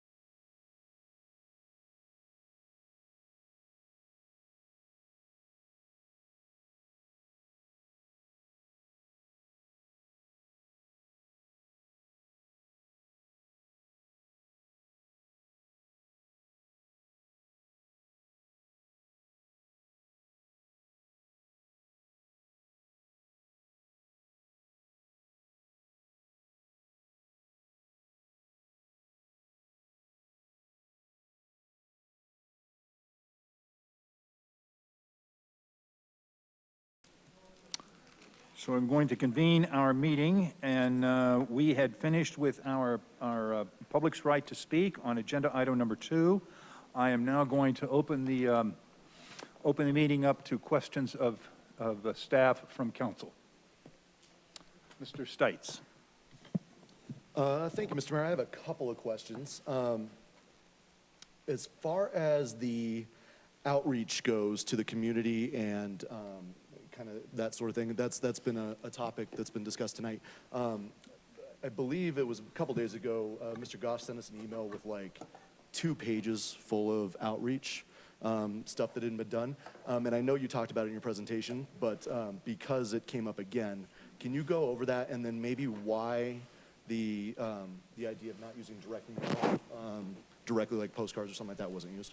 Sure, I can speak to the overall strategy in terms of outreach, all the methods. I might hand it back over to city staff to speak to the decision around mailers specifically, but starting this project in the middle of the pandemic, tail end of the, I'm not sure, tail end, I like to say tail end, an important part in the pandemic, we had been working on different strategies in the communities we work in across the country to make sure that we are hearing as many voices as possible. So we've been about a year into it at this point, and knowing that in-person may be an option, it might not be an option, we wanted to make sure that the strategies we did use accommodated that if and when it was appropriate and safe to do so, but we still wanted to make sure that we could engage as many people as possible. And what we found through the year of practice building up to that point, and what we have found professionally moving forward, is that we've been able to reach more people who typically haven't had their voices heard previously. It's sometimes a single event or a city hall format doesn't cater to how some people would like to provide comment. That's not to say that we shouldn't do that, but that being one of the many different prongs of how we outreach. So focus groups, steering committees, surveys for individual periods, long kind of surveys, meetings online, meetings in person. We tried to build the biggest range possible to make sure we were reaching as many people as possible. And I think the numbers behind it actually support that. But, so as it relates to the mailers in general, I think Lauren spoke to it a little on the front end, but it is, Lutheran impacts the whole city. Obviously impacts us as neighbors, right? Bel Air, everyone around it. But it impacts the whole city, right? So the conversation around it was intended to be held at a citywide level, and I think I might, is that? Yes, so in terms of direct mail, we often try to utilize something that is maybe already going out. So some cities put flyers inside of a utility bill. We don't have that advantage since we're not a full-service city, so we often utilize the connections, in part because we can convey more information, so not just go to a website. We're trying to get more information into households. So we had 3 connections issues mailed to every household and business, 2 where it was inside of the paper, and 1, the May 20th issue, where it was the front page feature. In addition to that, we had it in 7 Mayor's Matters e-newsletter, an email to all board and commission members, 10 emails sent out through the What's Up Wheat Ridge site, 4 press releases, 4 articles in the Neighborhood Gazette, about a dozen or more posts on 3 different social media venues, flyers at City Hall, the Rec Center, Active Adult Center, webpage, front page on the website, the city calendar, and then verbal updates at all planning commission meetings, April through October. Thank you. That's because as it was characterized by some speakers tonight, it was a couple social media posts and an article, but there's, obviously a lot more that went into that. My next question is, and again, some of these I'm more so that the community can hear the answers to these, because there were some of the questions that were asked. Who paid for the consultant? And, well, let me ask that, and then I'll ask the follow-up. Go ahead. Sure, so our invoices as consultant go to the city of Wheat Ridge. Okay. Sure. When this project came to our attention, it was in 2020, so we were in the middle of a conservative COVID budget. We asked SCL to put their sale on hold and to partner with us, and we said we can resource it as staff if you can afford to pay for the plan. We jointly completed a solicitation process, so we had equal parts SCL and city folks selecting which consultant. SCL wrote the check to the city. We have been processing all payments. Why would SCL pay for the process? I'll maybe let them speak to that, if that's appropriate. And if you would give us your name and Name and address. Steve Chung, CHYUNG. I'm the Senior Vice President for Supply Chain and Real Estate for SCL Health. Thank you. I think the city did an excellent job of educating us why this master planning process was a good process to go through. It allowed for the inclusiveness and to hear the multiple voices and get the opinions from different stakeholders, and we thought it was a worthwhile investment to be able to do that. This would allow for a process to take place, another point per se, relative to what would be the ultimate entitlement. So we thought it was a good investment and a good partnership to move this process forward. Thank you. My next question. Mr. Stites, I would just elaborate on what Lauren said. I mean, we really, as a city, didn't have the money. I mean, we had given back, in fact, the money to do the 44th Avenue corridor plan in the COVID kind of budget savings mode. So that said, we managed this process in partnership with SCL as well as the property owner. This was a unique process, but we managed it like we would any other comprehensive planning process in terms of this was going to be a city document that we were going to be presenting to the Planning Commission and City Council for adoption. So, I mean, I feel very confident that we were the stewards of this process like we would have been for any other process that relates to the comprehensive plan, regardless of who was paying the bills. Thank you. My next question, because there's been feedback from several District 3 residents, mostly coming from one person that's sort of an expert in the field that's been speaking at several meetings. But does this plan, if we adopt it tonight, affect the use if SCL or their merger partner decide to keep it as hospital uses or anything like that? Can they go back and just continue to use the property as is, essentially? So the zoning on the property is a planned hospital district, and we are not changing that zoning. What this document will do is inform a decision on any potential future zone change. So if the zoning remains as planned hospital, then medical uses will be allowed sort of in perpetuity. Additionally, there is still a chance that medical uses or research uses could be a part of a redevelopment scenario because office uses are also allowed under potential future zoning. Thank you. My last question, sorry, and I know that I'm monopolizing the floor here. Can you give me two scenarios moving forward if the plan is adopted tonight? What's the timeline for the first, say, rezoning hearing? And I know there was talk in there about some sort of charter amendment. I'd be interested to hear about that as well. And then maybe, because I've been knocking on those doors in those neighborhoods. I was on Zephyr Court yesterday, and they're also concerned about losing their views and having neighbors. When would the first bulldozers, say, start to build a new neighborhood? How long ago is that? I don't have that particular magic 8 ball. So the next step coming out of this would be the sale of the property, right? And then the future owner, and working with the development partner, collaboration with the city, would think through the appropriate uses based on ideally the guidance provided in this document here, and then from there, the rezoning request would come in. After that, it goes through the same approval process y'all do with any rezoning, whether it's for the entire campus, one of the zones identified within the campus, and then from there, pending approval of that would be then the next step. So in terms of timeline, I might defer to Lauren if you have a ballpark on that. So these things will take time. They will take years. So if we had a zone change application come in today, it would probably be at least a year until it made it to a public hearing. The property still needs to go on the market and find the right developer. The purpose of this document is to sort of weed out some of the people who may have interest in this property. We don't have a crystal ball, but I wouldn't expect to have zoning done any sooner than maybe 2 years from now, just knowing how a real estate transaction, how development agreements, and how zone change can take time. The hospital will remain in place at least until 2024. So in terms of construction and bulldozers, it will still be years out. The example that I've given to folks in some of the public meetings is to think about Clear Creek Crossing. Our 2009 comprehensive plan talked about that vision. there were false starts. There were property owners that came and left. There were attempted zone changes that fell through. So it wasn't actually rezoned until 2018. So in that example, it took 9 years. There was a economic and housing market sort of dipped in there. But there are other factors beyond our control. So, you know, is it going to be 2 years or 10 years? It's hard to predict, but it will definitely take a matter of years, not months.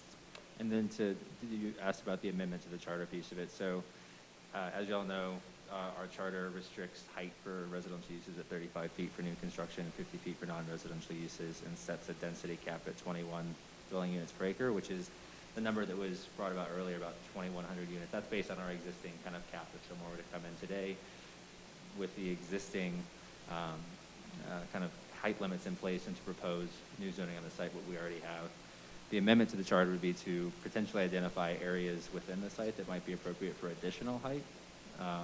And that was in the trade-off section of the presentation. So zones 2 and 3 were where the community said that if those were tied to additional height, or trade-offs were tied to additional height in these areas, they'd be potentially supportive of it.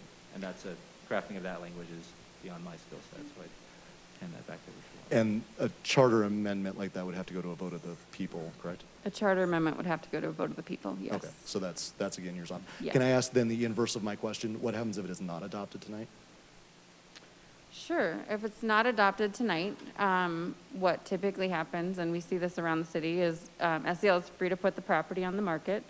An interested developer will come to us and say, what is the city's vision? And we won't have a very good answer, which will make the zone change process very difficult for our decision makers. So we can choose one of multiple routes. We can sort of do this process again and see if there's a different consensus that arises, or we can try to entertain potential development proposals in the absence of kind of a guiding document. Or we just wait until somebody may be interested in developing under the current zoning, which is that medical uses only. So that would leave us at the mercy of the developers, literally. Thank you.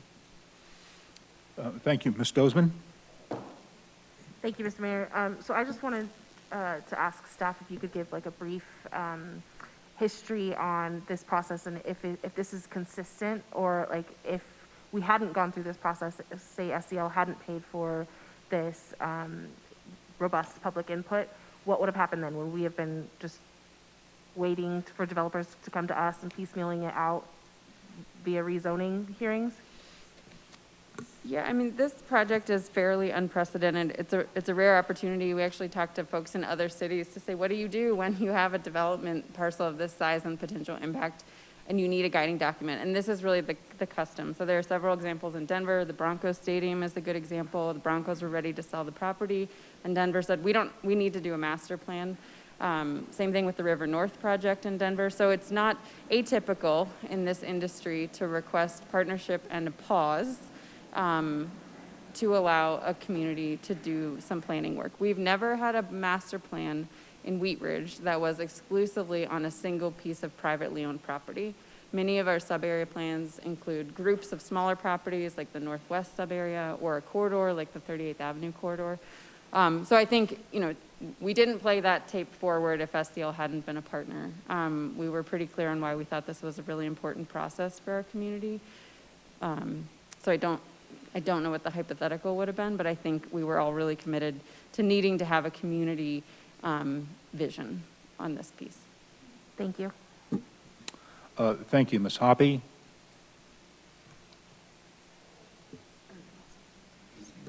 Thank you, Mr. Mayor.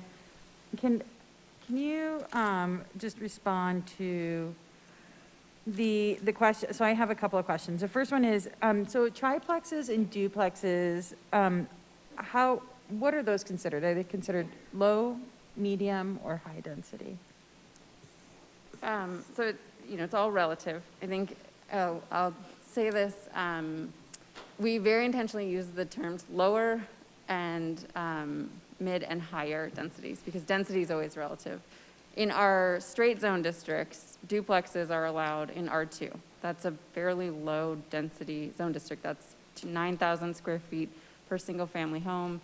It's about 4 to 5 units per acre. So duplexes and Wheat Ridge are typically lower density. Triplexes are starting to edge towards mid density again, when we're looking relative to the city of Wheat Ridge zone districts. In other communities, I think you'd find those are all considered lower density. In Wheat Ridge, the surrounding neighborhood, which is mostly single-family duplex, generally ranges from 4 to maybe 7, 8, 9 DU per acre. So that's what we meant by lower density. Thank you. And then I'd like to ask, Patrick, in the packet, in our memo, there's 3 pages that listed a lot of the stuff that Lauren was talking about on outreach.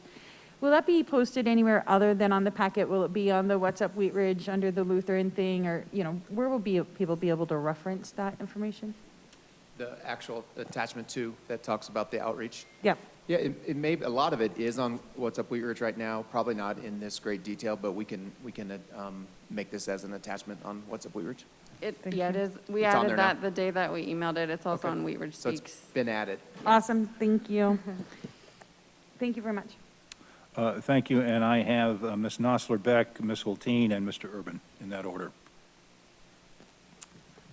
Either Patrick or Ken, can you explain the process of the historical designation that was brought up tonight about the Blue House and the chapel? Is that something that a private citizen can bring forward? So the way our code is written, the private property owner would have to request the local landmark status. So that was a change that was made to the code probably 10 years ago. So it does require the initiation from the ownership to get that local designation. Was that the specific question versus state or federal? National? So in this case, for the Wheat Ridge historical designation, that would have to be SCL Health making that request? Yes, Okay. or whoever a future owner might be. Okay. Thank you. Thank you, Ms. Hulteen. Thank you, Mr. Mayor. I've got a couple of questions. So we've heard from several people tonight in some of the online comments, really interested in what we'd be doing around like open space and green space. And I realize that this is kind of a high-level framework guide, but can somebody speak to how we'll ensure that open space and green space is part of those parcels that would be sold off to developers over time? I realize that there's guidance in there, but what's the process to ensure that the vision for open space and green space, especially in the margins, the low density areas, that would be considered and be part of what those developers would bring to the site? In the spirit of, we'll just keep tag teaming these answers, right? But I'll take a crack at that one. I'd say this is a really exciting opportunity for us, looking at a 100-acre parcel that will likely include, some portions of residential development, maybe significant portions. The way our parkland dedication requirements read, we have the option for a fee in lieu, and as council is aware, that's very often what we take for small infill projects because the amount of actual parkland that we'd get would be not usable, hard to maintain, and the fee in lieu is a benefit of the city because it either helps us buy additional parcels or it helps us improve existing parks, and that's largely how we've used it. But in a case like this, we have a formula based on population that spits out an acreage requirement during the zoning process that they'll be required to dedicate. So I said it's exciting because, we actually anticipate that we will want parkland, right, in various forms and fashions in different locations throughout this development. So this sets the stage for that in terms of identifying locations where it might be appropriate, but that'll be a really important part of any rezoning process, and then ultimately the subdivision platting process is when it's actually dedicated to the city. Thank you. My second question, there has been a lot of reference to the motivations of developers behind this, and I just want to clarify, are there any developers who we're currently talking to or have been involved in this, or has this just been the city, the citizens, and SEL? There have been some developers as part of that focus group that gave kind of that perspective of, what do they think might be an appropriate reuse for this parcel. We tried to have a diverse array of different constituencies that were represented on the stakeholder committee, the kind of that master group, as well as these different focus groups. So there's certainly been a couple of those that have been, one voice as part of this larger process. There's no developers currently looking at this property in any kind of an active way. I mean, that was really the first conversation that we had with SCL. They had engaged a commercial real estate broker to potentially market the property. And that's when we said, I think we maybe take a step back, that it would be difficult for us to have a meaningful conversation with the developer until we had this robust public process. Yeah, building off that real quickly here. So the individuals or the groups that Ken was referring to, those are part of the business community focus group. We had the 3 focus groups. The community-oriented ones were whoever showed interest. We didn't turn anyone away. So if they showed up to the walking tour, if they responded to any of the publications on What's Up Wheat Ridge, we invited them into the group. For the business one, we had representation. It is in the plan document, but from the Chamber of Commerce, Wheat Ridge Business Association, Applewood Business Association, Foothills Regional Housing Authority, City of Urbana's Community and Economic Development, the Fruitdale Lofts developer, so Ellie Hartman was part of that conversation, and then Wanty Partners, who brought the West 38. So they were all part of the same conversation. No one person in any of those focus groups, and to carry that as is you want to have with the focus group. So. Thank you. My last question at this point, having read through the appendices, most good plans, it's the appendices that are actually where the meat is. Can somebody speak a little bit more to the economic modeling that we use? We've heard a lot tonight from people who are expressing, sort of long-term interest and concern around it as an employment basis, and how early in the planning process were things looked at, like, commercial, employment center, retail, retaining hospital use. I just think it would be helpful to maybe speak a little bit to some of the economic models that informed how this kind of housing intense plan has come before us. I can start that off. I normally defer this question to our talented partners over at EPS who aren't with us tonight, but at a high level, the preliminary and baseline analysis looked at kind of current localized trends and then kind of larger macro regional trends in terms of what they're seeing from absorption rates across a couple of different use types, based on the geographic factors of where the campus is in relation to some of our primary, Wadsworth or 44th, or considerations to what new markets might offer as it relates to new retail or new office. So that the numbers, you're right, are long and different and in the appendix, but that was kind of the front end of the consideration for it. And then we did let the community voice in that process also shape consideration around that. There was much more appetite from the community perspective for the retail, the restaurant and dining, and we tried to be very realistic with not only where it's located, but the amount that's probably coming to the site. It's not to say that more couldn't. Jay, would you like to add to that? Well, I forgot my boss is on the line. Yeah, sure. To Mark's point, there was really probably 3 levels that we looked at with the market analysis. So the first was simply sort of doing a market assessment. One of the tricks with that, of course, is we're in a pretty strong housing market cycle, as I think is demonstrated with some of the vacancies around retail and commercial space around Wheat Ridge and in the region, frankly. But this is obviously looking at a 10, 15, 20-year build out. And so tried to be realistic with thinking about different market cycles. So first, that market assessment. Second was what Mark was speaking to, is using the community inputs, looking at the various preliminary alternatives and studying and ensuring that those are in fact market feasible in that 10 to 15-year absorption.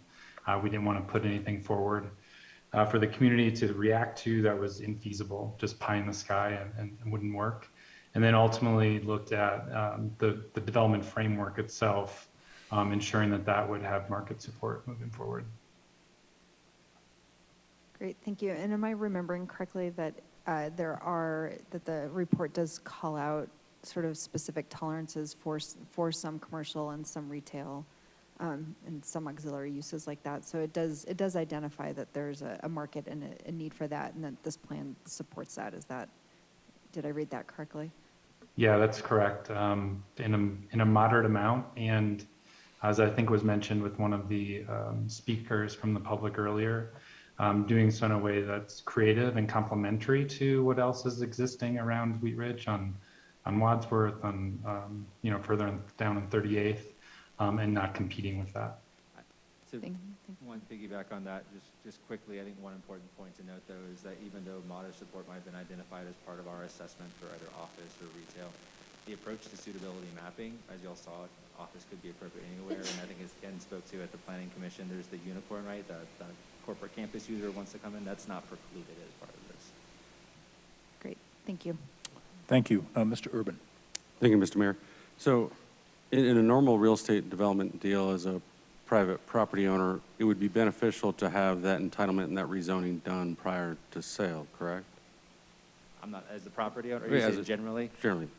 In theory, yes. So when we're looking at this situation, it seems to me that the current property owner is bending over backwards to make sure that the community is a part of this process and that we're engaged in this process, both the city and the residents. And what the alternative could be for them to put it up for sale or ask us to rezone it without any community input, which would probably not go very well for them. And I think they see that. Yeah. And I think that's why we have this collaborative process working for us. So one of the sticking points I've seen is regarding the Blue House. I don't know if it's appropriate to have a consensus or some other kind of agreement on council that we want the Blue House, we like the Blue House. It's something that we want to see kept. It was there before Lutheran was there. It should be there after Lutheran leaves, if only to be a landmark for the area. So could we see would it be appropriate to do like a consensus to move forward on exploring the historical designation to see what that would entail, to work with the existing property owner? Let me, Ms. Sopi, would you like to? I think that the answer was that the property owner has to do that. Mm-hmm. But one thing that we could do on council is a resolution in support of maintaining the Blue House. I think that some kind of acknowledgement and forward action on council to show the residents a sort of gesture of good faith, because one of my main concerns here it is about what's going to happen with this property, but I want to make sure that the relationship with the residents and those that are concerned about what's happening is maintained, because this is going to be a multi-year process. This is going to be something that's going to take the patience of the residents and council to kind of work through. So that would be a good sort of peace offering to say, we all agree the Blue House is going to stay, or it's going to, something that's going to make sure that residents know that we're all on the same team. Ms. Hobby? Thank you, Mr. Mayor. And thank you for bringing this up, Councilmember Urban. I guess the way I'm looking at it is that we don't own the Blue House. Sure. So we cannot have a consensus that says the Blue House will stay. But knowing that it may take a while before a developer is even going to be looking at that corner piece of the property, and at the same time the Historical Society is working on getting a state designation on that, on the Blue House, I think that a resolution in support of we would support maintaining the Blue House is probably about as far as we can go. I mean, I will ask Mr. Dahl, but also that tells the story to any future developer how important it is to council. That's it. Thank you. I've got Ms. Weaver and then Ms. Hutchinson.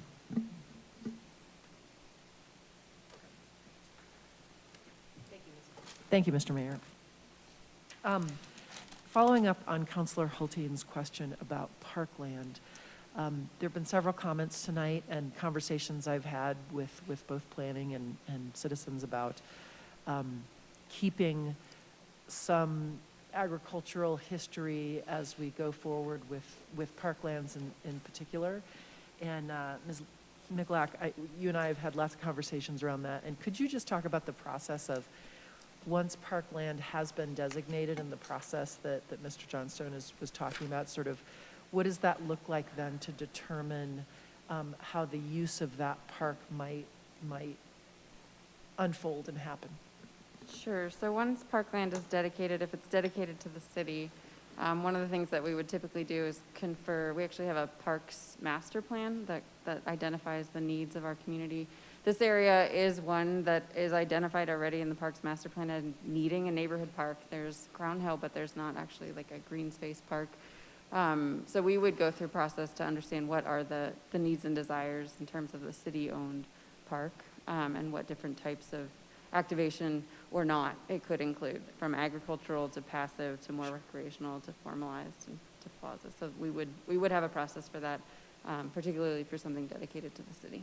Is that something that the neighborhood is typically involved with, or the surrounding? I mean, is it more than just the developer, or is that a public input kind of thing? I believe so. The last public process on a park that I can think of was probably Discovery Park, and the sort of programming of that was certainly included a public process. Okay, thank you, I Yes. appreciate that. Oh, may I say one more? Yep, yes.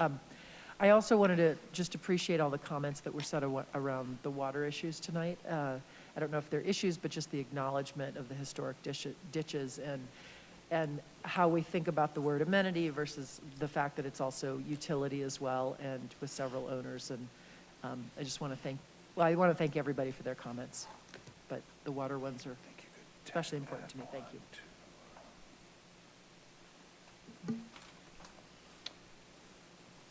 Thank you. Ms. Hutchinson. Thank you, Mayor. Adding on to what Mr. Urban said about the Blue House, I also would be in favor of also including the chapel, okay? Those two things together for the architecture, the history, blah, blah. I want to thank the Historical Society for the amount of work that they've gone into to try to save these buildings. I really appreciate that. I do have a question. I would like to know if I could get a concrete definition of what is affordable housing.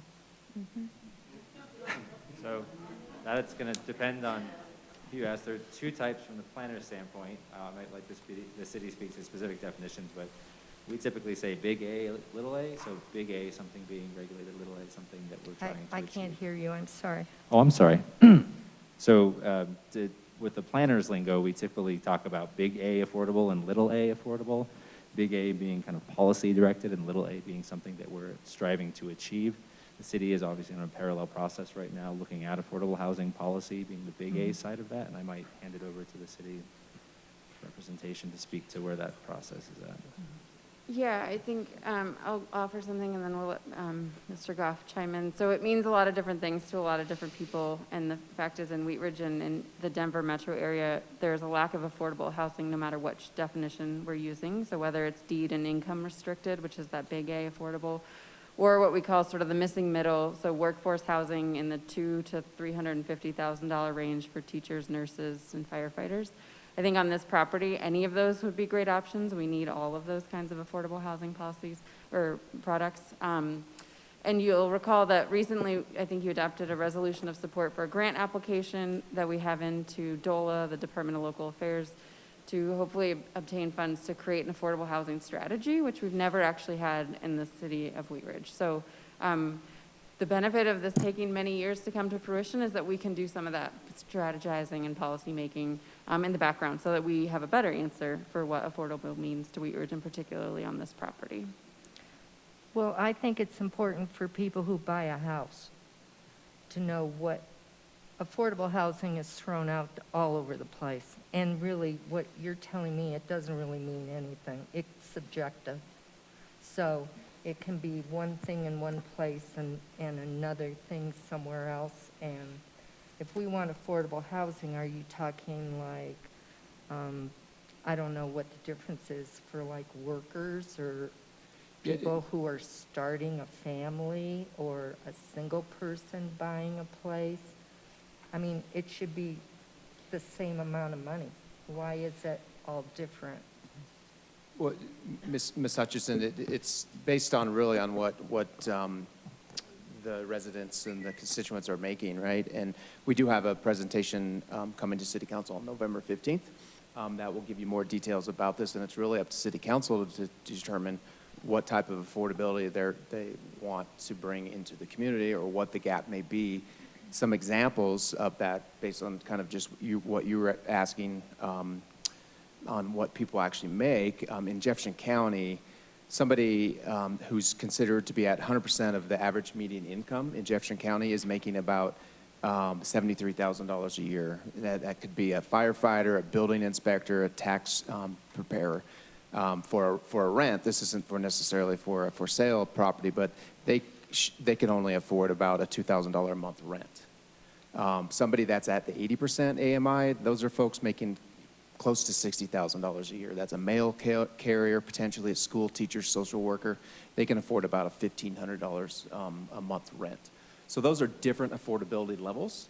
And we need to determine, I think if we can get this grant and do the study, we can determine what the gaps are in Wheat Ridge for the people that live here.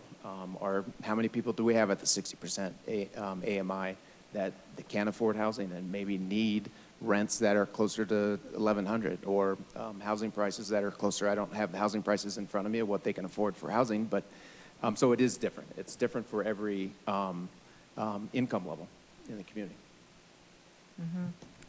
Yeah. So I know that from what I see out there, what has been built, it doesn't look like affordable housing to me for like workers. Maybe two people have to live together or something like that.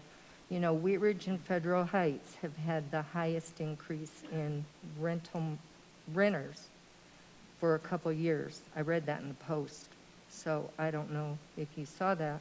So we do have people who are coming here and things, but when you have rents that are like $2,000 or something, that's kind of high. It's true, and I agree with you. I believe Wheat Ridge has a gap in these middle areas for these different levels of average median incomes. And again, we really need to dig into it and see how big that gap is and where it lays in Wheat Ridge. And I did find a slide here too. So somebody in Wheat Ridge that's at the 80% AMI, making about $60,000 a year. Again, the mail carriers, school teachers, social workers, they can afford a home of about that's worth $317,000. And all the new homes that you probably can't find that in Wheat Ridge. And if you do, it probably needs a lot of work. So we do have a gap in Wheat Ridge, I believe, at that level. And when we're talking about high density in this parcel here, okay, is that rental, like the tall buildings and everything, those are for rent? Would that be? That's not specified as part of higher density residential. That is certainly one of the types of higher density residential. Rental ownership is also another one of those. Both of those are noted, but neither is specified as part of this. Okay, because I did read where also whatever would be built in there, compatibility with adjacent neighborhoods. Now that also sounds subjective to me. So, there needs to be some discussion on that too, I would think. So, and when I went, I've seen the ideas that have come up from the meetings and listened to things. There's like 30 or 40 ideas that have been thrown out there about what this property could be. So there's a lot of things out there to kind of weed through. Everybody wants something different, right?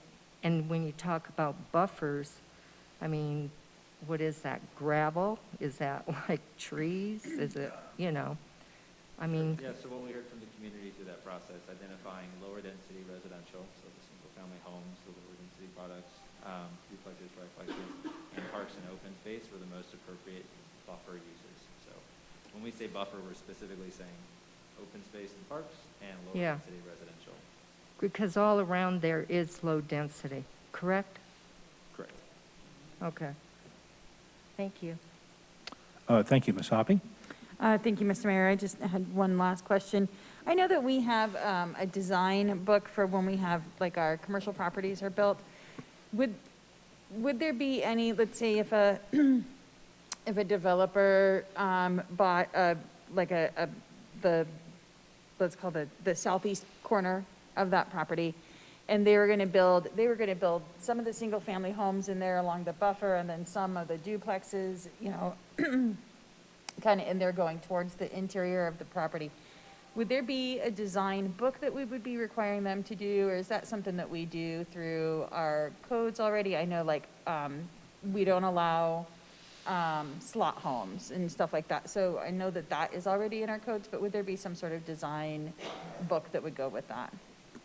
Yes, so zoning, you'll recall, answers two questions: what can you do and what can it look like? And we have a couple different ways to regulate what it can look like. And right now, for most properties, we use the architectural, yes, and site design manual, and that is an option. So when somebody comes to us to rezone, we present sort of all of our existing codes and design books. There is a good chance that this property will create its own design book. It's similar to how we zoned Clear Creek Crossing. We call it the design pattern book. For a property of this size with sort of a cohesive vision and likely a master developer, I do expect that they'll either default to the city's existing ASDM, Architectural and Site Design Manual, or create a similar tool. And do we feel that the ASDM right now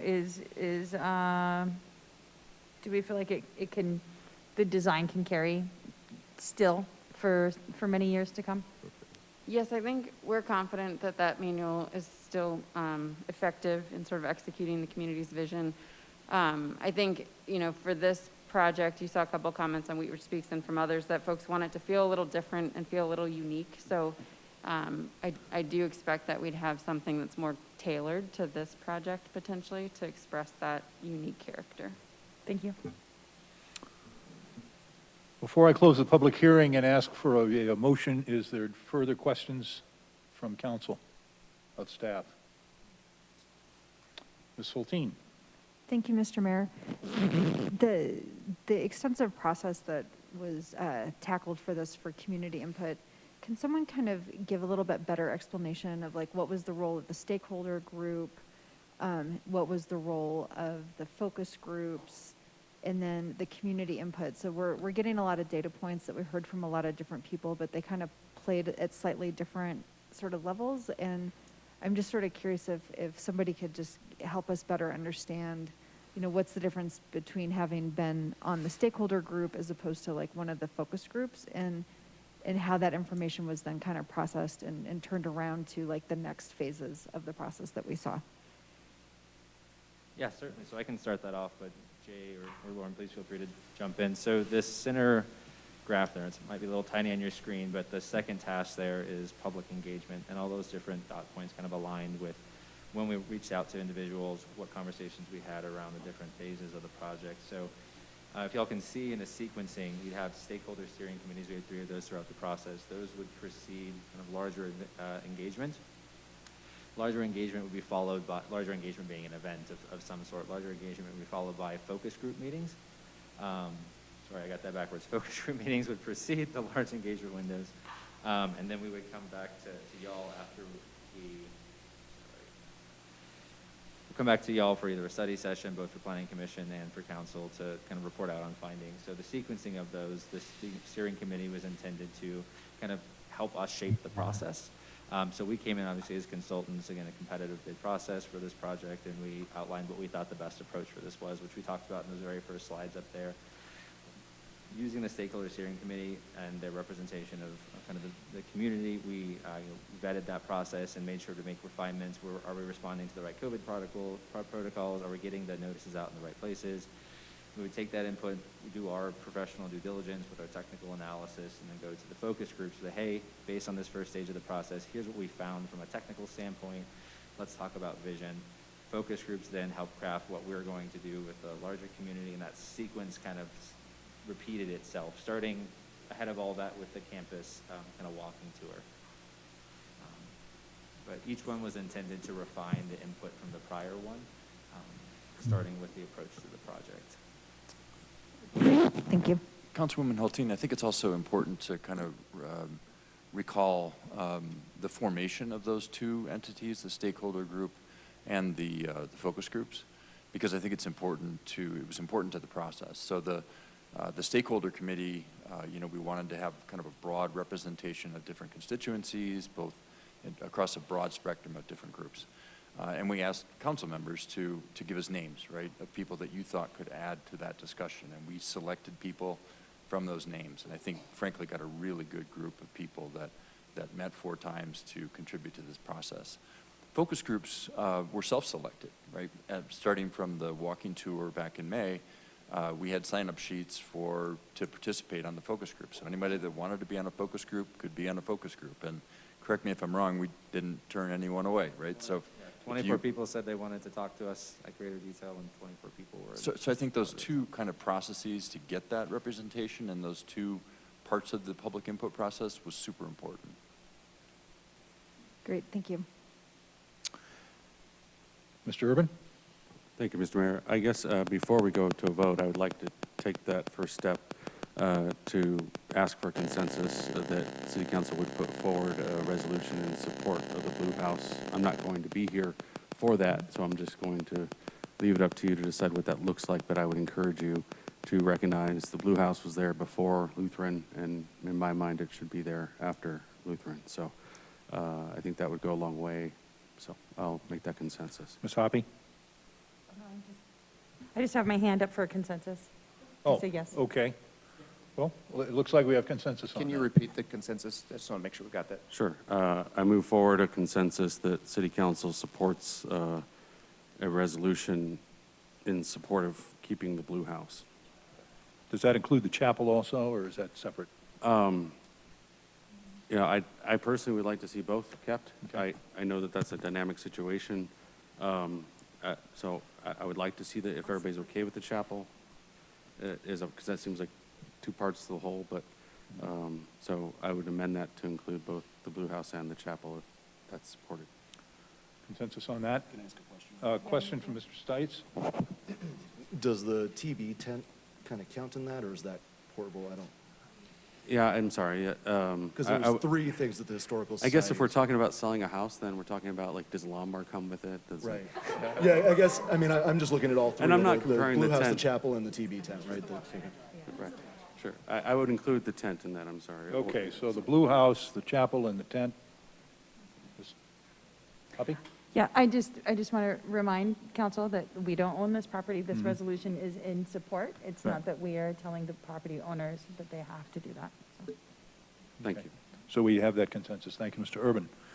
Is there further discussion before I close the public hearing? Okay, I'm going to close the public hearing, and Mr. Stites, a motion on this item is in order. Thank you, Mr. Mayor. I move to approve resolution number 53-2021, a resolution adopting the Lutheran Legacy Campus Master Plan as an amendment to the city's comprehensive plan, Envision Wheat Ridge. Second. We have a motion and a second by Mr. Urban. Is there discussion on the motion? Ms. Dozeman.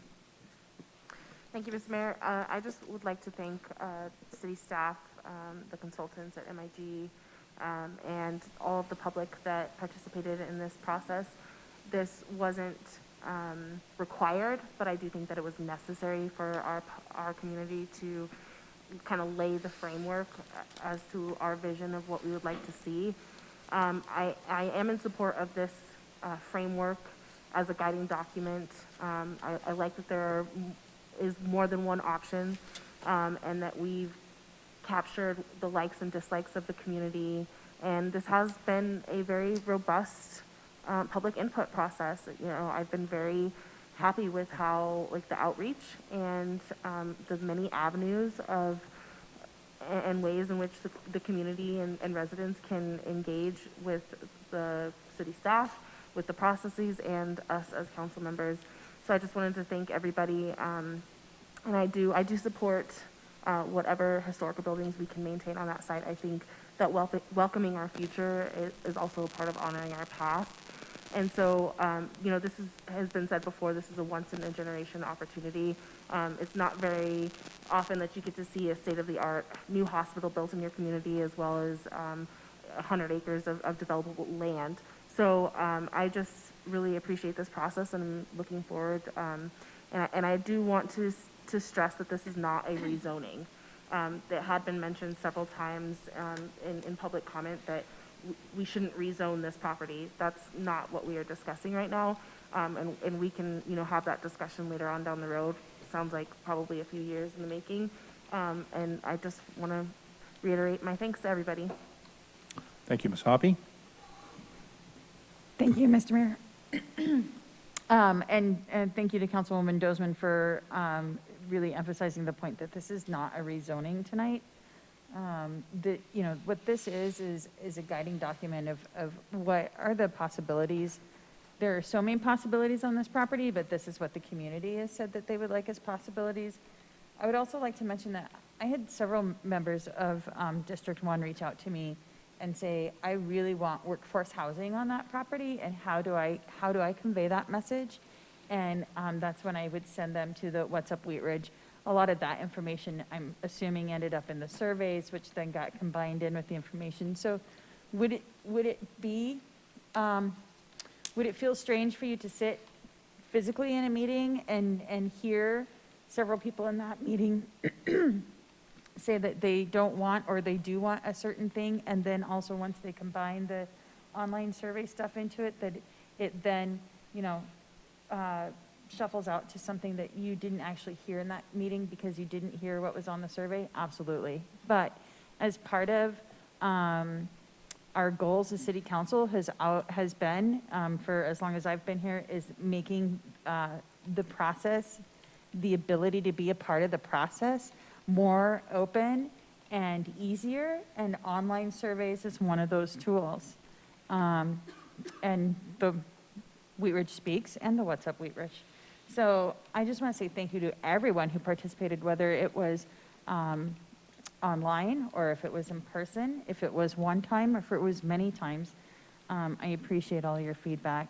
And one thing I do want to just mention is in the future, when we are looking at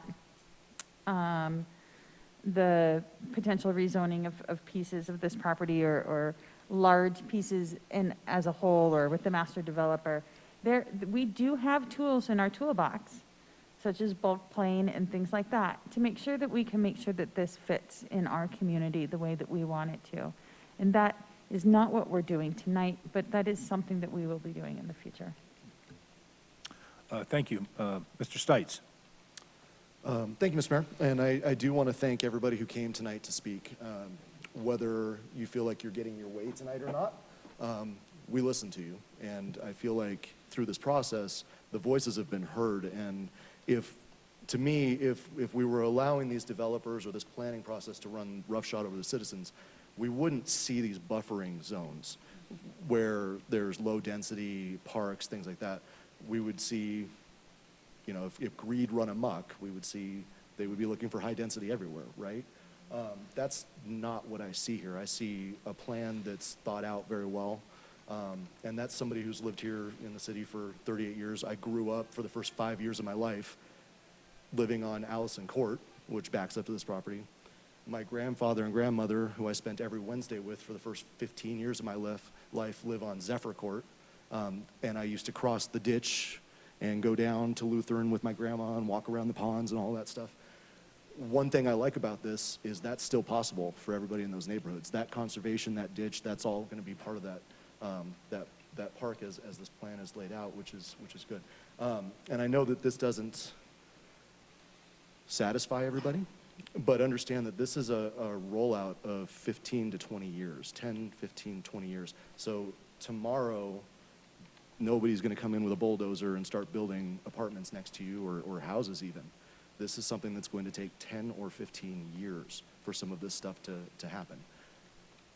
Some of us will not be here in 10 or 15 years, and most of us will not be on council, and other councils, other people will be making those decisions as these are rezoned, and the community that now knows about it, that didn't feel like they had enough of a say in the process to this point, as those rezoning hearings come, you will get a postcard because that's part of our code, up to 1,000 feet. Is that correct, Ms. McClellan? 600? 600, thank you. So, and that's just been extended by this council as well. So all of our normal planning procedures, things like that we have in the city to protect our citizens and to protect the other, those will be applied to this property. So as we move forward, this isn't going to happen tomorrow. This is an outline for things that will happen and more discussions. This is a beginning, not an end. So I am going to support this, and I hope that our neighbors in District 3 understand that what we want to do is we want to make sure that we have a plan to help defend ourselves and to make sure that we have a vision going forward so that we are not at the mercy of the market and developers. We are deciding what we want, and we're going to move forward as a community. Thank you. Thank you. Mr. Urban? Thank you, Mr. Mayor. So back in 1902, when this property was first purchased, there was a streetcar on 30th Avenue. Let me repeat that. There was a streetcar on 30th Avenue in 1902. That is just a completely different environment and different market that we are today. And what the market looks like 100 years from now is going to be completely different than where we are today. And this property will continue to be a part of Wheat Ridge. We're not wholesaling it off to anybody. We're not asking for it to be developed into anything other than what is appropriate for the surrounding communities.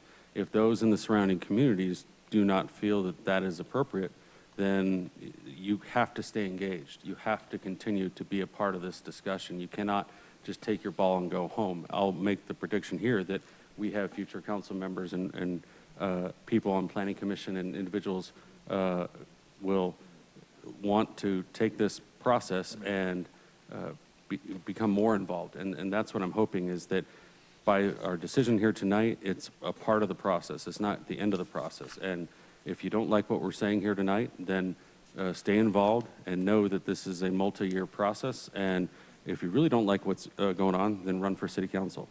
Just kidding, don't do that. Just kidding. But I say that in jest because it is difficult being in this position, because it isn't a matter of, well, I kind of like it or I kind of don't like it. It's yes or no. I'm old enough to remember when Facebook just had one like button, not a slew of different options. And so the situation here is, do I hit like or not? And that's where we're at, is that I like what's being presented. Do I love it? No. There's some things I don't like. But I think that as a plan going forward, that we need to present something. And there's an old adage that says that success has 1,000 fathers and failure is an orphan. And that this process will go one of two ways. I'm hoping that it's successful. I'm hoping that this is just the centerpiece of Wheat Ridge moving forward. So I'm excited about it, but I know that this is going to ruffle feathers and people are not going to be happy about it, but that can't be a reason to go home or not participate. You have to stay engaged. Thank you. Thank you. Is there further discussion on the motion? Ms. Hulteen? Thank you, Mr. Mayor, and I'm aware we're at 11 o'clock. Do you need to do something with that now, or can I speak? Well, it's not quite 11, but so Okay, keep all right. talking. My clock says 11 here. Okay. So I just, several of the things I'd like to say have been said already, but I want to speak to the fact that when I moved to Wheat Ridge and I started getting involved, it was a contentious issue in which one side was going to be right and one side was going to be wrong. And there's really no right or wrong, right? Like there's a spectrum, and we hear from a variety of people, and our city is best served when we have a diversity of perspectives and inputs and experiences that are informing what we're doing. And I'm in favor of this framework because it's just that, it's a framework. We aren't rezoning anything. We aren't deciding specifically what is or is not going to happen. What we're doing is creating a vision that will allow us to decide what's best for Wheat Ridge moving forward. And what I learned, the hard way the first time, and it gets a little less hard each time, is that what works in Wheat Ridge is that we retain a certain amount of Wheat Ridge-ness to what we do. And the Wheat Ridge-ness that I really appreciate, that makes me passionate about living here, and I've heard from a lot of people tonight and input we've had online, like that Wheat Ridge-ness is in this plan, and will allow us, as Mr. Urban was just saying, through engagement and diligence moving forward with the specific proposals that we can specifically react to. We are the stewards of the Wheat Ridge-ness, and that Wheat Ridge-ness has a touch, feel, look to it.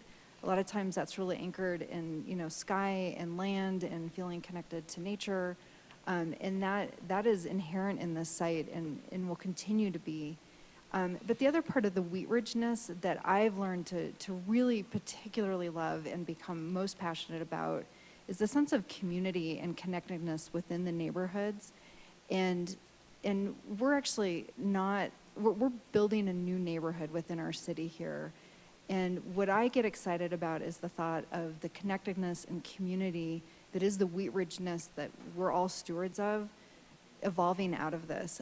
And absolutely, as specific things come forward, it is, you know, if I'm still on the dais, whoever's up here, whoever's in the audience, it is incumbent on all of us to be stewards of the Wheat Ridge-ness.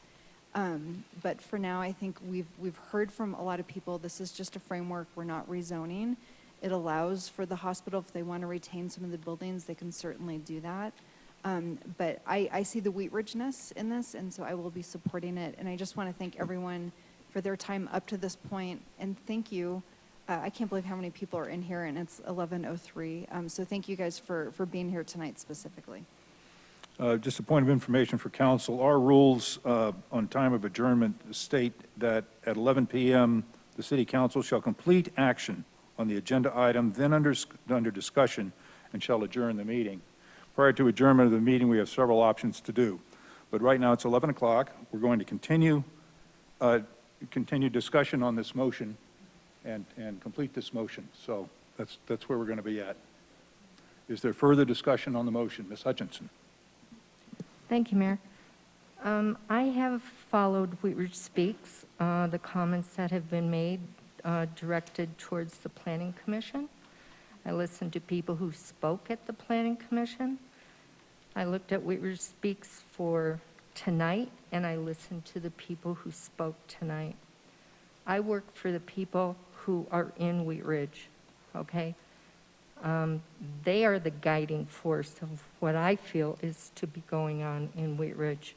So I think it is important to be able to listen to these people because they've had concerns before and have been ignored or just brushed aside. And for them to stay here tonight, the majority of people who spoke tonight were not in favor. So I don't see why we have to rush with this right now. And so I believe we could do a pause. I'm not going to vote for it. Thank you. Is there additional discussion on the motion?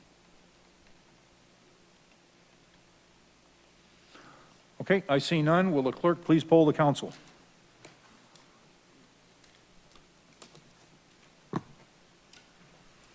Mr. Mayor, the motion has passed 7-1 with Councilmember Hutchinson voting nay.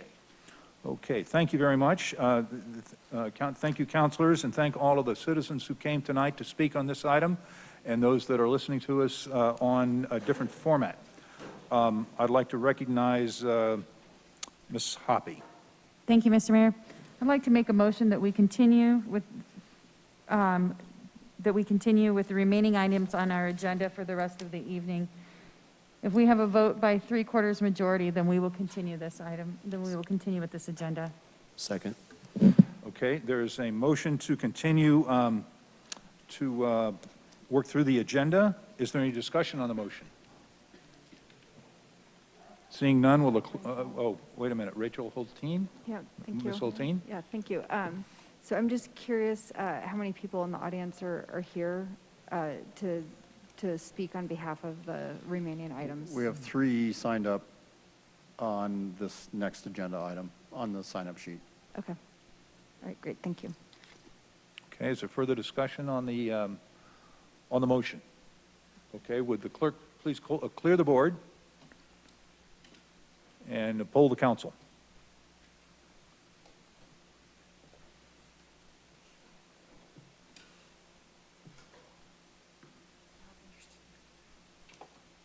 Mr. Mayor, the motion passes unanimously. Well, we may be here forever, okay?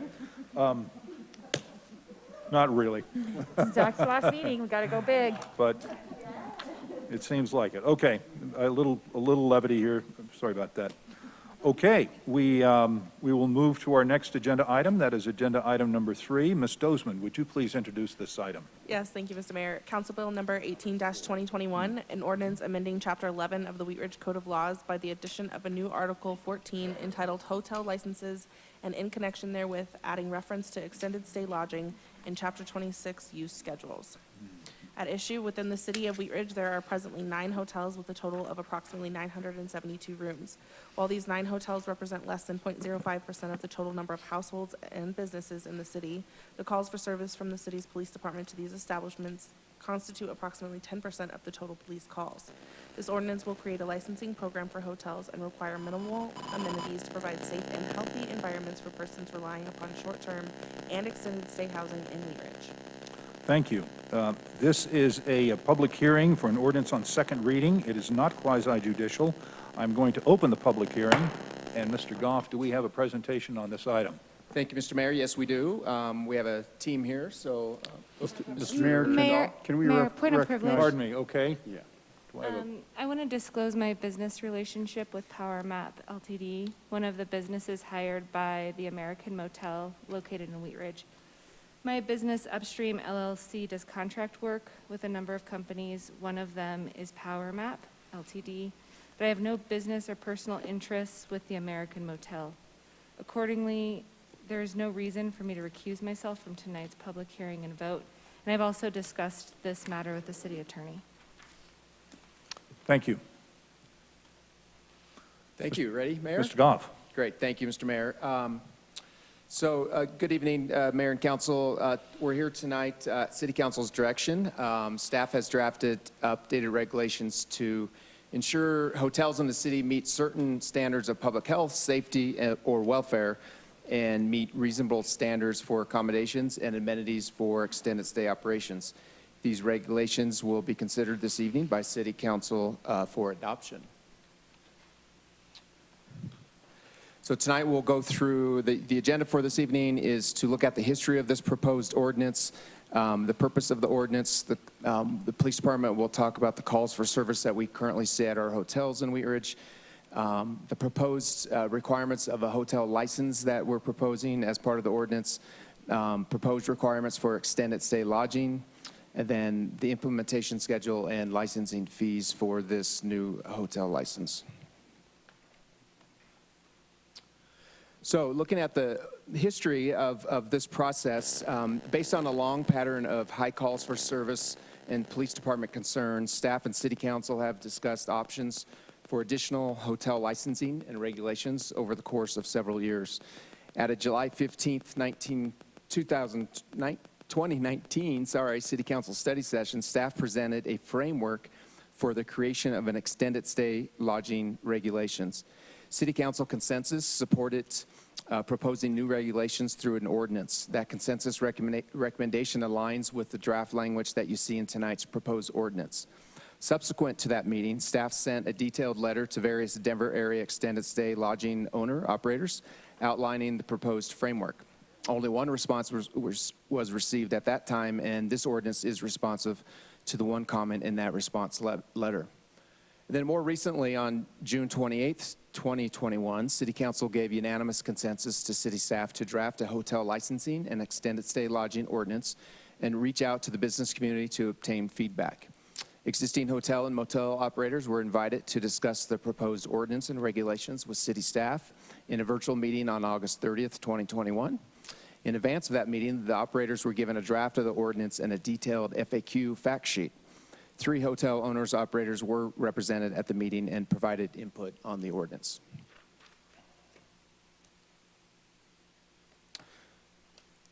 So this ordinance that is in front of you this evening attempts to balance various and sometimes competing issues of public health and safety, resource demands and needs in the police department, community image, and the business needs of our hotel operators. It's also designed to encourage hotel operators to operate in the best interest of their clients and the broader community. Whoop. Whoa. Sorry about that. Okay. The city's interest in considering these new regulations is for the protection of the health and safety of the public, period. The intent of this ordinance is twofold. One, require motels that are providing lodging services of less than 30 days to meet certain minimum standards for public safety and health. And 2, require motels that are providing extended stay services of 30 days or more to also meet certain standards minimum standards for public safety and health, but also to provide certain amenities to ensure extended stay units are livable. Staff believes if these minimum standards are met, criminal activity and calls for service to these motels will decrease over time. Now I'd like to turn it over to Chief Murtha to talk about the history of the calls for service that the city has experienced with our motels in the city.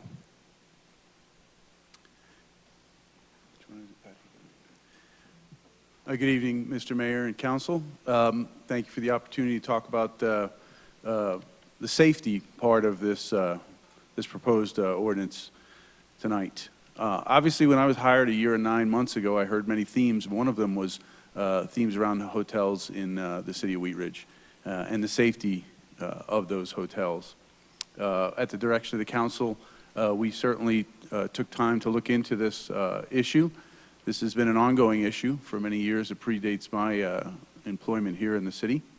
And this is not new to members who've been on the police department for a while.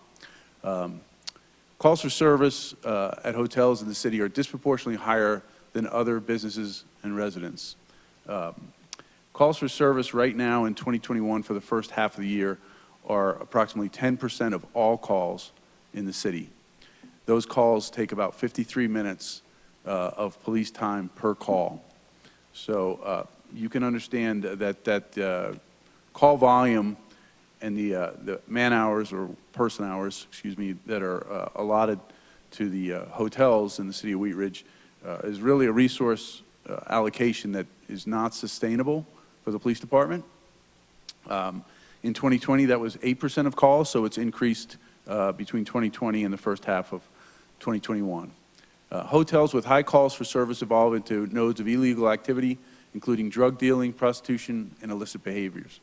Adopting stronger local requirements to limit illegal activities in hotels is an essential tool to combat economic blight in the city. Those are not just statements that were made up. Those were statements that generally are based on a Department of Justice study that was done years ago on budget hotels and some of the criminal activity that surrounds them. We see that in Wheat Ridge as a hotspot map for criminal activity. Consistently see that around some of our hotel districts in the I-70 and Kipling corridor especially. Looking at calls for service at all of our hotels and motels, you can see the hotels highlighted in blue year over year are the ones with the highest numbers of calls for service. I think you can see there that some of those are very disproportionately represented. As a matter of fact, this year, of those 10% of calls for service for the first half, more than 6%, almost 6.5%, are attributable to the top 3 hotels listed on there. So safety is certainly a serious concern when you look at the numbers and you see how many calls for service we're answering and responding to at the various hotels. As you look at calls for service, we break that down by room number, so obviously it's not one size fits all. This is based on the number of rooms and the amount of calls, and then that's divided and gives us our total number of calls for service. Again, calls for service at motels by the amount of rooms. You can see our top 3 there, Super 8, Motel 6, and the American Hotel are the top 3 far and away, and well above the numbers of the remaining hotels.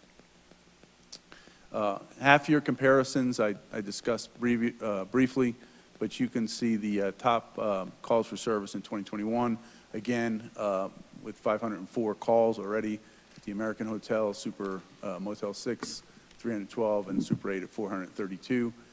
You can see the rest of the calls there. The top ones year over year are highlighted in blue and tend to remain consistently pretty even as far as which ones are the high calls for service. The top reasons that police tend to respond to these the hotels throughout Wheat Ridge, all the hotels, unwanted parties, suspicious vehicles, follow-up for calls for service, disturbance, that could be domestic violence, that could be a fight, that could be a verbal altercation, traffic stops, and welfare checks.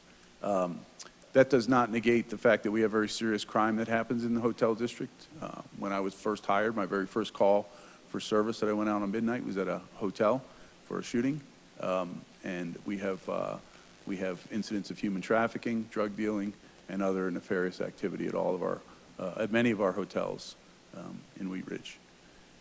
Citizen-initiated calls for service, and when we talk about citizen-initiated, and I'll discuss that a little further in the next slide, but citizen-initiated are calls, obviously, that are not generated by the police. That excludes traffic stops, that includes suspicious person stops.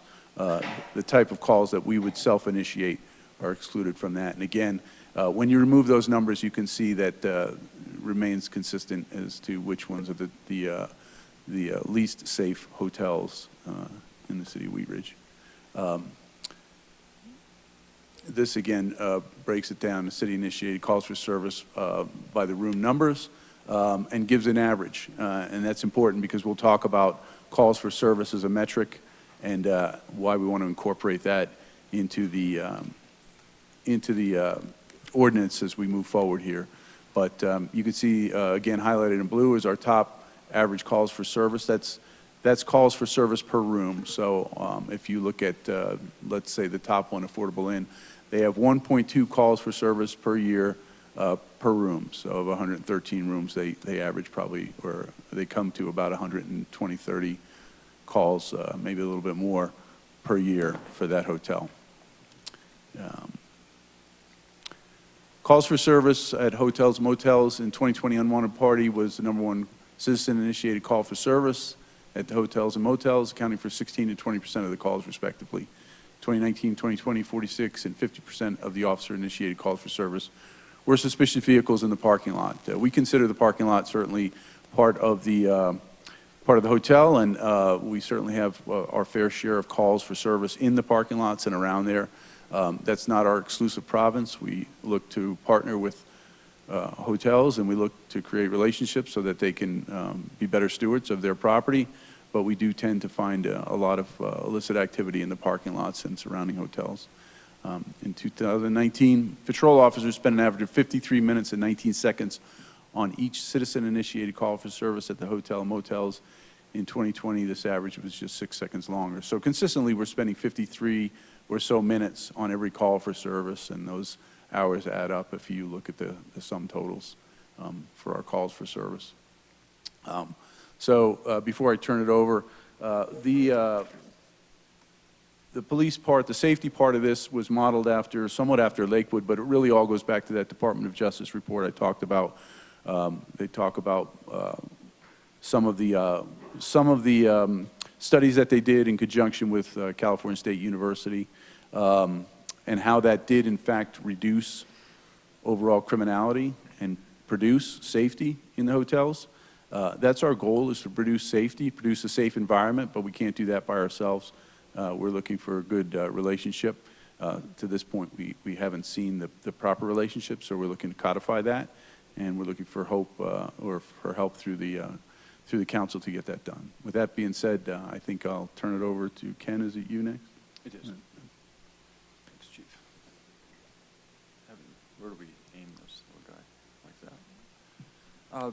I'm going to go over the next few slides, which kind of cover the existing regulatory framework for hotels and motels, kind of cover the main aspects of our proposed licensing framework, and then talk specifically about some of the framework that we're proposing to allow extended stay lodging to be provided for in the city.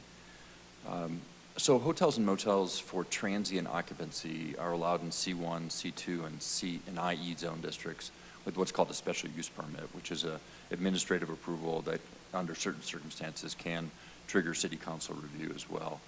That's been the case for many years that they've been allowed in that manner. Transient occupancy, while not specifically defined in the code historically, has long been interpreted to be for stays of less than 30 days. That was codified as part of the 2020 adoption of the short-term rental ordinance, as part of that ordinance, but also applies to the definition of hotels that uses that language, transient occupancy.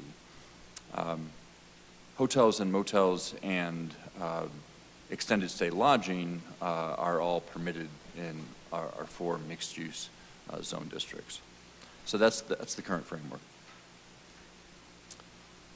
The general framework for hotel licensing requirements is covered in the next two slides. And so you can see the different requirements that we're proposing to be included in the licensing regime. The first one is really the big new one, and the chief obviously covered the data that we have for some of our existing hotels with higher rates of calls for service, but that's probably the biggest new standard. The other ones are really largely just kind of formalization of things that we either already encourage or already require. So number 2, participation in the city's certified crime-free hotel motel program. That's not currently required, but it's certainly encouraged when we interact with our hotels, mostly through the police department. The meeting all corrective actions in response to the hotel motel inspection program. Again, that's already required on an annual basis. Council will recall that we do inspect all of our hotel properties and essentially all the rooms on an annual basis. That's a collaborative process with the building official, with the police officers, the code enforcement officers, and typically the fire districts as well. 3 more requirements. Compliance with the city's landscape inspection program. That's a program that we've had in place for a couple of years. We put it on hold during COVID, but we enforce approved landscape plans throughout the city, so that, again, that's really a requirement that's already in place, but we thought it important to reference here as part of the licensing requirement. Same with number 5, compliance with the city's adopted international building and property codes. Those are some of the codes compliance that we look at during that annual inspection program, but formalizing that as part of an absolute requirement as part of this licensing program. And then finally, this establish and maintain an approved security plan is probably in that category of something that the police department, in working with hotels and motels, currently encourages, but now we're requiring it as part of this licensing requirement.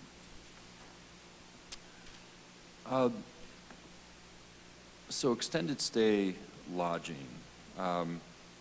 I think staff definitely believes that there is a place for extended stay lodging in Wheat Ridge and throughout the metro area. It's been a common part of the hotel motel industry for decades at this point. We don't have, in our opinion, hotels and motels that have been designed with that general business model, and that's what we're trying to accomplish, is really to get them up to that minimum standard of what we think are the appropriate amenities and components of the hotel motel that bring it up to that standard of being able to be occupied for stays of 30 days and longer. We're proposing that extended stay lodging, as we're defining it, be allowed in the C1, C2, and MU districts with SUP approval. That's the same as existing hotels, which I mentioned earlier. That's currently the requirement, no additional requirement, just some additional performance standards that we'll go over as well.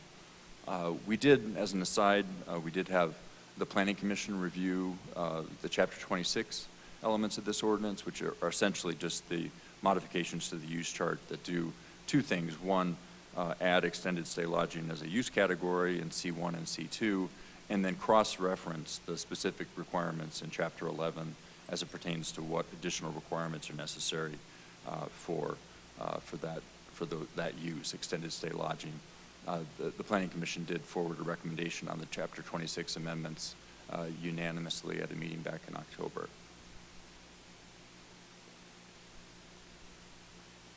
So we believe that really the extended stay lodging provisions that we're proposing, it really provides a path forward to legalize extended stay lodging operations, whether those be existing or new ones proposed in the future. We believe it's consistent with industry standards, and it's important to note that if we don't make this provision, if we don't make these provisions and add this to the use chart, they become non-conforming for stays of 30 days or longer, which means they would not be allowed. We are including both minimum in-room characteristics for extended stay lodging and minimum common area elements. And I'll go I'll go over some of those next. So the in-room characteristics, a minimum unit size proposed at 300 square feet, a minimum living room size proposed at 120 square feet, a defined bedroom space, so separate sleeping quarters, kitchen and cooking facilities, a maximum 2 persons allowed to occupy each dedicated bedroom, proper storage of personal possessions. That really gets at not storing longer-term types of possessions on balconies, and that really gets back to, as Patrick mentioned, a kind of a community image matter, and housekeeping must be available. In terms of common area requirements, 24-hour desk staffing is proposed. Again, no storage of personal possessions in common area elements like interior hallways, universal wireless internet available, and laundry facilities available. We think these are components that are necessary components for anyone really to reasonably be able to effectively occupy a housing unit, if you will, for stays of longer than 30 days.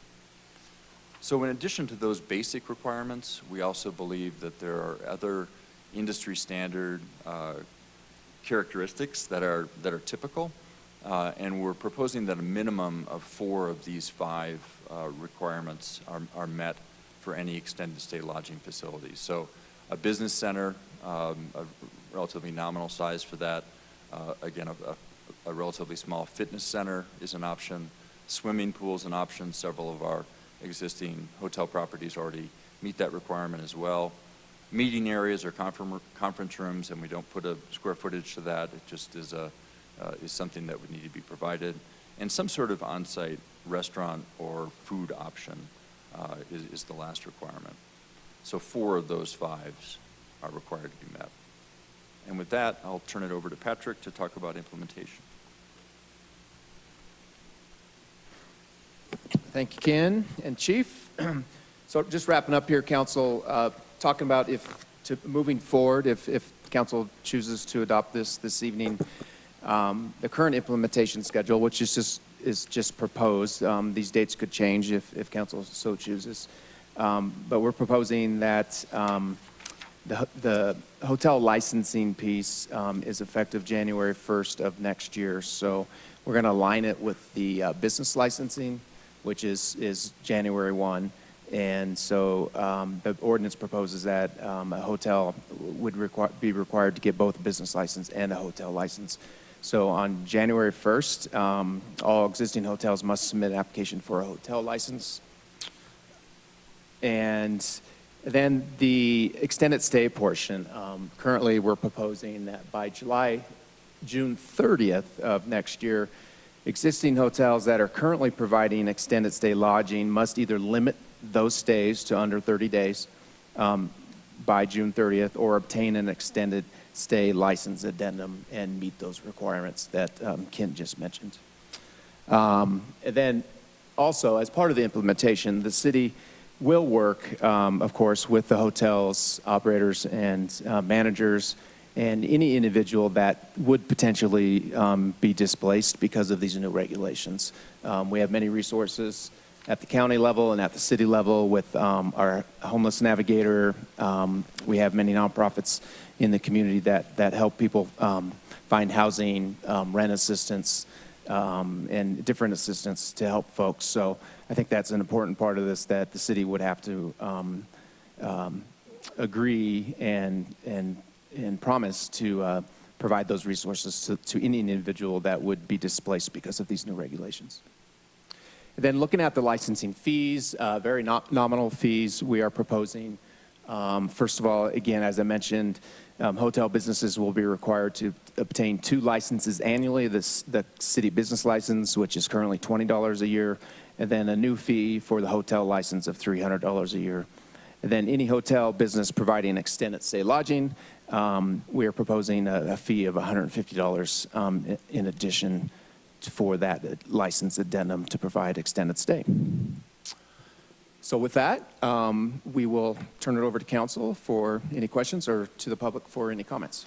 Okay, thank you very much, Mr. Goff. Before we go to questions from council, I'd like to open this up for public comment on this item. Due to the time of the hour and the number of people that I have signed up to speak, I'm going to limit timing for public comment to 5 minutes. So if the clerk would clear the board of the last vote first, and then set his clock at 5 minutes, and then we'll invite members of the public that have signed up or not to come up and speak on this item. And when you come to the podium, please give your name, first name, last name, spell your last name, please, and give us an address. And I will start with Ryan Sugden and Don White on deck.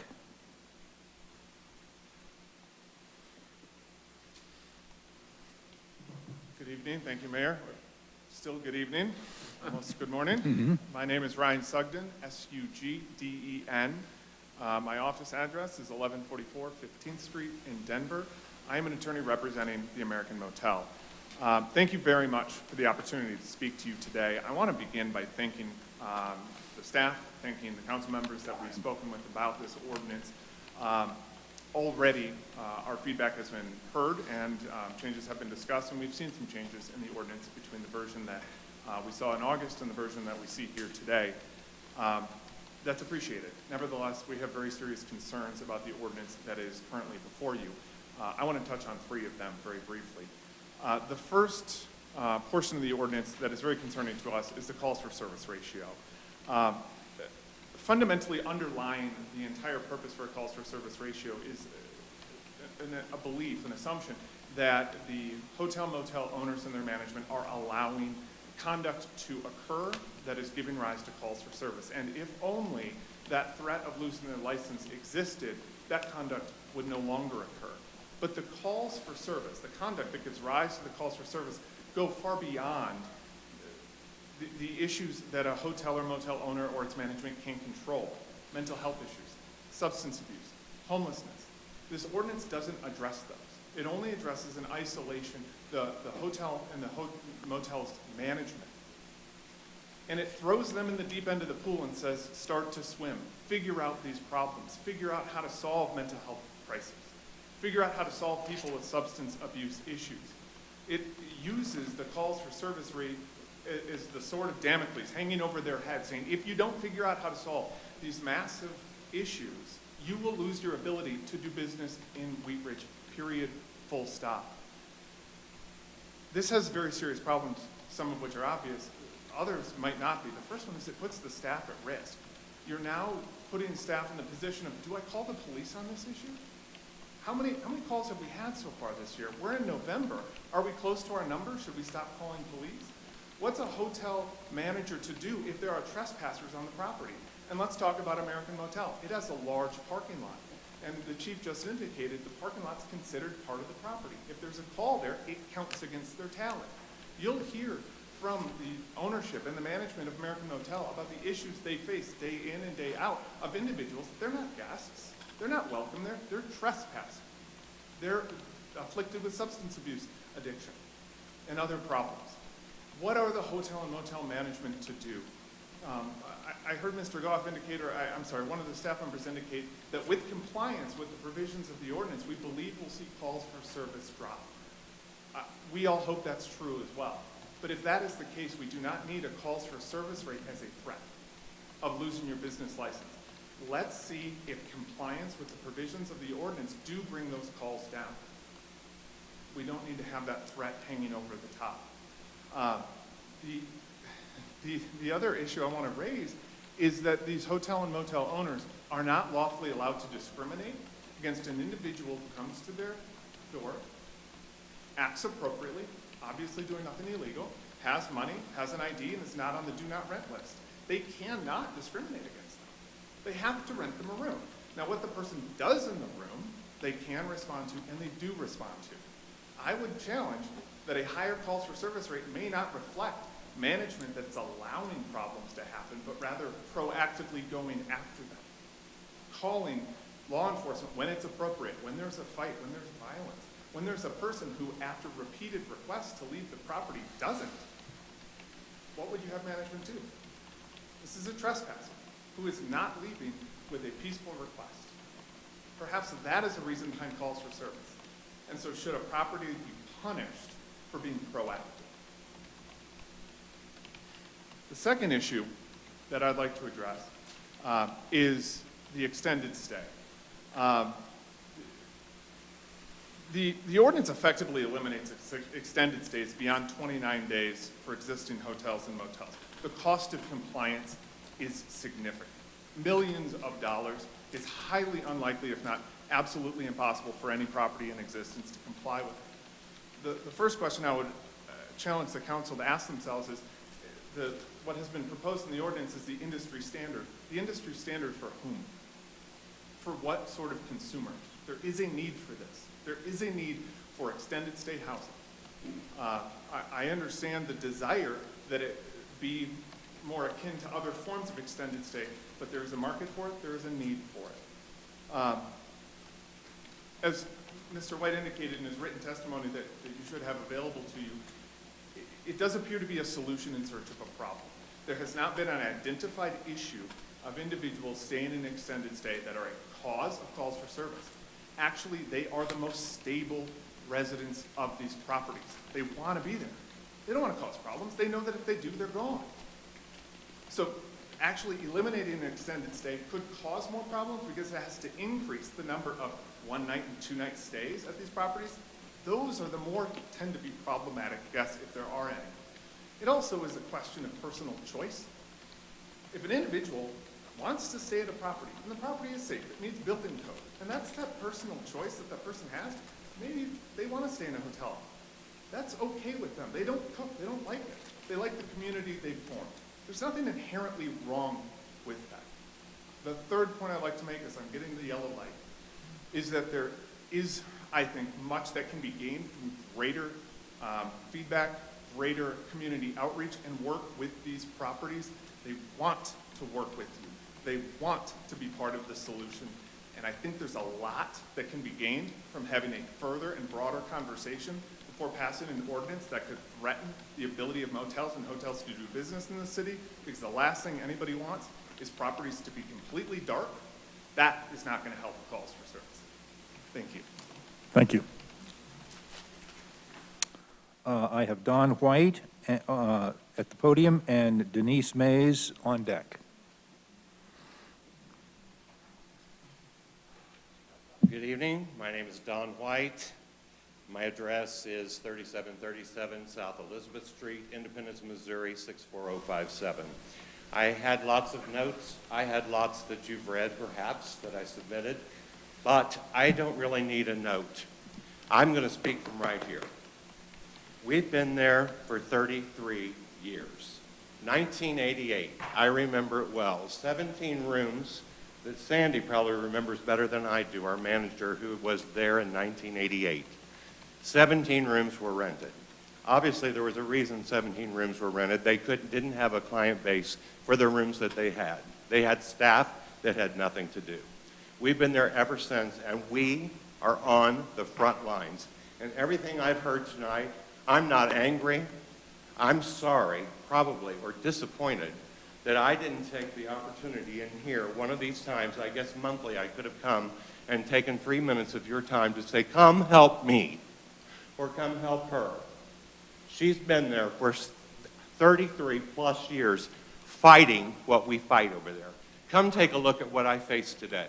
I got to that property, got off the plane, was told I had 2 meetings coming up, and I got there and I counted them. I have a video of it if you'd like to see it. I have a video of what we fight every day, 24 hours a day, ourselves, physically. I got there, 13 people, I could count them, 13 people piled around our place. We didn't invite them. They're not our guests. One so drugged out, so out of her mind, that I don't even have words to describe. But I could show you the video because I just started videoing, and she was too pitiful to know that I was videoing her. Too pitiful. And guess what we did? Did we call the police today? No. Why? Because we're going to face you tonight, because our numbers are going to go up, because we fight these people ourselves. Let me tell you about the last time I was here. And he was kind enough to get to meet with our counselor and the mayor pro tem here at this building. Came in here, I got back to that property. Swear to God, my mother's life is, by the way, here, the owner of the property. I got back to the property. We were faced with, I don't even know how many people. 8, 10, Sandy? And of course, she pulls up in her truck that is known for being parked there from 1 to 2 in the afternoon till 2 in the morning, every day practically of her life. She's been there every day fighting this herself. We pulled up, she said, don't worry, I'm just gonna shoo them, they'll move on. They see my truck, some of them will leave, some of them won't. 2 of them did not. All of a sudden, thank God we didn't get out of our car, out of the truck. All of a sudden, here came 4 police officers, guns drawn, on somebody who was not our guest. Not our guest. He just had a machete over at the Circle K and just had fled there with a machete. Now, what if, because we can't call you, what if the machete had been taken to Sandy? We face this 24/7. Do we want this? Do you think we want this? I am baffled. We don't want to fight it. It's been painted that I'm some billionaire. Our family is a bunch of billionaires. It was the implication at this Zoom call we had, that we're a bunch of billionaires, I would like to be, who we don't care about our property. We don't care about it. I'm on the phone with Sandy, I don't even know how many times a week, calling me at 1 o'clock in the morning, because I answer this phone 24/7, because we take care of people. Because I was raised with a paintbrush in my hand at 13, because we believe that there are people that need our help. And you all can bury your heads in the sand, but this exists. This is a problem. Drugs, homelessness, crime, it's here. Why don't you come at a round table instead of an intimidating forum like this? Why don't you come and sit down with me or my family or Adrian, who comes here from our properties in Kansas City almost monthly and spends a week to 7, 10, whatever days working on this place. Or how about you come over and look at the $600,000 we spent on the place the last 2 years? Or the fact that we spend 5 to 7, 8% every year on our property when it's typical to spend 5. We've been painted out as somebody, we don't spend any money on it. Let me show you our great boiler room. It's beautiful. Or the 2 new elevators. Or how about the paint job? Or how about the new sidewalk? Or how about all the concrete that got replaced? I mean, let's work together. I'm sorry I didn't come ask for help.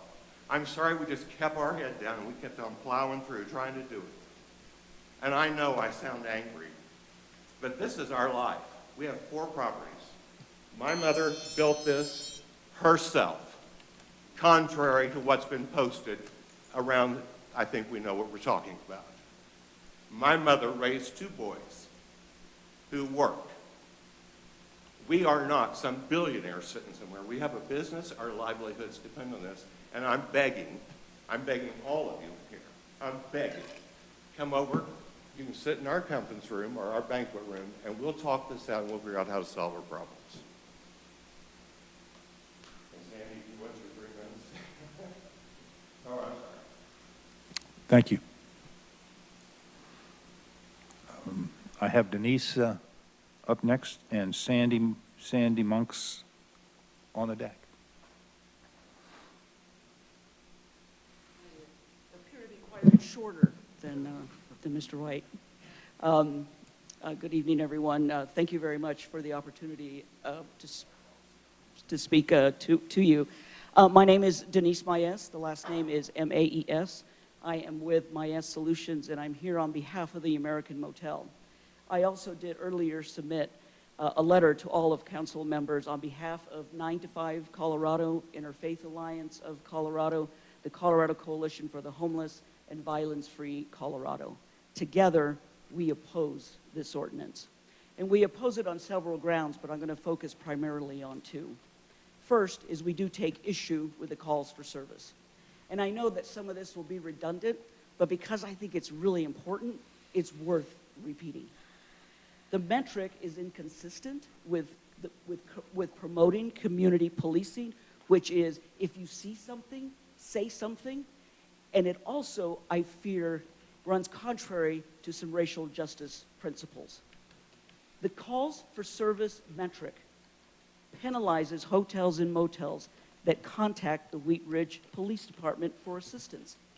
It discourages partnerships between businesses and law enforcement and presents hotel and motel operators with really terrible choices.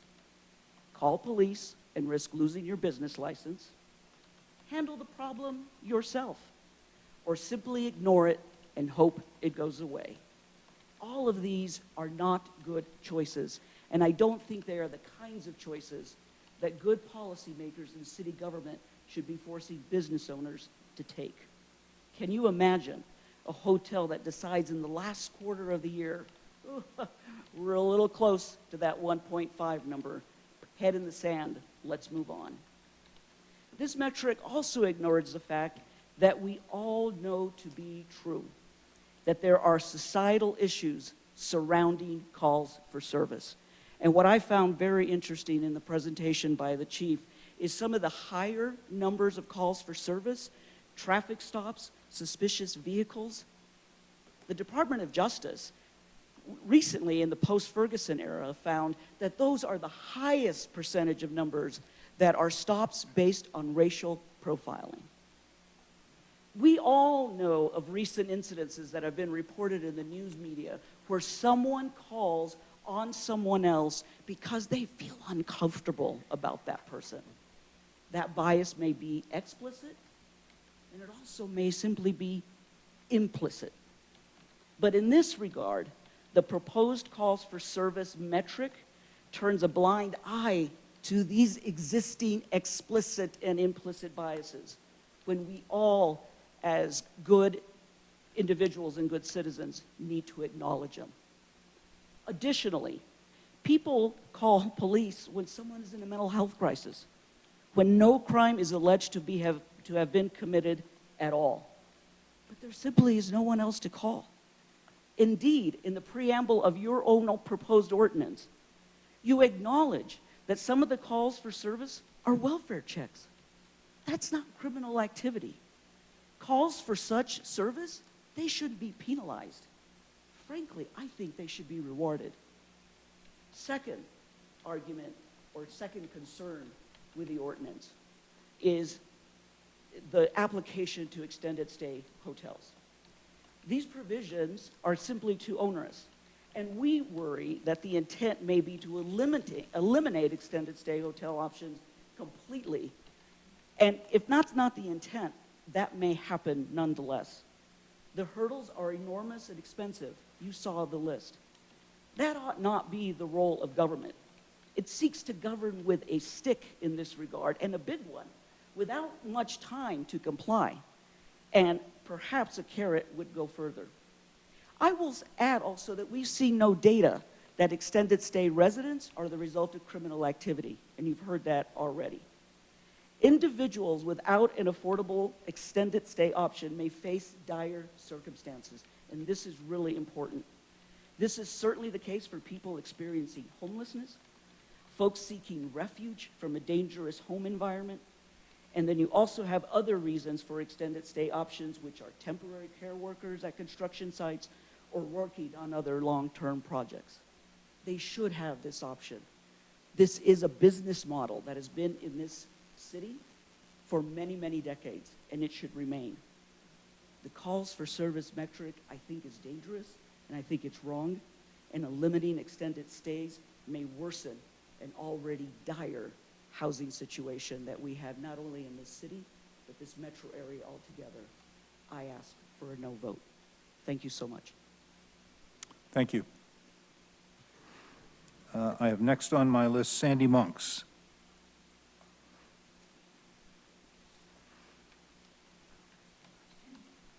My name is Sandy Monks, M-O-N-K-S. My business address is 10101 I-70 Service Road North in Wheat Ridge. I'm the manager of the property. I have to tell you, there's so much talk about the owners wanting to make money. They'll make a lot more money from daily rentals than they will extended stays. So they're not after the money. They're not after the money. They'll make more money if they're being rented daily, okay? We have a lot of people there that are, not a lot, but I mean, we have people that retired from the sheriff's department. One gentleman lives there. He's been there 19 years. I don't think he has a police record, okay? It's a real concern. I will need help addressing those people with those lodging, okay? Because they are not criminals. It's the people out in the parking lot. Do we call the police? I don't know anymore. I don't know anymore. And I respect the police. I work with the police. I would love to hear them deny that. I'm there for the police. I really, really am. But I don't know anymore when to call them. I don't know. You should see the things I deal with that you don't even hear about. It's the people in the area. It's changed. I had the privilege of having a lot of travelers in the summer from Nebraska and places. They made comments. This area's changed.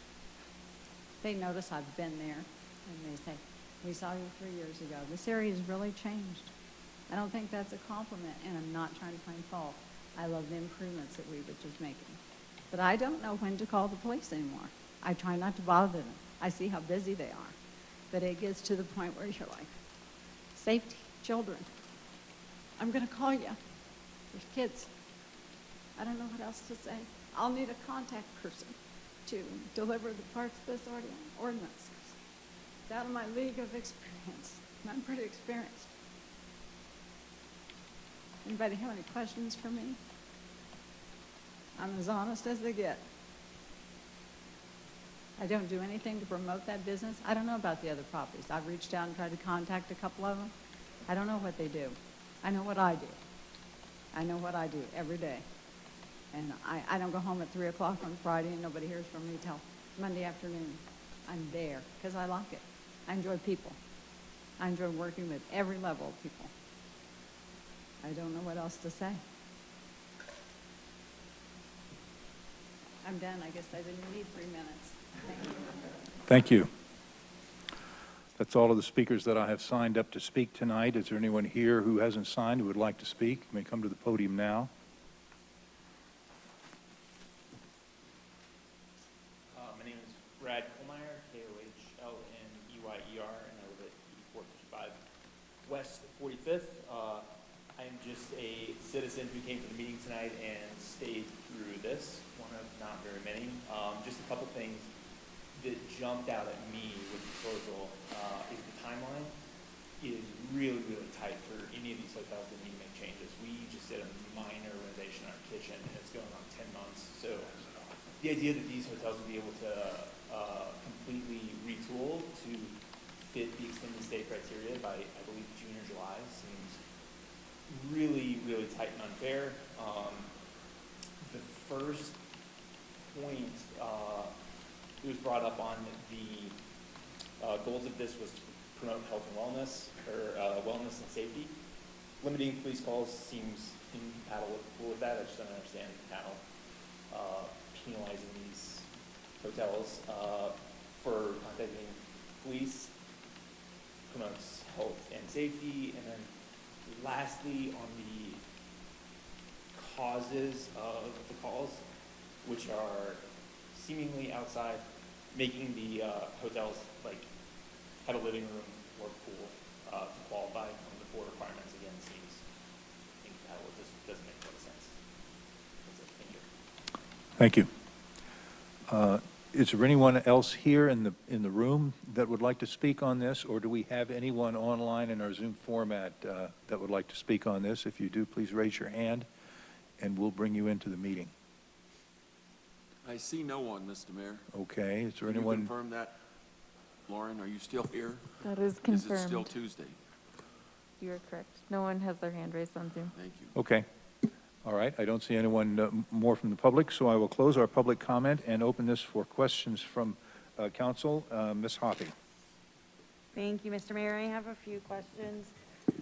In the ordinance, when we were talking about a defined bedroom space under extended stay, that doesn't necessarily mean it's a separate room, right? Because I've stayed in extended stays before where it's just maybe like you walk in, there's the kitchenette, the couch, the bed, and then the bathroom.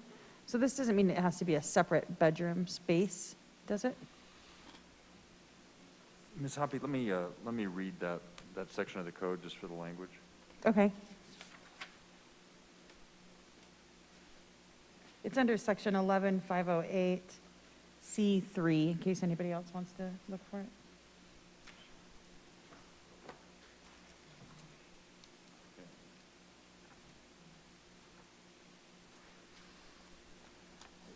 I think you're probably correct that there's room for some interpretation in the language there of something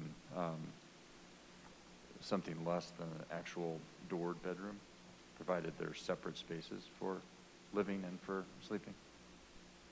So what we're saying is that that a room as I described would fit as a defined bedroom space, the bed being not by the kitchen, basically?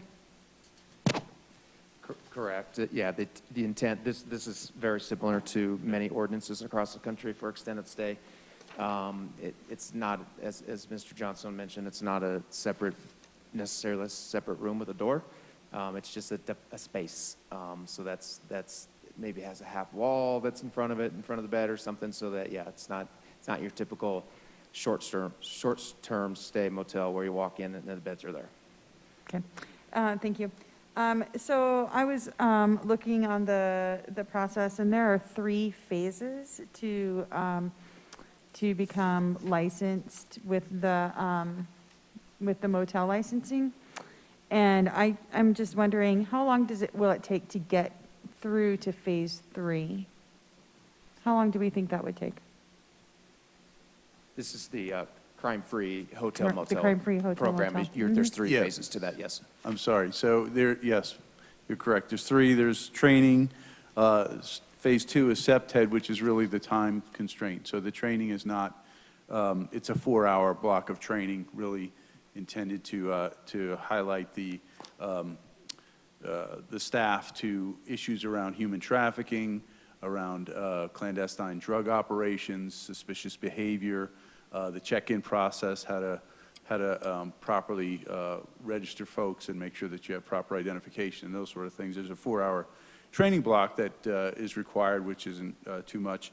Really, the time, I think, is spent on the SEPTED, the crime prevention through environmental design, depending on how intensive that is. So that's different for different hotels. Many of our hotels right now already have achieved good SEPTED. That would be fencing, proper fencing, that would be surveillance, that would be proper lighting, that would be, a full-time monitoring of the lobby and those type of things. Now, depends on how much work needs to be done, I guess, is really the detail there. I'm not a construction person, but, I'm suggesting that if you knew what you wanted to accomplish and we worked on it together, if you had somebody lined up, you could get it done in a couple months, 2 months, 3 months at the most. And then phase 3 is just, congratulations, you've completed all this? Or? It's posting of certificates and that sort of thing to demonstrate to the public that you are a participant in this and that you take crime seriously. Great, thank you. And then for those properties that are not built, that were not built to suit as extended stay, but we'll have to do a rehab into extended stay and choose to do that. Because to be clear, we're not telling any of these businesses what business model they have to do. They can do 29 days or less, or they can do extended stay. But so those properties have chosen to move towards extended stay. The June 30th date, does that mean the construction needs to be complete? Or does that mean that they have to have a construction plan moving forward? And what would those how would those plans get phased in? Yeah, the ordinance isn't real clear on this, and this is something maybe we could, if council would support an amendment, yes, maybe that date, June 30th, is too soon. I'd be supportive of pushing that out. But the way the ordinance reads is existing hotels shall have until June 30th 2022 to limit the duration of guest stays to less than 30 days if they choose not to move towards the, or stay with the extended stay model, unless the hotel has applied for and received an extended stay addendum.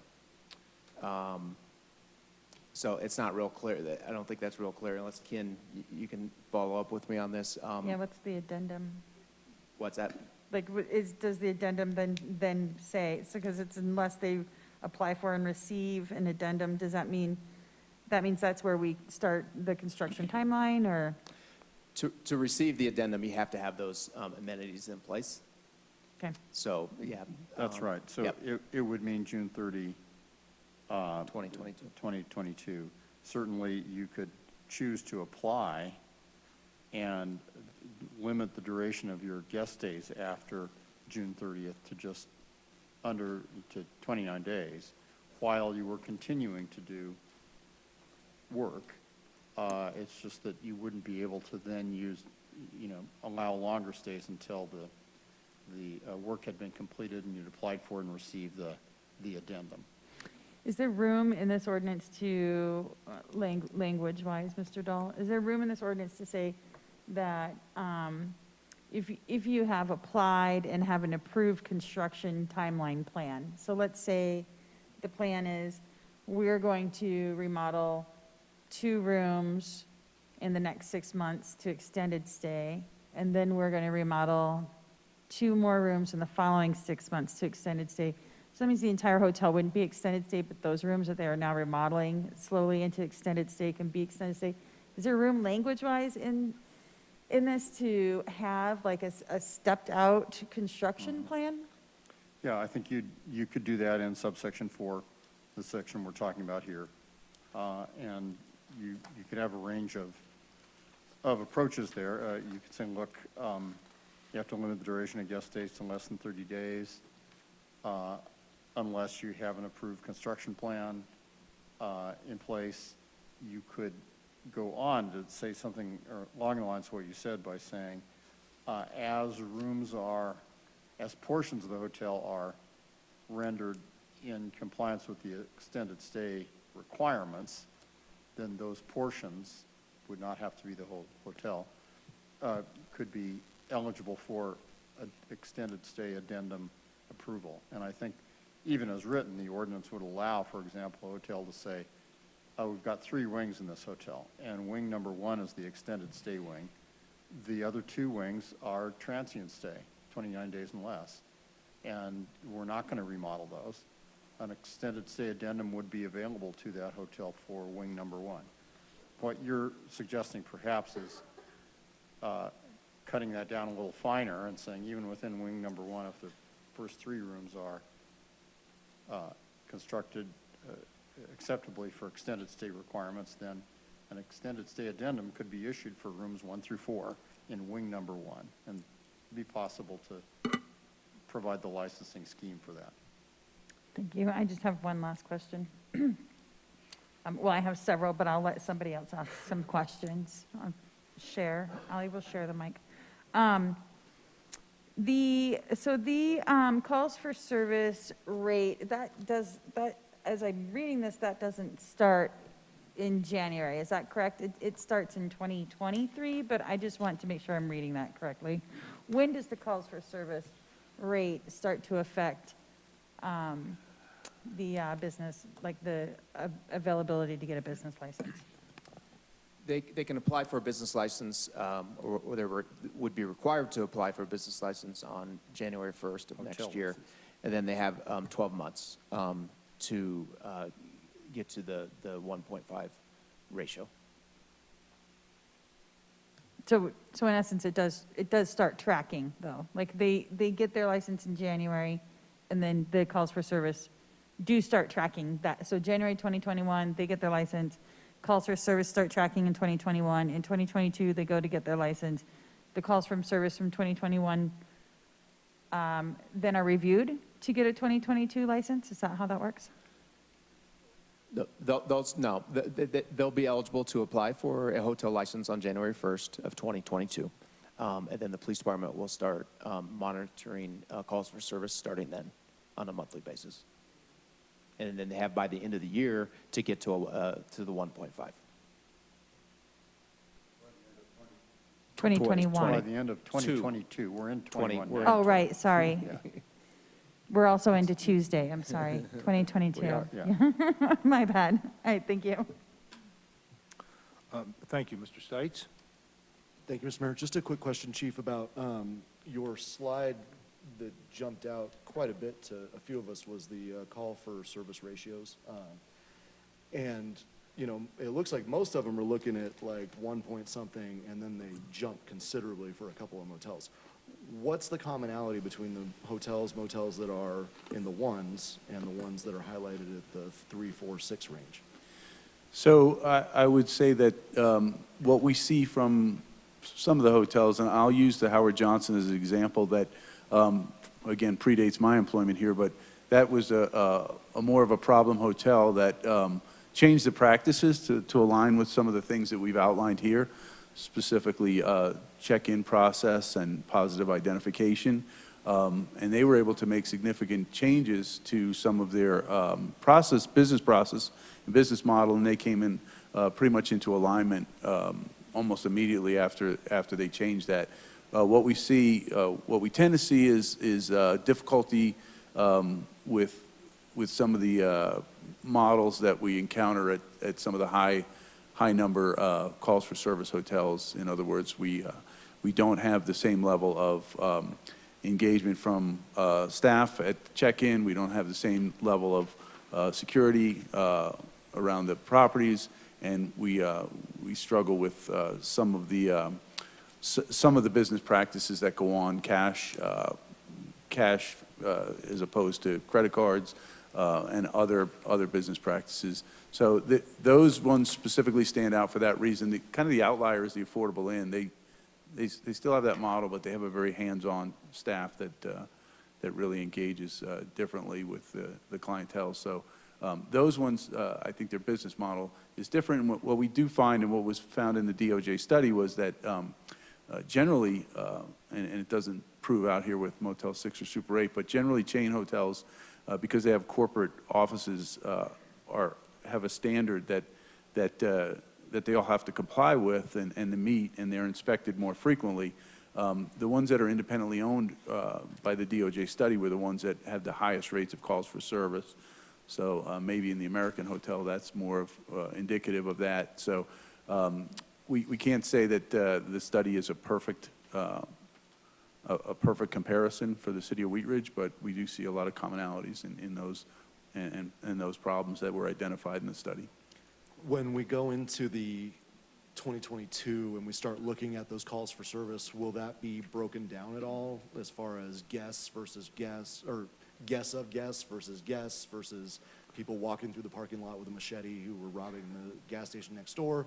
I mean, is that going to be broken down? Or when the manager calls for somebody who's trespassing on their, does that count as a call? Yeah, so the only way we could really do it was to say, look, if we initiate a police activity, we're not going to count that against you. So we don't want to artificially drive up a number and say we pulled over a vehicle, it happened to stop in front of that address, we used that address, so we held it against them. It's simply calls for service, and that bore out pretty well in the study. I think they used a city in Washington, the state of Washington, for the study that the DOJ did, and said the businesses didn't stop calling. They were successfully partnered with the police, and what they found was they were able to reduce calls for service. So it would be very hard for us to pull out individual types of calls and say, okay, these people called, these people didn't. As a generality, and I don't have the specific numbers, we don't get a ton of calls from management at a lot of these hotels. What we get is a lot of calls from the customers. That's by far and away the majority of calls we get. So we're getting them internally. People are calling and saying, I hear a dispute next door, or I see somebody that's laid out in the hallway, or there's a fight. Those kind of things, and we get the vast majority from the individuals staying there, and obviously we get a ton of citizen complaints from some of our hotels. They call us and say, I'm at the hotel, I'm witnessing drug dealing, I'm at the hotel, and there's a woman knocking on my door soliciting me, I'm at the hotel and this is happening. So we get, those are the majority of our complaints. So the staff doesn't necessarily need to feel uncomfortable because it's the customers doing most of the reporting. Thank you. Yeah, I would say that if it was, we do merge the calls, so if the staff and the customer calls, it's not going to be two different calls, it's one. So if they're all calling about the same thing, they merge them at Jefferson Communications anyway, so. Ms. Nosler-Beck?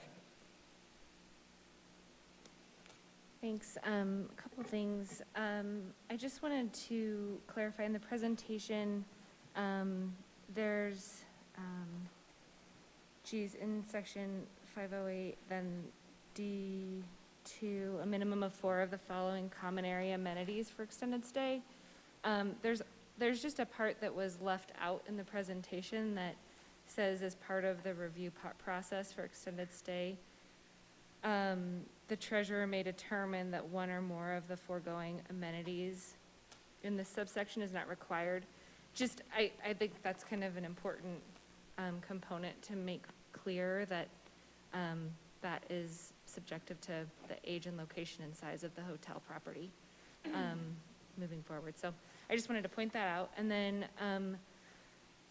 I wanted to see if it might be possible, I think a lot of really great points were brought up, both in some of the comments that were submitted and also to those who hung in there past midnight tonight, about the calls for service and using that as a metric. I also received some phone calls today actually about that being a subjective measure.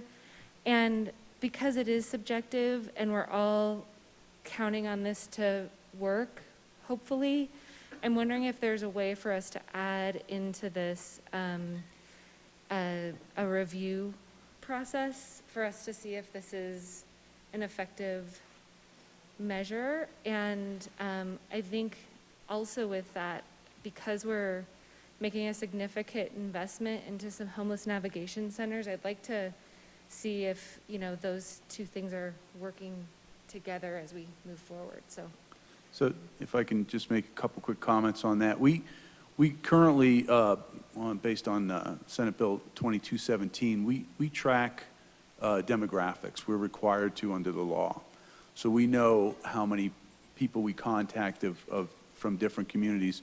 One of the things we added on additionally that I had jot form add on when officers fill it out after every stop was whether they believed they were encountering or knew they were encountering a person experiencing homelessness as well.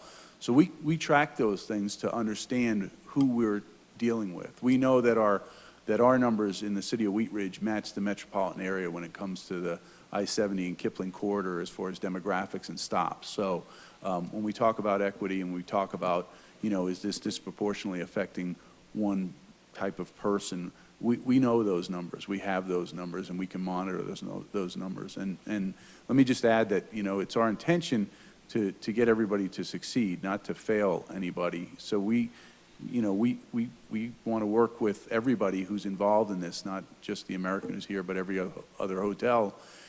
We would give them, a monthly report on how they're doing and suggestions for how we can improve, how we think we might improve the number of calls for service. Now, that metric's worked in Lakewood. We looked all across the country. We looked in Jefferson Parish in Louisiana that uses it. There's several cities in North Carolina. They've all used it fairly successfully, and they haven't seen this, sort of end of the year, I'm not calling the police. They were actually able to come in compliance fairly easily once they decided to fully commit to, to a relationship with the police department. So that's, that's kind of what the goal is there, is to be on the same page and to make sure that the security aspect of these hotels, that we're providing security for people at all levels of income who stay at there. We don't discriminate when we provide security based on, whether you live in an estate or whether you're staying at the American. So we want to make sure we're providing safe environments wherever people are. And we hear consistently that we're not providing a safe environment. We're not the sole proprietors of safety, though. We can't be everywhere all the time, so we have to have good partnerships with our hotels, especially since they're 10%. I mean, 10% of our calls is a tremendous amount of the police department resources that doesn't go into other neighborhoods where, you know, where our residents live day in and day out and want to know why can't we run traffic radar on this street? Why can't we do other things? So that's kind of the challenge we're up against. Thank you, Ms. Dozeman. Thank you, Mr. Mayor. Could you just kind of comment on how you landed on 1.5 calls for service? Yeah, so we looked at how other cities and other localities looked at the number. So to start off, again, I refer back to the Department of Justice Community and Policing survey that was done, and actually their metric was 1 call was the high limit.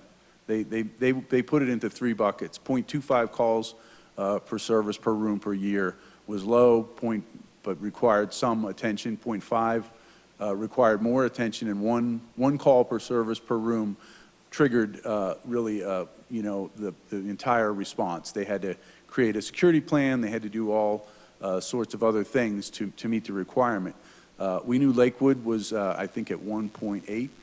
We discussed what this community and what the citizens and what we thought hotels were, the operators in Wheat Ridge that were operating in a manner that was consistent with good police service and safety was, and that was 1.5. So there was no magic number there. There was no specific average. We looked at that number. We actually averaged, I think, between the hotels 1.8. We said 1.5 is an achievable number. If we commit and they commit to us, we can get that pretty easily. Most of our hotels are right there anyway. So we're trying to get everybody to align with that number. But there is no magic to it. Just one more follow-up question as far as staff. Have you had any other hotels and motels come out in direct opposition of the entire ordinance or suggest any changes? I believe the only other 2 hotels that were represented on our Zoom call that we had back in August were the Super 8, and they spoke briefly and said they wanted to work with us. They would do anything that they could to help.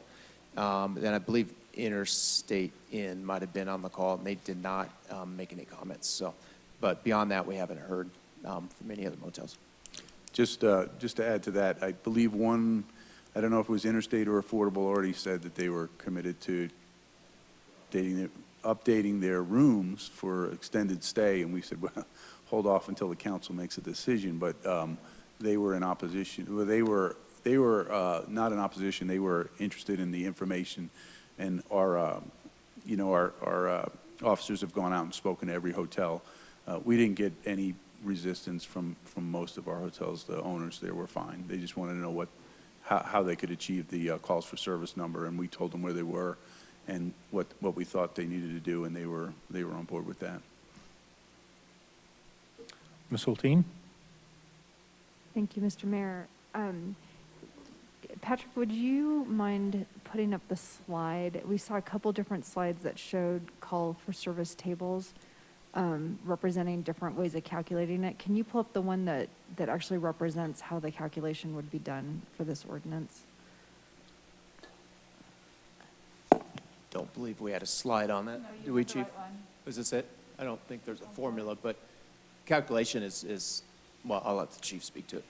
Well, I think you're talking about the one that has a numerator and a denominator, right? The rooms divided by the calls for service. Yeah, I guess I'm just asking for clarification because we've seen, a couple of different tables that I'm not really clear Yeah, so how those relate to the actual numbers as they'll be calculated for this ordinance. well, I apologize. Some of them just show that the gross number of calls for service and that commitment of time. Really, the ones we're focused on are the citizen-initiated calls for service, and that's the number that we'll use to calculate. So obviously, we'll take the citizen calls for service and divide that by the total number of rooms, and that gives us our average, and that's how we'll move going forward. We're able fairly easily to remove citizen calls for service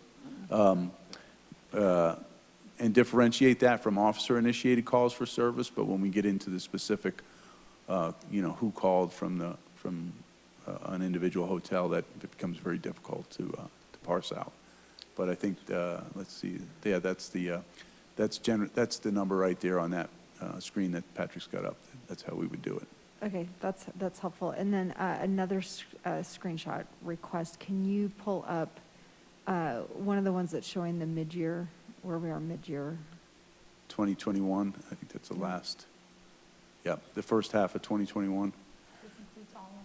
Yep. So the reason I want to look at that is it seems like there's across the board an increase, with one exception. La Quinta has gone down, but there generally seems to be across all categories, gray and blue, an increase in calls to service. And so I'm guessing that the table that we saw that showed the 2020 numbers, generally, you know, most of the grays being under 1.5 and then that significant jump up. I'm concerned that we're going to see a lot more of these hotels above 1.5 just because we're seeing a general increase across all categories.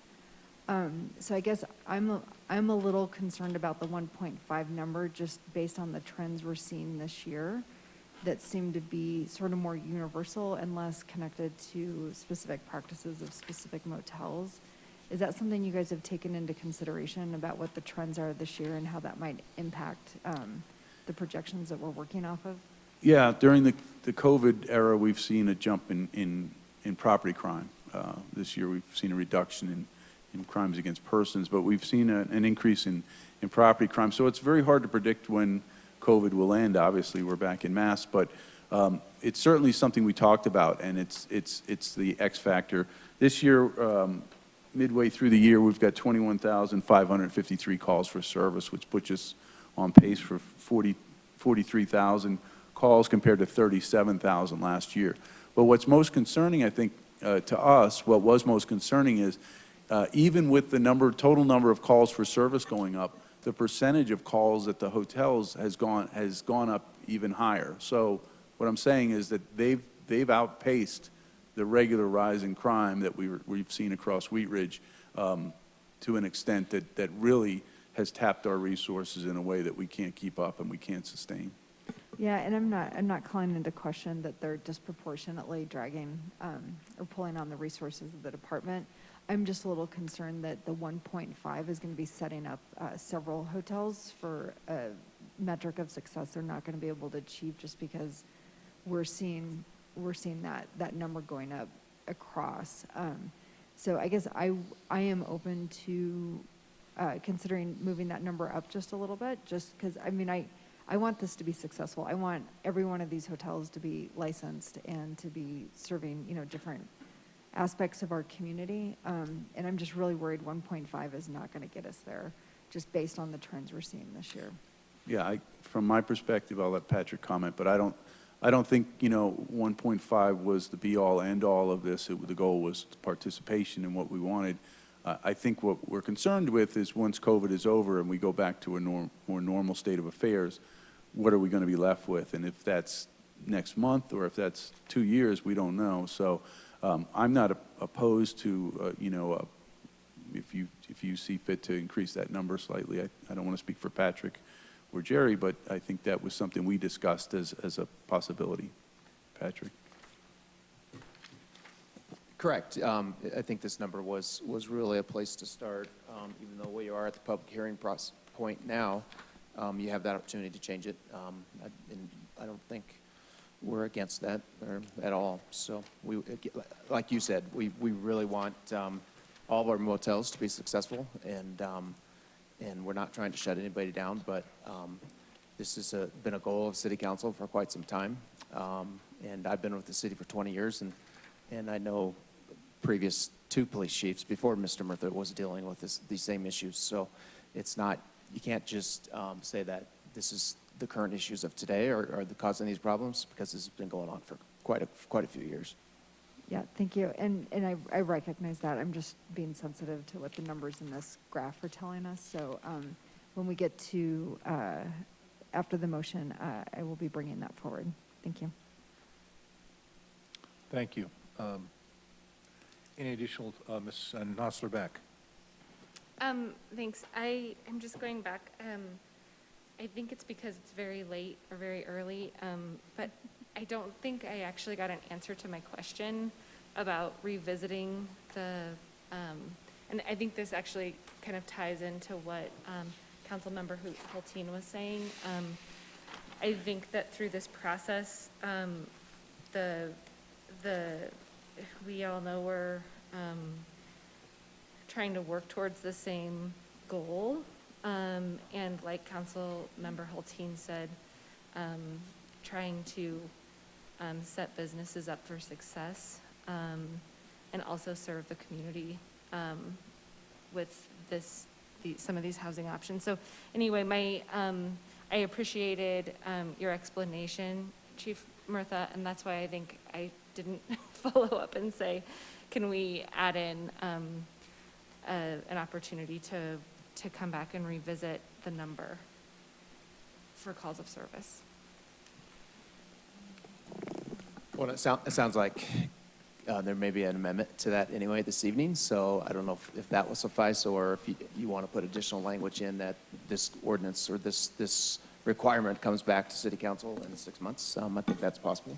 I was more thinking along the lines of if January 2022 is when we're starting to do that count, and with the COVID pandemic and all of the other pressures, like annually, or an annual review to track improvement, see if this is working. I mean, it's more of a support and not a critical look at it.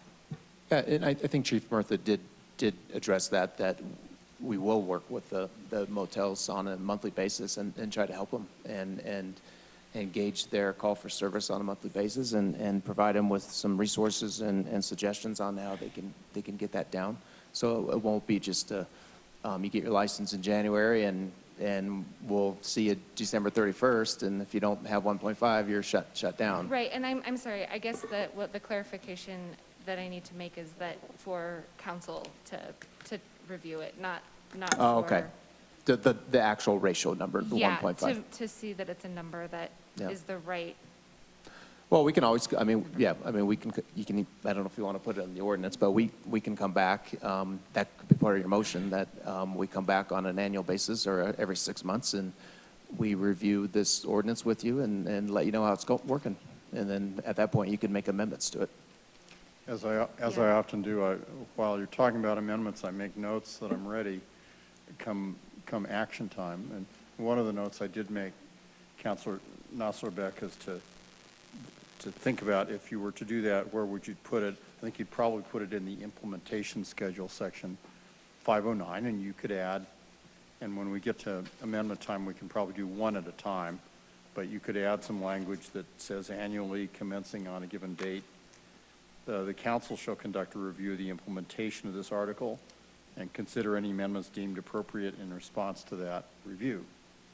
That then triggers an annual review, and there may be some changes needed and maybe none. I didn't make it specific to the call for service ratio, but I'm not sure it needs to be called out, because quite likely in a year, if you wish to make changes, it may be in addition to or other than the calls for service ratio. May not be where the action is in a year after we've done a review. So if there's interest in doing, kind of codifying an annual review, just like the legislature would codify something like that, the place to put it would be in the implementation schedule. And when we get to that point, I'm happy to suggest language.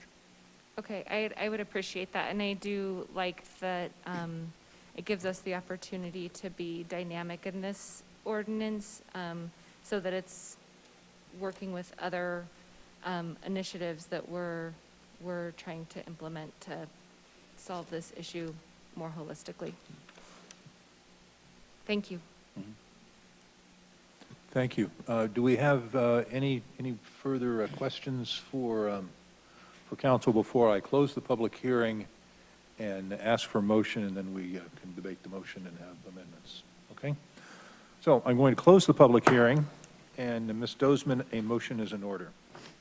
I move to approve Council Bill number 18-2021, an ordinance amending Chapter 11 of the Wheat Ridge Code of Laws by the addition of a new Article 14 entitled Hotel Licenses and in connection therewith, adding reference to extended stay lodging in Chapter 26 use schedules, and that it take effect 15 days after final publication. Second.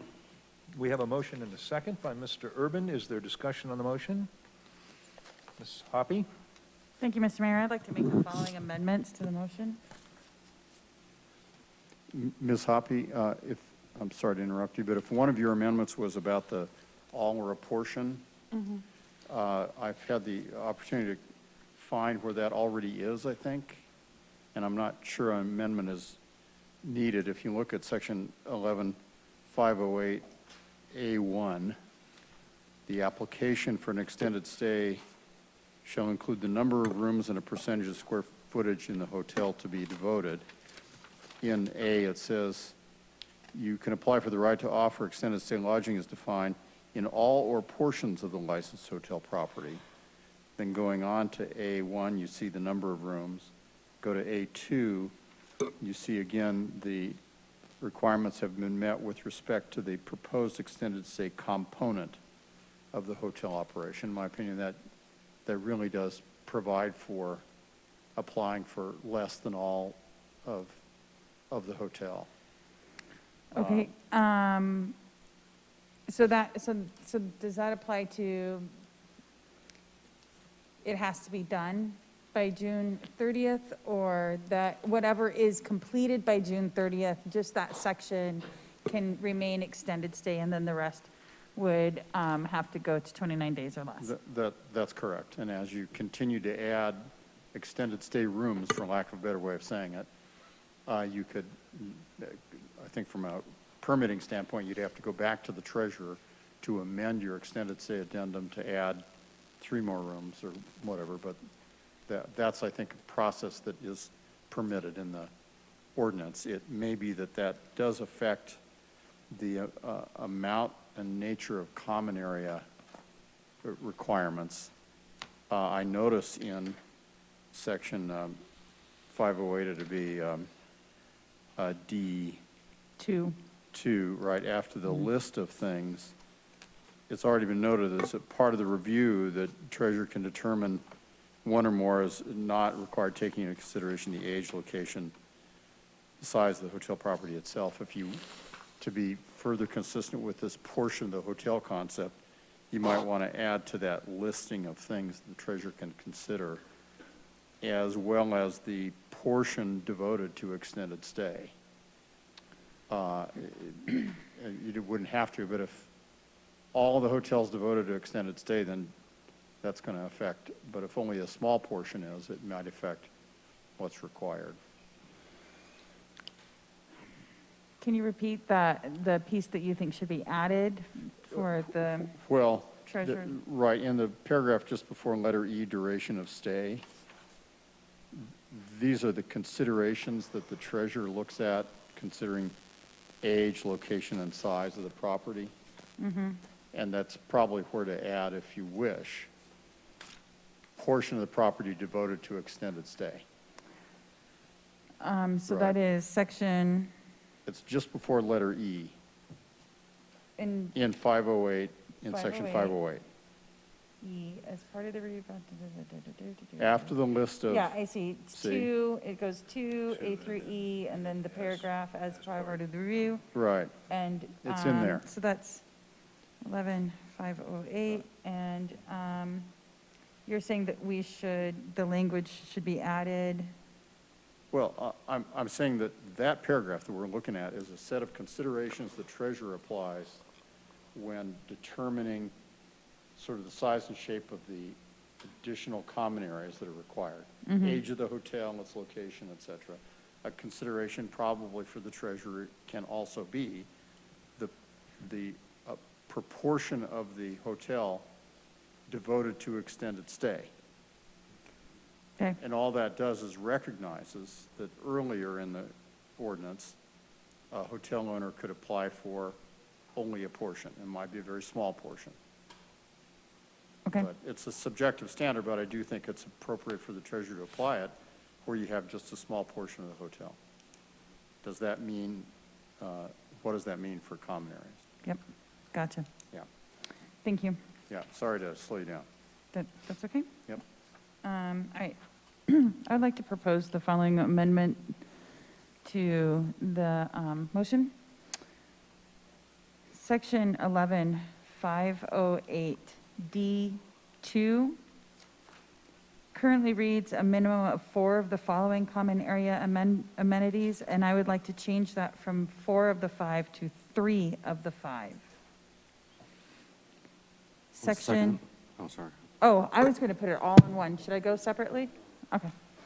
Section 11 dash 5095, add a number, oh, sorry, there's not a 5 yet. Section 11 dash 509, add a 5. Council shall conduct a review every 18 months. Second. I don't, okay. And then the,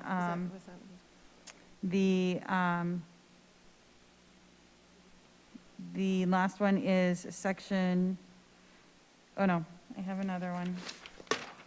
Where's my highlighter? Well, let's go with this one.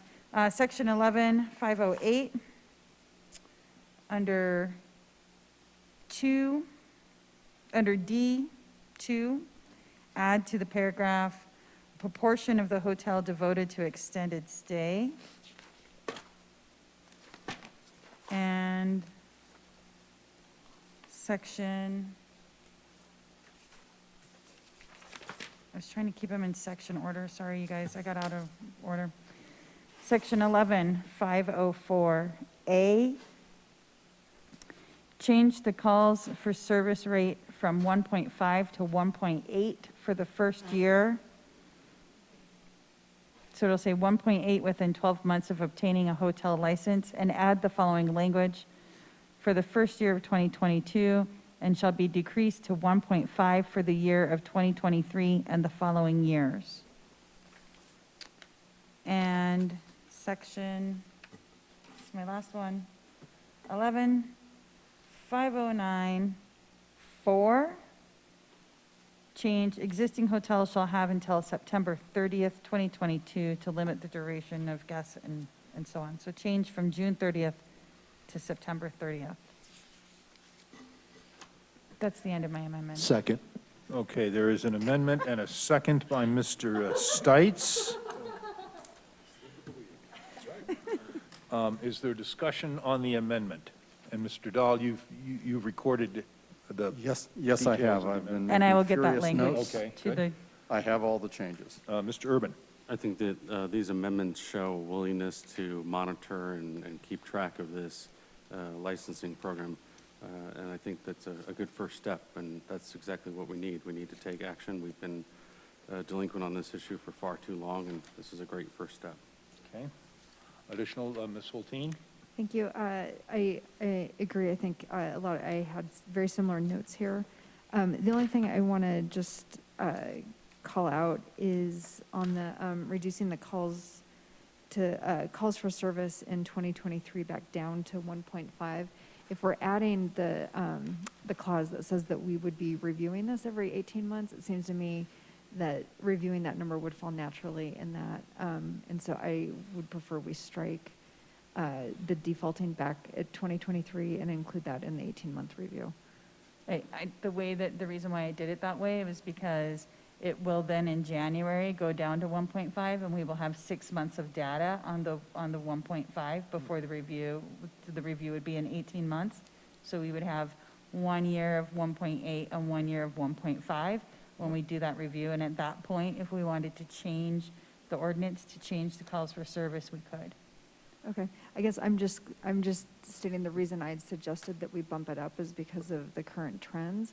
And if, we citywide or within, across these hotels are experiencing the similar thing, I mean, we're assuming that the condition's going to change. And I requested this because we're seeing a universal issue here that we don't know for certain is going to change by then. So I'm going to still propose that we don't automatically default it in January 2023 and rather include in our review in 18 months if that 1.8 number is appropriate given what we're seeing in the trends in crime across the city. Mr. Dahl, if we wanted to amend the amendment, would we need to amend the amendment, or could there be a friendly change in the amendment? I choose not to make a friendly change in my Okay. motion. So you've got an amendment and a second, so there would Okay. need to be a further amendment to Ms. Hoppy's amendment by you, Ms. Hulteen, to make the change, or to delete basically that one additional change that she made. So I propose an amendment to the amendment to strike the language in section 11504A, to strike language, and I don't remember the exact Yeah, language. it's the language decreasing it to 1.5 on January 1, 2023 and following. Yeah, what the attorney just said. Delete that language. Yeah, delete that language. Is there a second to the amendment to the amendment? Hearing none, the amendment to the amendment fails. We're back to the amendment. Further discussion on the amendment? Seeing none, will clerk please poll the council on the amendment?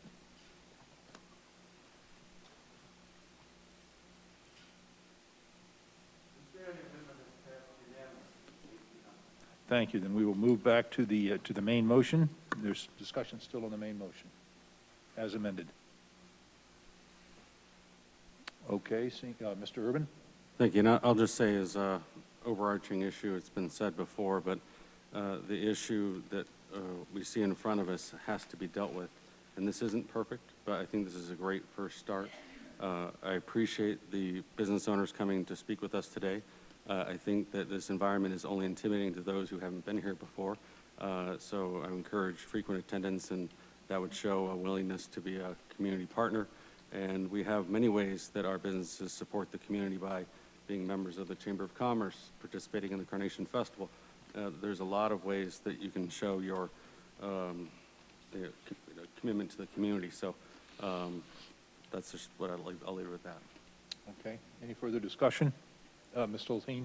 Thank you. I want to echo Councilmember Urban's statements, and I just want to specifically thank Brad for coming here for one thing and hanging out until 1:45 in the morning for something else. I think that's how we grow as a city. And yeah, this is imperfect because we're giving this a go, but it is an incredibly important issue we've been hearing about from our constituents for quite a long time. And I appreciate, that we are trying to get everyone to be working together on this. And I hope this is the beginning of the conversation. And I wanted to thank Ms. Hoppy for extending the extended stay, because that was one of my concerns, because I just want to make sure that we're giving enough time for our coordinator to be working with those residents, because, to do the construction, they're going to have to, be located out of those rooms. And I was concerned 6 months was not enough time to really be working, with residents of our city to make sure that we're giving them time and working with them appropriately. And 6 months wasn't going to get there. So thank you for doing that.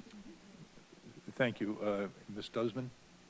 Thank you. I just wanted to thank this council for addressing this issue and not continuing to kick it down the road. And I'm very grateful that we're getting it past the finish line tonight.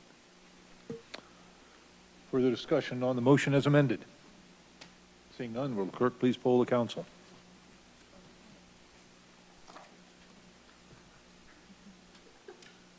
Mr. Mayor, the amended motion has passed unanimously. Okay, thank you very much. We will move to agenda item number 4. And Ms. Hulteen, would you please introduce this item? Thank you, Mr. Mayor. I feel like I'm shouting at this point in the night. I'd like to introduce Council Bill number 17, 2021, an ordinance approving the rezoning of property located at 4535 Wadsworth Boulevard from residential 2, R2, to mixed-use neighborhood, MUN, case number WZ 2105. I'd like to just make a note that in the title sheet for this, it is marked as ordinance for first reading. This is in fact an ordinance for a second reading. At issue, the applicant is requesting approval of a zone change from residential 2, R2, to mixed-use neighborhood, MUN, for property located at 4535 Wadsworth Boulevard. The zone change will result in a zoning that matches surrounding zoning designations, as well the character of the Wadsworth corridor. This, thank you. This is an ordinance on second reading. This is a public hearing. It is quasi-judicial. I'm going to open the public hearing. If you intend to speak on this issue, your willingness to speak on this issue indicates that you agree to tell the truth as you know it in this matter. Mr. Goff, do we have a staff presentation on this? We do. Thank you, Mr. Mayor. Zareen Tasneem is here, planner. All right, let's see if I can get us out before 1. Hello, my name is Zareen Tasneem. I'm a planner with the City of Wheat Ridge's Community Development Department. I'm presenting case number WZ2105, which is a request for approval of a zone change from residential 2 to mixed-use neighborhood at 4535 Wadsworth Boulevard. I'd like to enter into the public record the contents of the case file, the zoning ordinance, the comprehensive plan, and this digital presentation. This property is within the City of Wheat Ridge. All appropriate notification and posting requirements have been met, and therefore City Council has jurisdiction to hear this case. The subject property is outlined here in red in the middle of the screen. The property is located on the west side of Wadsworth Boulevard between West 45th Avenue and West 45th Place. The property is approximately an acre in size and contains a church built in 1952. The property is currently zoned residential 2, R2. Many church properties in the city are zoned residentially. Other properties along the Wadsworth Boulevard in this area are in commercial or mixed-use zone districts and primarily contain commercial uses. This is a view of the subject property from the southeast corner, which shows the front portion of the existing church structure. This is a view of the property from the southwest corner, which shows the back portion of the existing church and the extent of the parking lot. So the zone change will result in a zoning that matches surrounding zoning designations as well as the character of the Wadsworth Boulevard. The current R2 zoning is reflective of the long-standing church use. The R2 zoning dates back to the city's original 1972 zoning map. The R2 district allows only single-family homes, duplexes, churches, and schools. Aside from home occupations, commercial uses are prohibited. The MUN zoning allows residential uses, commercial uses, or a mix of the two. The MUN zone district is complementary to the context of the corridor and the surrounding zoning and land uses. This table summarizes the proposed zone district's development standards, most of which would apply if the property redevelops in the future. As a request of the zone change process, a neighborhood meeting was held on July 28, 2021 in a virtual Zoom meeting setting due to COVID-19 regulations. 3 people attended the meeting, and the notes from the meeting are included in the Planning Commission staff report. Since Wheat Ridge is not a full-service city, we sent the application on referral to outside agencies as well as completed an internal review. We did not receive concerns or objections from outside agencies. Planning Commission recommended approval at a public hearing on September 16th. Before the hearing, the property was posted for 15 days and letters were sent out to property owners within a 600-foot radius. We received 2 comments on Wheat Ridge Speaks in support of the zone change. We use several criteria to evaluate zone change requests, which includes consistency with the comprehensive plan. Staff believes the proposed MUN zoning is consistent with the policies and goals in the city's comp plan. The comprehensive plan for this area indicates Wadsworth Boulevard as a primary commercial corridor. This encourages a broad mix of activities. The comprehensive plan specifically notes the importance of improving outdated and underutilized properties on Wadsworth Boulevard. The zone change request enables further investment in the property and aligns with the city's goals for a mix of uses on this corridor. Ultimately, staff is recommending approval of the request for reasons listed on this slide. Planning Commission has also recommended approval to City Council. If City Council approves the request, then the zone change is approved. This concludes my presentation. Thank you. The applicant chose not to do a presentation, but is here tonight to take any questions. Thank you very much. I have no one's, before I go to questions from council, I want to open this up to the public to opine on this agenda item number 4. I have no one signed up to speak on this tonight, but if you have not signed up and would like to speak on this, you may do so at this time, and I will ask if we have anyone online in the Zoom format who would like to speak on this, and if you do, please indicate that by raising your hand, and we will bring you into the meeting. So I see no one here in the hall that wishes to speak on this. How about online? No, I don't see anyone. Okay, I'm going to close our public comment on this item and go to questions from council. Ms. Hoppy. Thank you, Mr. Mayor. What is the property that's directly north of this property? They're both zoned R2, as I can see on the zoning map, but I can't quite tell what that is right next to it. Yeah, I can pull that back up.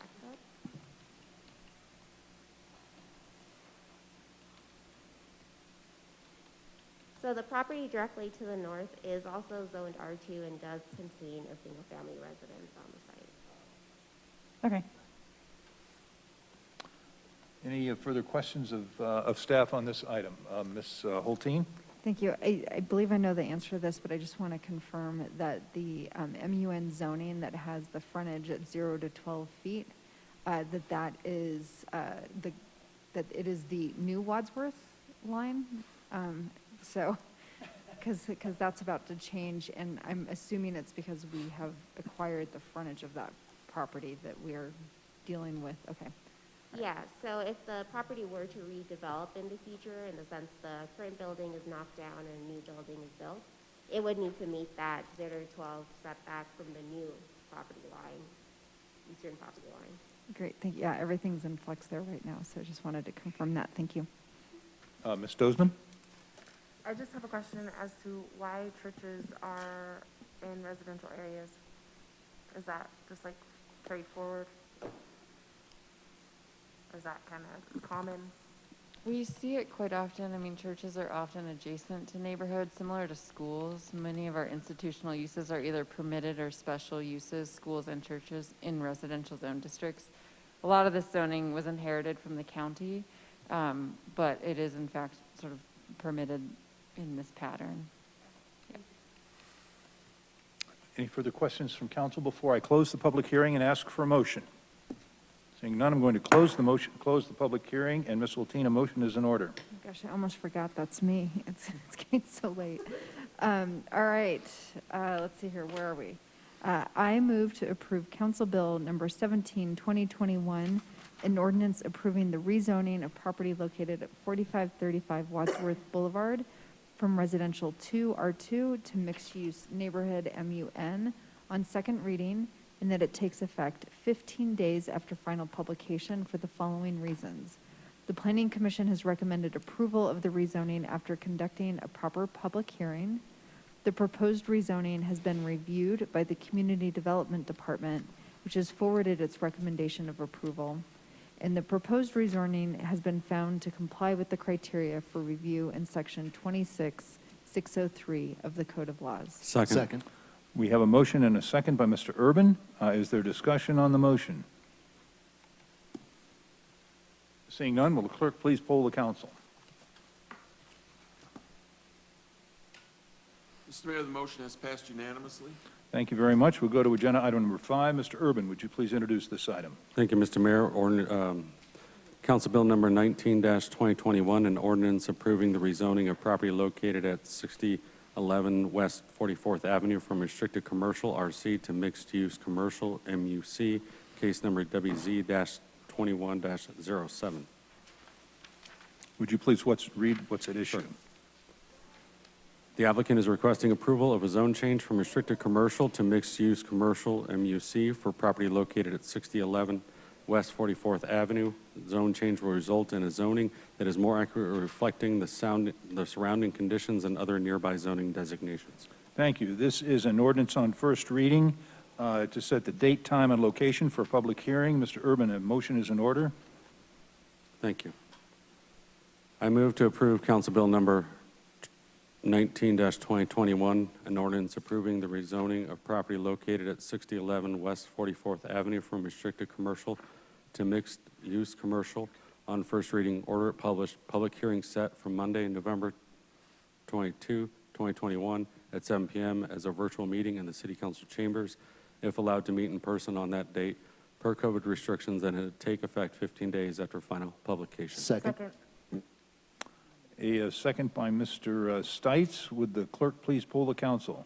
This will probably be my last vote on council, so, oh, one more. Oh, all right. You're not done yet? Real close. Mr. Mayor, the motion has passed unanimously. Thank you so much. We'll move to agenda item number 6. Ms. Hutchinson, would you please introduce this item? Thank you. Council Bill number 20-2021, an ordinance amending Chapter 26 of the Wheat Ridge Code of Laws concerning letter notice to property owners and occupants for development applications, case number ZOA-21-03. At issue, the city's zoning code has specific letter notice requirements for development applications, including for neighborhood meetings, comment periods, and in advance of public hearings. For most mailings, the code only requires that mailings are sent to property owners, which excludes other stakeholders, such as renters or business tenants. This ordinance expands letter notice for development applications to include owners and occupants to provide more inclusive information sharing in the community. Thank you. This is an ordinance on first reading to set the date, time, and location for public hearing. Ms. Hutchinson, a motion is in order. I move to approve Council Bill number 20-2021, an ordinance amending Chapter 26 of the Wheat Ridge Code of Laws concerning letter notice to property owners and occupants for land use applications on first reading. Order it published. Public hearing set for Monday, November 8th, 2021 at 7 p.m. as a virtual meeting and in City Council chambers if allowed to meet in person on that date per COVID-19 restrictions, and that it take effect 15 days after final publication. Second.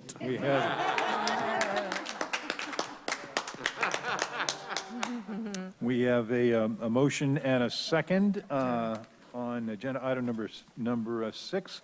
Will the clerk please poll the council? There you go. All right.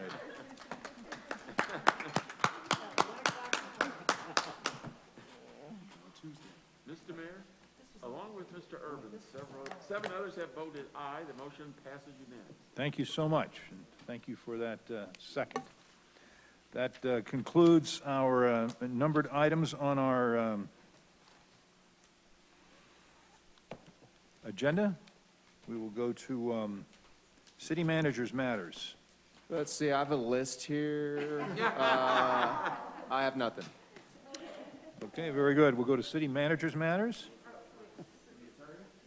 Or city attorneys' matters, pardon me, Mr. Goff. Nothing tonight, thank you. Okay, thank you so much. We'll go to elected officials' matters. I will raise your hand if you have a matter that you would like to do. Mr. Clerk? It is too late to mail your ballot. Put it in a drop box. Thank you, Mr. Mayor. Okay, thank you. Ms. Nosler-Beck? I just want to say congratulations to Zach Urban for being an incredible city council member. I have learned so much from you, and you tell me so many things by just looking at me like that. And so I'm really gonna miss learning from you and getting that look like, what in the world are you doing right now? Oh, wow. Anyway, I just, I really have appreciated serving on council with you, and thanks for all that you do for our community. And that's where I'm going to leave it. Thank you. Ms. Hutchinson? I just want to say best of luck to you, Zach, you lucky dog. I mean, I can take letters if you want me to send to people on the outside, if that helps. Ms. Dozeman? Thank you, Mr. Mayor. I just wanted to thank Local Works for a wonderful trunk or treat event. My kids and I really enjoyed it. And right before that, we participated in Lutheran's Fall Fest, running a booth, and that was also really fun. So we had some great Halloween events going on in our community, so I just wanted to say I appreciate that. And then also, of course, fond farewell to you, Zach Urban. I will miss you as well, and thank you so much for your support all through the last 4 years of me serving on council and also serving the community, not only in the capacity as a council member, but a community member that is very dedicated to Wheat Ridge. So thank you. Thank you. Ms. Weaver. Thanks, Zach. I wrote him a thank you note already. Good. Ms. Hulteen? I will make this as quick as I can. We had a really fantastic Regenerate Wheat Ridge meeting this last Wednesday. I want to thank Lauren McLack for attending. We brought together local landowners and growers interested in growing more produce and cut flowers and apple trees in our community. It was a really fruitful discussion, and we've got the second round coming up in November, but we're doing great things with that grant, and it's really tapping into something that's already existing in our community, which is a desire to use our land for really productive community uses. So that was really fantastic, and I just want to say, Zach, I've really only known District 2 with you at the helm, so it'll be a little different, and hopefully we can continue serving the district without you. So thanks for your service. Thank you. Mr. Stites. Thank you, Mr. Mayor. I also enjoyed Trunk or Treat on Saturday. It was a very good experience. Local Works did a fantastic job, and thank you to all the businesses and residents who came out and supported that. Also, thank you to everybody tonight who stayed for a very long time, our residents who came and gave public comments and gave their thoughts on the Lutheran plan and on the other topics tonight.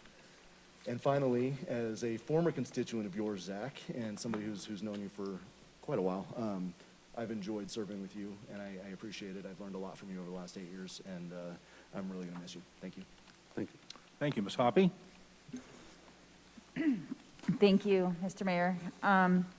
You know, one of the reasons why this meeting was so long was because I wanted to be sure that Zach's voice could be at the table for some of these conversations that we were having specifically tonight. And I appreciate everybody hanging in there. One of the things that I'm going to miss the most about working with you, Zach, is that while I'm reading different legal contracts and I might get caught up on something and then I'll reread it and I'll be like, I think that's okay, but I know Zach will catch it if it's not. So now I've got my work cut out for me for the future, but I do appreciate you helping me coast along for the last 6 years on that part. So thank you so much for everything, and you're a really great leader on this dais. I'm really going to miss you. Thank you very much. Mr. Urban. Thank you, Mr. Mayor. There's been 72 of us that have sat at this dais as council members, and I'm beyond grateful to be one of those, and it truly is an honor. And so to be up here with you, Valerie, with you, Leah, with you, Rachel, with you, Corey, with you, Bud, with you, Janice, with you, Amanda, with you, Judy, it's been amazing, and I really appreciate it. I know we haven't always agreed, and I know that I've pissed you off at one time or another, and that's part of the way things work, but I hope we can move forward and work together to make Wheat Ridge the best place that it can be. And I couldn't have asked for a better last meeting that lasted 2 days. And I want to thank you, Jerry and Patrick and Lauren and Ken and Chief, for everything that you've done and put up with as far as like, what did he just ask? So I really appreciate all your hard work and all of the thought that goes into your jobs. And I'll be the first to admit it. When I came in, I thought I knew everything, and I didn't think you knew anything. And I'm pretty sure you knew that I thought that way. So I believe that I've learned so much from you guys. So I appreciate your time and effort and your patience with me. Thank you. Well, I want to, I attended the Regenerate Wheat Ridge closing summer festival, or the Great Hurrah, Saturday or so ago, and had a great time, great afternoon, great to see everybody, and great programs going on. I want to thank the folks that came in tonight to talk, to tell council and their fellow citizens what they thought about what's going on in our city. It's that kind of dialogue that makes us a richer and a more prosperous and a great place to be. And I want to close with a thank you to my friend and colleague, Zach. I sat with you on city council a number of years ago, and you've been a true leader in our community. You've been a strong voice for things that you felt about, and you've been a great listener and a great collaborator, and I want to thank you. And I look forward to your journalism career brightening up, and to see you, some more of you in public service, because we need it. So if there's no more business to come before the council, we'll stand adjourned. Thank you.